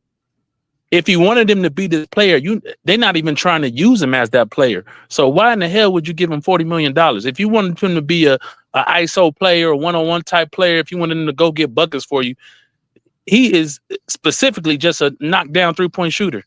I didn't get that deal at all. Yeah, to me, he just looks like an elite catch and shoot player. Right. He out there being you know, just an elite 3-point shooter. He out there being DiVincenzo or some shit. Like, what are we doing? Bro, 40 million, bro, and this is all you getting, man. If I'm Denver right now, I'm trying to find ways to cancel his contract. Shit. I'm operating in bad faith with him. Man, I'm operating in bad faith. I'm operating in bad faith with Michael Porter Jr., man. We got to get your ass up out of here. We trying to find any loophole, any clause, any. Yeah, we got to get him. Hey, Lamar, you don't think Brooklyn operate in bad faith? They might. I just don't know enough about Brooklyn. They probably do. If you gave me some examples, they might. I just don't know enough about them. I mean, they gave us some examples how they treated Kyrie Irving in that situation. I mean, but a lot of that was forced from political powers outside of Brooklyn. Like, right. I think that was handed down from even the governor of New York. So I don't know if the mayor and the governor are knocking on your door, I don't know if you got too many options. Them motherfuckers can control too much with your cash flow. Yeah, with your cash flow. Yeah, you need a lot of money from the government to run these organizations. Help you out quite a bit with different little subsidies and taxes and all type of shit. So that was a different type of situation with the political climate, what was going on. But I was looking at how Joe Tsai was moving though. Is you gonna go to the graduation tomorrow? I don't think he had a choice, man. When the government come knocking on your door, you got to play ball. Okay.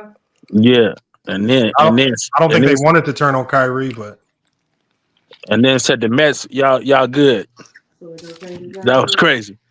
Yeah, that's what I'm saying. But you see, but like I say, I mean, I even did a video on what Kyrie said. Like even the little movie thing that he talked about, it wasn't anti-Semitic, but it's just like once you piss off certain powers, once they put their foot down, it's only a handful of people that can push back. What you mean it wasn't anti-Semitic? Hold on now. That movie? Well, I don't want to get into that conversation, but yeah, that definitely was. No. Because I went and watched it, and basically when I watched it, all the movie was basically saying was there's a sect of people that believe we are the Jews of the Bible. And there's another sect of people, Hebrew Israelite. We the Jews of the Bible. So all you have right here is two people with a difference of opinion. Just because their opinion is different from yours don't make them anti-Semitic. They just feel, well, we open the Bible up, we're reading it, and based on what we interpret out the Bible, we feel we the Israelites. And then you got the traditional Jews, the ones with all the money and the power and influence, they're the ones, they're basically saying, well, we're the Jews. We're the ones still living there, X, Y, and Z and all this stuff. So, but I don't think just because they don't agree that you guys are the Jews of the Bible, it don't make nobody anti-Semitic is something different. I just think that they doing everything possible to quiet the noise of anybody pushing the fact that Hebrew Israelites are real Jews. Oh, I agree with that. I'm not going to say it's anti-Semitic or whatever. It talks about some things that, the lies that the Jews have that they feel that the Jews have perpetuated and their involvement in the slave trade, this, that, and the third, those type of things. So I can understand the Jews feeling it's anti-Semitic. Huh? That's just history. I mean, the thing is, history, like, two historians can have two completely different breakdowns, but just because this breakdown is different from this guy's breakdown, don't mean this guy's breakdown is racist. Like all they're doing is putting the pieces together. No, I understand the Hebrew Israelite movement and what they're preaching. So I do. I truly understand what they're saying. But I'm looking at it from the Jewish people's lens that you are speaking your facts, which is fine. But it's at the end of the day, that's going to have people's ire pointed at us. I just think that. Not saying I disagree or agree with either one of them. I'm just saying how they might look at it. I just think that what they did with Kyrie, first of all, my biggest thing was it was funny how they targeted Kyrie, but nobody said nothing to Amazon for selling the book. I mean, if it was truly anti-Semitic, then you would have targeted Amazon for selling it. But you get mad at Kyrie for quoting something out of it, and then everybody wants to run. There were people running around saying, "Oh, that's an anti-Semitic movie," because other Jewish people told them it was anti-Semitic. Right. Nobody was running around saying it was anti-Semitic because they actually watched it. Mm-hmm. When I went and watched it, I'm thinking like, okay, this is their historical depiction, but right. They wasn't going out of their way saying Jewish, slurs to, they were just breaking down history the way they see it. That's all I saw. No, I get what you're saying. It wasn't nothing like, violence and kill and do anything like that. No. Which I would consider more like anti-Semitic. But it's their perspective on historical facts or non-facts, however you look at it. So I get what you're saying. That's what killed me about like different sects of Christianity. Mm-hmm. You got certain Christians believe in the Trinity, other ones don't believe in the Trinity. I'm talking about these motherfucking, they going at war with each other. You not a true Christian if you don't believe in it. Oh yeah, man. Yeah. That's why a lot of people are off of organized religion. You know what I'm saying? And some people, ride with it. So I guess it's all what you believe, man. I don't want to get into another religious debate up here. No, it's not. But see, the difference that I've seen with the Hebrew Israelites is the Hebrew Israelites treat it more like a religion. Jewish people, it's a lifestyle. So I disagree with that. Being Jewish, being like if you're from Israel and like being Jewish is, when I say a lifestyle, it is like, I'm gonna tell you the one thing that I've noticed, because I have an Israeli player. Being a Hebrew Israelite is definitely a lifestyle, brother. But no, it might be different. But the reason why I say it's different is because, so I have an Israeli player who's Jewish. Mm-hmm.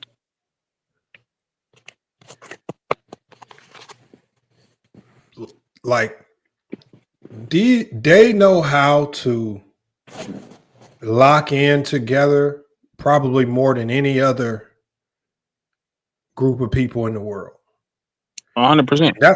That's why when they lock in together, you fucked. 100%. Because I'm talking about it. They will go. I'm gonna tell you how detailed they will be.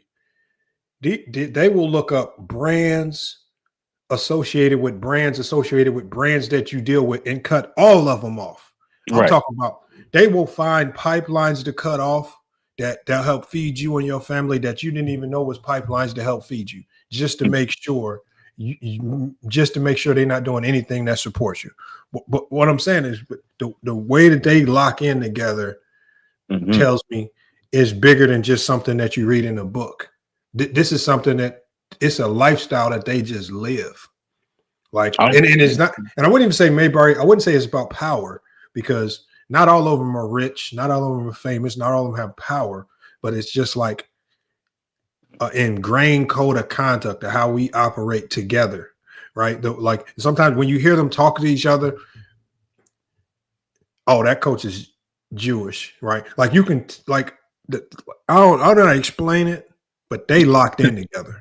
I'm telling you right now. I'm gonna tell you right now. They support they locked in. Yeah, they support each other to the fullest. I ain't seen got money and the power to back it up. But even without the money and the power, they lock in. Well, that's an important part of it, though, Lamont. It can be, but I think what helps bring the money and the power is the ability to lock in to that degree. That's true too. See, like, so what goes hand in hand for sure. How they naturally operate is one of the reasons why they have the money and the power. If they actually have it, they do not. I'm telling you, and the thing is, they don't do it in a way that tears other races down. Like, they don't do it in a way to make you feel less than. They Well, just operate. that's an argument there. It can be, but I'm That's an argument. I ain't getting into telling it, you but that's an firsthand. argument. I'm telling you firsthand from my experience. From like I'm talking about, like having long conversations with my player who is Israeli. He served in the Israeli military, and they just lock in, man. They a close knit, and when I say close knit, it's just how it is. I mean, I don't know how to explain it, but Yeah, when you like a teenager, then you get a all expense paid for a trip to the land and where they teach and you learn these type of things and they you know I don't know if that's true. I don't want to say think that's groom. I'm saying they you know, you learn the customs and the ways. So when they send you back out into the world, you understand that you know this is what it is. True. That's not That true. is true. That's not true. Look it up. Bro, I'm telling you, that's a fake. That's not true, man. Look it up. Bro, I could just get I could literally probably get him on the panel right now. I don't think it's true. That they get No, that's not true. Okay. It's not as easy living as y'all make it out to be. I didn't say it was easy. Who said anything about easy? I was just talking about it's not all this money thrown around, and no, it's not. Who said everybody was rich? I didn't say that. But all these trips to Jerusalem and stuff, I don't think that's true. That's not true. Okay, look it up, bro. He says they did it here first. Now Gaza next. I don't even want to get into the Gaza situation. Well, that's what I'm saying. I ain't come here for that. But I got my opinions. No, hold on. My quick opinion on Gaza is it's like basketball. You win some, you lose some. Okay, so hold that L, man. Y'all fighting about it. Y'all can't win, man. It's time to get up out of there, man. Shit. Sometimes you win some, and that's what comes with war. The war is not pretty. War is not fair. And the problem with war is, and it's been happening. It happened to the American Indians when the Europeans came over. It happened in places in Africa when the Chinese and the Europeans went into Africa. If you don't got to, oh yeah, well, go ahead. Hold on, real quick. Yes, I just asked him. Does Jewish young adults get a trip to Jerusalem? Yes, Jewish young adults ages 18 through 26 often participate in Birthright Israel, a 10-day trip to Israel that includes Jerusalem. Birthright Israel is a free program that aims to give Jewish young adults the opportunity to explore Israel and connect with their heritage. All right, we done with that one. All right, man. I mean, I could get my player on here. Just to ask y'all too while we're here, how y'all feel about? Because I think it was a favor type of thing, but how y'all feel about Dallas getting the #1 pick, man? As it should be. The worst thing that could have happened to Cooper Flag was to send that motherfucker to a sorry team. Yeah, this puts Coop, and you know the NBA is going to benefit immensely by having a young American Caucasian superstar continuously in the playoffs. It was only the right thing to do for the NBA, like you said. This is, you know, Larry Bird. This is, and I'm not saying he's as good as him. You know what I'm saying? But this is the John Stockton. This is the young American white star that fans can get behind. Because it's not Jokic, it's not really Luka. Those are foreign-born players. Cooper Flag is that dude. I'm gonna tell you this right here. I agree. I don't think Cooper Flag's that good of a player. I agree with you, Lamar. But check this out. Check this out. I agree. The NBA gonna make sure he good. Right. Yeah, They're gonna make sure. They are. Right. What? They got to. Yeah. Because if you think of all the most perfect situations where he could have went, name a better situation. Man, that's the perfect situation. That's the perfect situation. He got the ultimate lob. All he got to do is run up there and dunk it. I mean, the pass is perfect, brother. All he got to do is lay that bitch in the basket. So, yeah, they set him up. They set him up to have great success. Yeah, he gonna have to mess that one up. But hold on, though, Lamont. Oh wait, he went on mute. Hold Oh, on, what'd you though. say, Tyson? What'd you say? If you feel that's the case, and the NBA has as such a strong input on how successful a player can be, do you subscribe to the haters that say LeBron is under that same envelope? No, you know, I agree. Like, so for example, LeBron owned it even a little bit in that interview he did with Pat McAfee, where he talked about, look, you really think it's a coincidence that I got drafted to Cleveland or Derrick Rose to the Bulls? Like, what I'm saying with the NBA right now is very rare that a white, blue-eyed, blonde hair. You know what I'm talking about? I'm talking about if there was ever an all-American golden boy looking type of guy, it's very rare that this comes along. So the NBA needs to be they need to be bought in on ensuring that he pans out to hit peak potential. Because if you send him to, for example, let's say he ends up in Charlotte, it's a very high likelihood he ain't hitting max potential. They're not going to be in the playoffs. You're going to bury him in dry markets that nobody's watching. But one thing you do guarantee with Kyrie and Anthony Davis next to you, we in all the big games next year. We're going to be in all the big games. We're going to have you on TV. And we're going to be competitive. Boy. And they're going to be overly invested in making sure he has every resource to hit peak. So is there a chance that he won't hit his peak and he'll just be a bum and be trash? Yes. 100%. I guarantee you that the NBA is going to be fully behind anything that can help fast track his development and make him look better. More than Wemby, more than he's American. More than any of those players, because this is a golden egg, so to speak, for the NBA. And remember the effect that Caitlin Clark had on the WNBA just by being white, right? There's some weird dynamic right now going on in America where white men feel like they're getting attacked, and so it ain't weird. You know what I mean?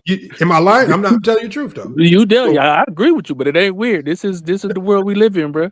So what they need is they need to have the NBA needs to Cooper Flag is for them going to be their version of Caitlin Clark, but he can't be Caitlin Clark if you send this motherfucker to Memphis or some bullshit organization, right? So only the best for Coop, man. Only the best. So yeah, he gonna go to Dallas. Go ahead. Good. I just don't think he's very good. I think they're gonna prop him up. I think he'll be a good defender. I think he's gonna knock down some shots and make a nice low average of 18, something like that. Probably not on a very good percentage. Over under points per game next year. Over under points per game for Cooper Flag next year. I say, like I said, I say about 18, 19. I got him under 11. Stop it. I say he average 14. He gonna average 14. Nah, I say, come on, man. This league with Anthony Davis and Kyrie Irving won't be there. Bro, he's operating in the same space as Anthony Davis. He gonna get some good looks. Nah, he's a better shooter than Anthony. I'm gonna give you proof why. I watched Anthony Davis drop 40 points in that last game where they got eliminated. Thanks. Gafford and Lively both had 0 points. Nobody else can get off when Anthony Davis is getting his. No, we're not doing that. That's a fact. It even happened in LA. Nah, we're not doing that, man. Okay. I say 18, bro. I'm not. I say 18. Bro, if Cooper Flag averages 18 a game, then we need to investigate because we overrated Gafford and Lively because of what Luka was doing. So now to say that, they're going to get off with Anthony Davis, of course, they're not going to get off with AD. Because he's not setting them up for lobs and dunks at the rim. Huh? How's he going to stretch the floor? He can't even shoot the NBA. I think Ace Bailey will be rookie of the year, though. Bro, Ace Bailey's the biggest bomb. This is going to be one of the sorriest drafts ever, man. Ace Bailey couldn't even beat Chattanooga State, man. These motherfuckers running around losing to HBCUs and shit. Yeah, Rutgers was losing to everybody though. What's wrong with these? Why we got these fake ISO players coming out to college lately, man? Nobody that's really, earth shattering like solid players. Like obviously, a man is a very solid player, but he does most of his work in hustle plays. He's not really like an ISO type of guy. Where's these, Carmelo Anthony's and Jeremiah Fears might be the best ISO player in the draft right now. Jeremiah Fears is that dude. what about the point guard that's projected top 3? I don't know. I only know Jeremiah Fears. I ain't not gonna You lie, talking about man. Ron Harper's son, Dylan Harper? Yeah. Was the one at Rutgers? Yeah. Yeah. Trash. He trash. Bro, I have a very simple formula. Tyson. If you can't lead your team to the NCAA tournament, nah, that's whack. You lead it. No, hold on. I want you to think about it, Tyson. All right, go ahead. Right? Ben Simmons did it, and it was number 1 pick. Hold on. Ben Simmons, they were in the tournament.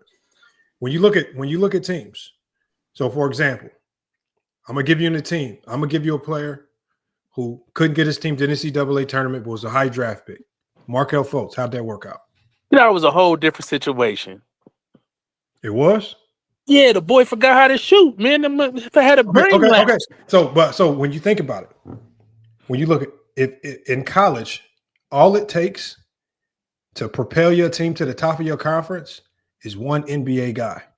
CJ McCullough, Dame, Jimmer Fredette, Adam Morrison, Steph all these Curry. guys, JJ Redick. What I'm saying is this: at college, it's very easy to get your team to the top. Just go get a guy that's NBA, and you're gonna be nice. If y'all remember Carson Edwards, he was a fringe NBA guy. Look what this motherfucker did with a sorry Purdue roster around him. Took these motherfuckers to the Elite 8 by himself, and that shit looked amazing. Sam Decker. When I look at no, they had 2. They had Frank. When I look at Rutgers, and they supposedly got 2 lottery guys. They got 2 lottery guys, and these motherfuckers were struggling to win games in a Big Ten conference that was all the way in the garbage can this year. I can't trust these motherfuckers. These motherfuckers don't know how to win. Bad coaching? No, bad players, bro. You don't need a great coach to win in college. You do not need a great coach to win in college. Okay. All right. Tyson, I promise you, if we give you I'm not gonna sit up here and act like I'm the biggest college watcher. I'm not. I'm really not I don't have time to watch college hoops because I'm a baseball fan, a basketball fan, a football fan. So I don't watch a lot of college hoops. Most college coaches don't know how to coach. They most known for their recruiting. If you look at John Calipari, you really think this motherfucker know how to really coach? That motherfucker just know how to recruit his ass off. Hey, Lamont, Chris Middleton didn't make. Who's a good coach? Shaka Smart. Who's a good coach in college then? Hurley. Who's a good coach? My favorite coaches in college is Matt Painter and Shaka Smart. Those are my 2 favorites. You still need players, man. No, but Matt Painter's the opposite. Matt Painter can get his team to the tournament, and this motherfucker don't got an NBA player in sight nowhere. Well, it's a tough balance for college, I think, because at the same time you want to win. You know what I'm saying? It's about getting these players to the next level as well. So a lot of people are attracted to certain colleges because they're looking to go to the next level. So it's not just about, okay, we're going to play team basketball and everybody, you know what I mean? Duke did that a lot and it was successful. But at the end of the day, I think, it's a tough balance. Would you agree? No. Wish somebody would give me a D1 coach. I'm going to win immediately. One thing I know how to do is I know how to convince players to come hoop for my team.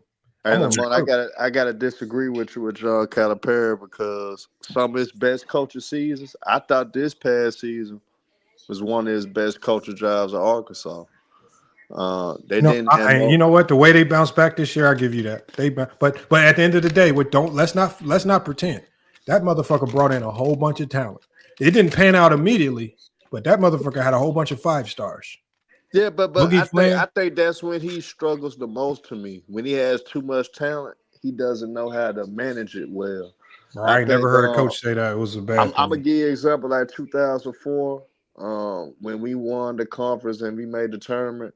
We didn't have any real deal superstars. Antonio Burks was our best damn player, and Calipari got that team to win over 25 games, despite of not having those top recruiting guys that he had. Even UMass came out of nowhere. So it's like Calipari. Bro, that motherfucker had Marcus Camby. Yeah, but That motherfucker had like 2 NBA players on that Juan team. Dixon, Marcus Camby, right? Man, no, I don't think Juan Dixon. Juan Dixon was at Maryland. Hold on. When John I thought he Calipari said was at wait. Oh, UMass. My bad. no. When John Calipari was Not at right away UMass, at UMass. that motherfucker had Marcus Camby. That motherfucker was an NBA player, and it stood out like a sore thumb. That's what elevated him. But I think Hold John on. We have Calipari, never he's heard always nothing had the from coach, UMass. though. We haven't He's heard always nothing the from coach. UMass since they had Marcus Camby. Tell me anything we've heard about UMass since they had Marcus Camby. Shit, you remember Calipari went to the league immediately. And he didn't do good. Because everybody got talent. Yeah, but I In think college, he had his. everybody ain't got the NBA guys. That's why if you have I one, think he had his best though when he don't have all the talent on his roster. That's what I think he could coach. I don't think he could coach with all the talent, the best talent. He could coach when he got a couple of bro, nice talented the last players. championship he won, didn't he have all the damn talent? Yeah, but I'm just Anthony saying Davis from and his them. best That motherfucker coaching had so job. many 5-stars, he had to put Devin Booker on the bench. Yeah, That's a fact. That's a fact. And when you think about it, that's crazy.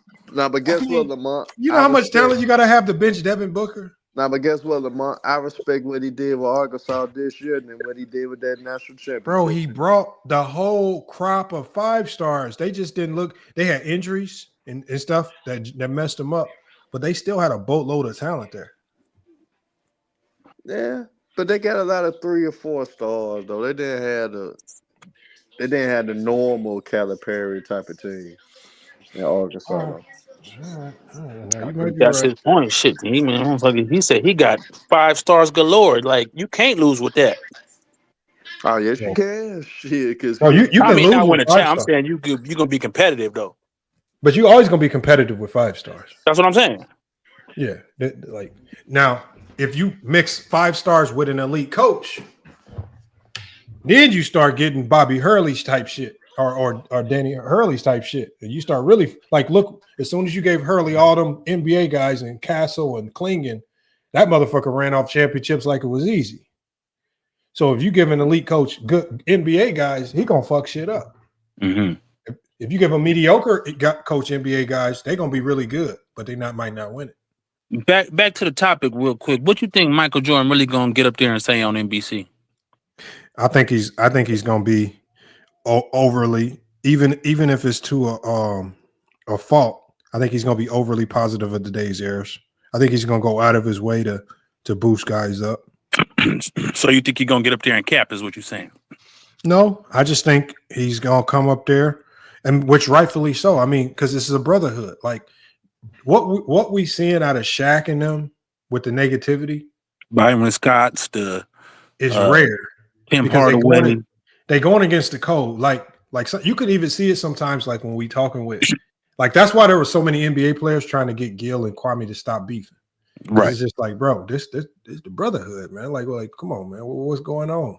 And that's why and that's why ultimately Gil just said, fuck it. I'm just not going to, even if he talk about me, I'm just going to kill it because it was just too many people saying, look, this is just, it's a brother. Like, so I think the brotherhood's going to rule out. I think a lot of people want Jordan to go up there and kill, but I think Jordan is going to stick to the code, man. I think I think Jordan is one of those guys. I don't think a lot of people ever paid attention to Jordan like that because if they did, they will understand when it comes to the game of basketball itself, Michael Jordan respects it.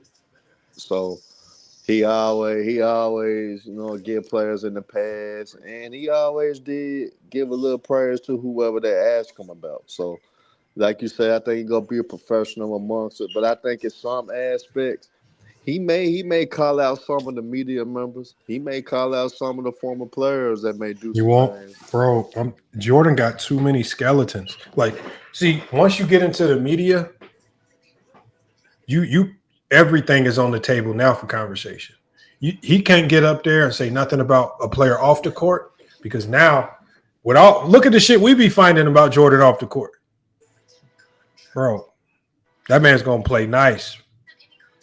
But the people that got stuff on Jordan, they probably waiting on anything because that's how they gonna get they fame. So I don't understand why they would play nice even with him playing nice. They're gonna find something he said to bring it out. Other media. I'm talking about other media. I'm like, so for example, like, okay. But does that matter at these days? Because a lot of the reasons why we having this player, back and forth is because of the outside media, is because people are listening to the YouTubers, the TikTokers, the Twitter feeds and whatnot. I think a lot of that and this new social media era has fueled this debate. I'm gonna give you an example, Lamont. What if Jordan just after Blue just call out a Kendrick Perkins? What you think Kendrick Perkins is gonna do? I just don't see George. See, that's the thing. Jordan been operating so smooth for like these last 20 years. Jordan ain't like, I just don't. He's not dumb. Like I feel like everything he does is calculated. I think why would he even do this, man? I just don't like. See, that's the thing. Like, you know what I'm saying? I believe he's doing it because he has one goal, and I believe is what he said. We gotta progress the game forward. I think he's all the way bought in on just getting everybody just get back to just being basketball fans. If that's his goal, I think that's real commendable. If that's the real goal, or if that's what he's sitting up there and going to do, then I think that's commendable. Because, like you said, this shit is toxic, bro. Everybody comparing this person and that person off one playoff game, and that's why he's not Jordan. And it's ridiculous, bro. It's really nuts. Like I don't know, man. People not even talking real basketball. They're such hypocrites on, like you said, Patrick Ewing and how great he was, or Charles Barkley on how, these 90s players, they could do this and do. Like, what are you talking about, bro? These people have massive failures. They have games that, didn't show up. You know what I mean? But they only won because they only didn't win because of Michael Jordan. Motherfucker, they didn't even make it to the finals half the time. What are you talking about? Like, they wasn't even in the Eastern Conference and wasn't making finals. So you can't blame it on Jordan. Karl Malone made it twice in 20 years. And that's all I'm saying right there. Like, all I'm saying right there is we just got to get back to just talking basketball. Like, because when Jordan played, the shit was so fun to watch because fans was real fans. Like, I loved it. Like, I loved it when I saw Reggie Miller doing the choke sign to Spike Lee. That shit was fun. Like, that shit was exciting. That was amazing basketball. And that's what I'm saying. But that's when fans was real fans. Like, they gonna go down with the ship for real. Like, man, I was out my seat at home. I'm not even an Indiana Pacers fan. I'm not a Knicks hater. I'm jumping up and down watching that as a little kid. Like, oh my God, did he just do that? Am I tripping? Remember, I don't know if some of y'all remember. It was like, if you was little, like 4, 5, 6. I don't know when y'all started watching basketball. There were some games I would watch, right, when fans was really being fans. When that shit have you like the bubble guts watching the game, like you really nervous and shit, like you super invested in shit. Like, I'm talking about the rest of your day ride on who win this game. Like, man. You know what I'm saying? It's just like that shit. Like, now motherfuckers win and lose games. Well, shit, fuck it. I'm playing the game. Fuck it. I'm about to go live. I'm doing some other shit. Like, I don't care. When my Lions, I'm like that till this day. My Lions lost to the Redskins in the playoffs, man. Y'all take them kids and y'all go somewhere, man. Y'all get up out the house for a little bit. That's because football fans are the last real fans left. They the last real fans left, man. That's it. Like that's the reason why football will never be defeated in the U.S. because they got real like fans of like they will go down with their team, and when their team is up, boy, I'm talking about you can't say nothing to them. Can't say nothing. Right now, I'm watching the Lakers surpass every expectation we had on them this season. They fans is running around, trade this, man. This shit is bad, man. I'm like, motherfucker, y'all lucky to be the 3rd seed right now. This is the best it's gonna get. I never understood that dynamic of LeBron comes to my team and I just hate him. Like, it's players I don't necessarily like, but the hate for LeBron, it goes above and beyond, bro. Like, you know, I don't like Draymond Green. You know, I think he, asshole. He does dumb shit on the court. He's toxic. But if he comes to my sons, bro, Oh, I'm with it. Yes. yeah, I'm with it. Yes. You know what I'm saying? Oh man, the energy he bring, I'm gonna be talking him up. You know what I'm saying? Like, he does the dirty work, he blah blah blah. You know what I'm saying? Yep. So I just don't get how the hate for LeBron runs that deep that you can disown your whole organization that you've been riding with for however amount of years. That you just can't stand him at that point. That's nuts to me. Because they never was real fans. That's not a real fan. The team always supersedes the player if you're a real fan. Right. It's always about the team. You might hate the quarterback of the Lions, but if that motherfucker leads you out to the playoffs, you rocking with that motherfucker, man. Like, we rocking. That's we real rocking. fan. But we don't have no more real fans. We got a whole bunch of complainers. So I think if there's anything to complain about this new generation, is that they are kind of sissified to that degree when it comes to how you cheer for your team.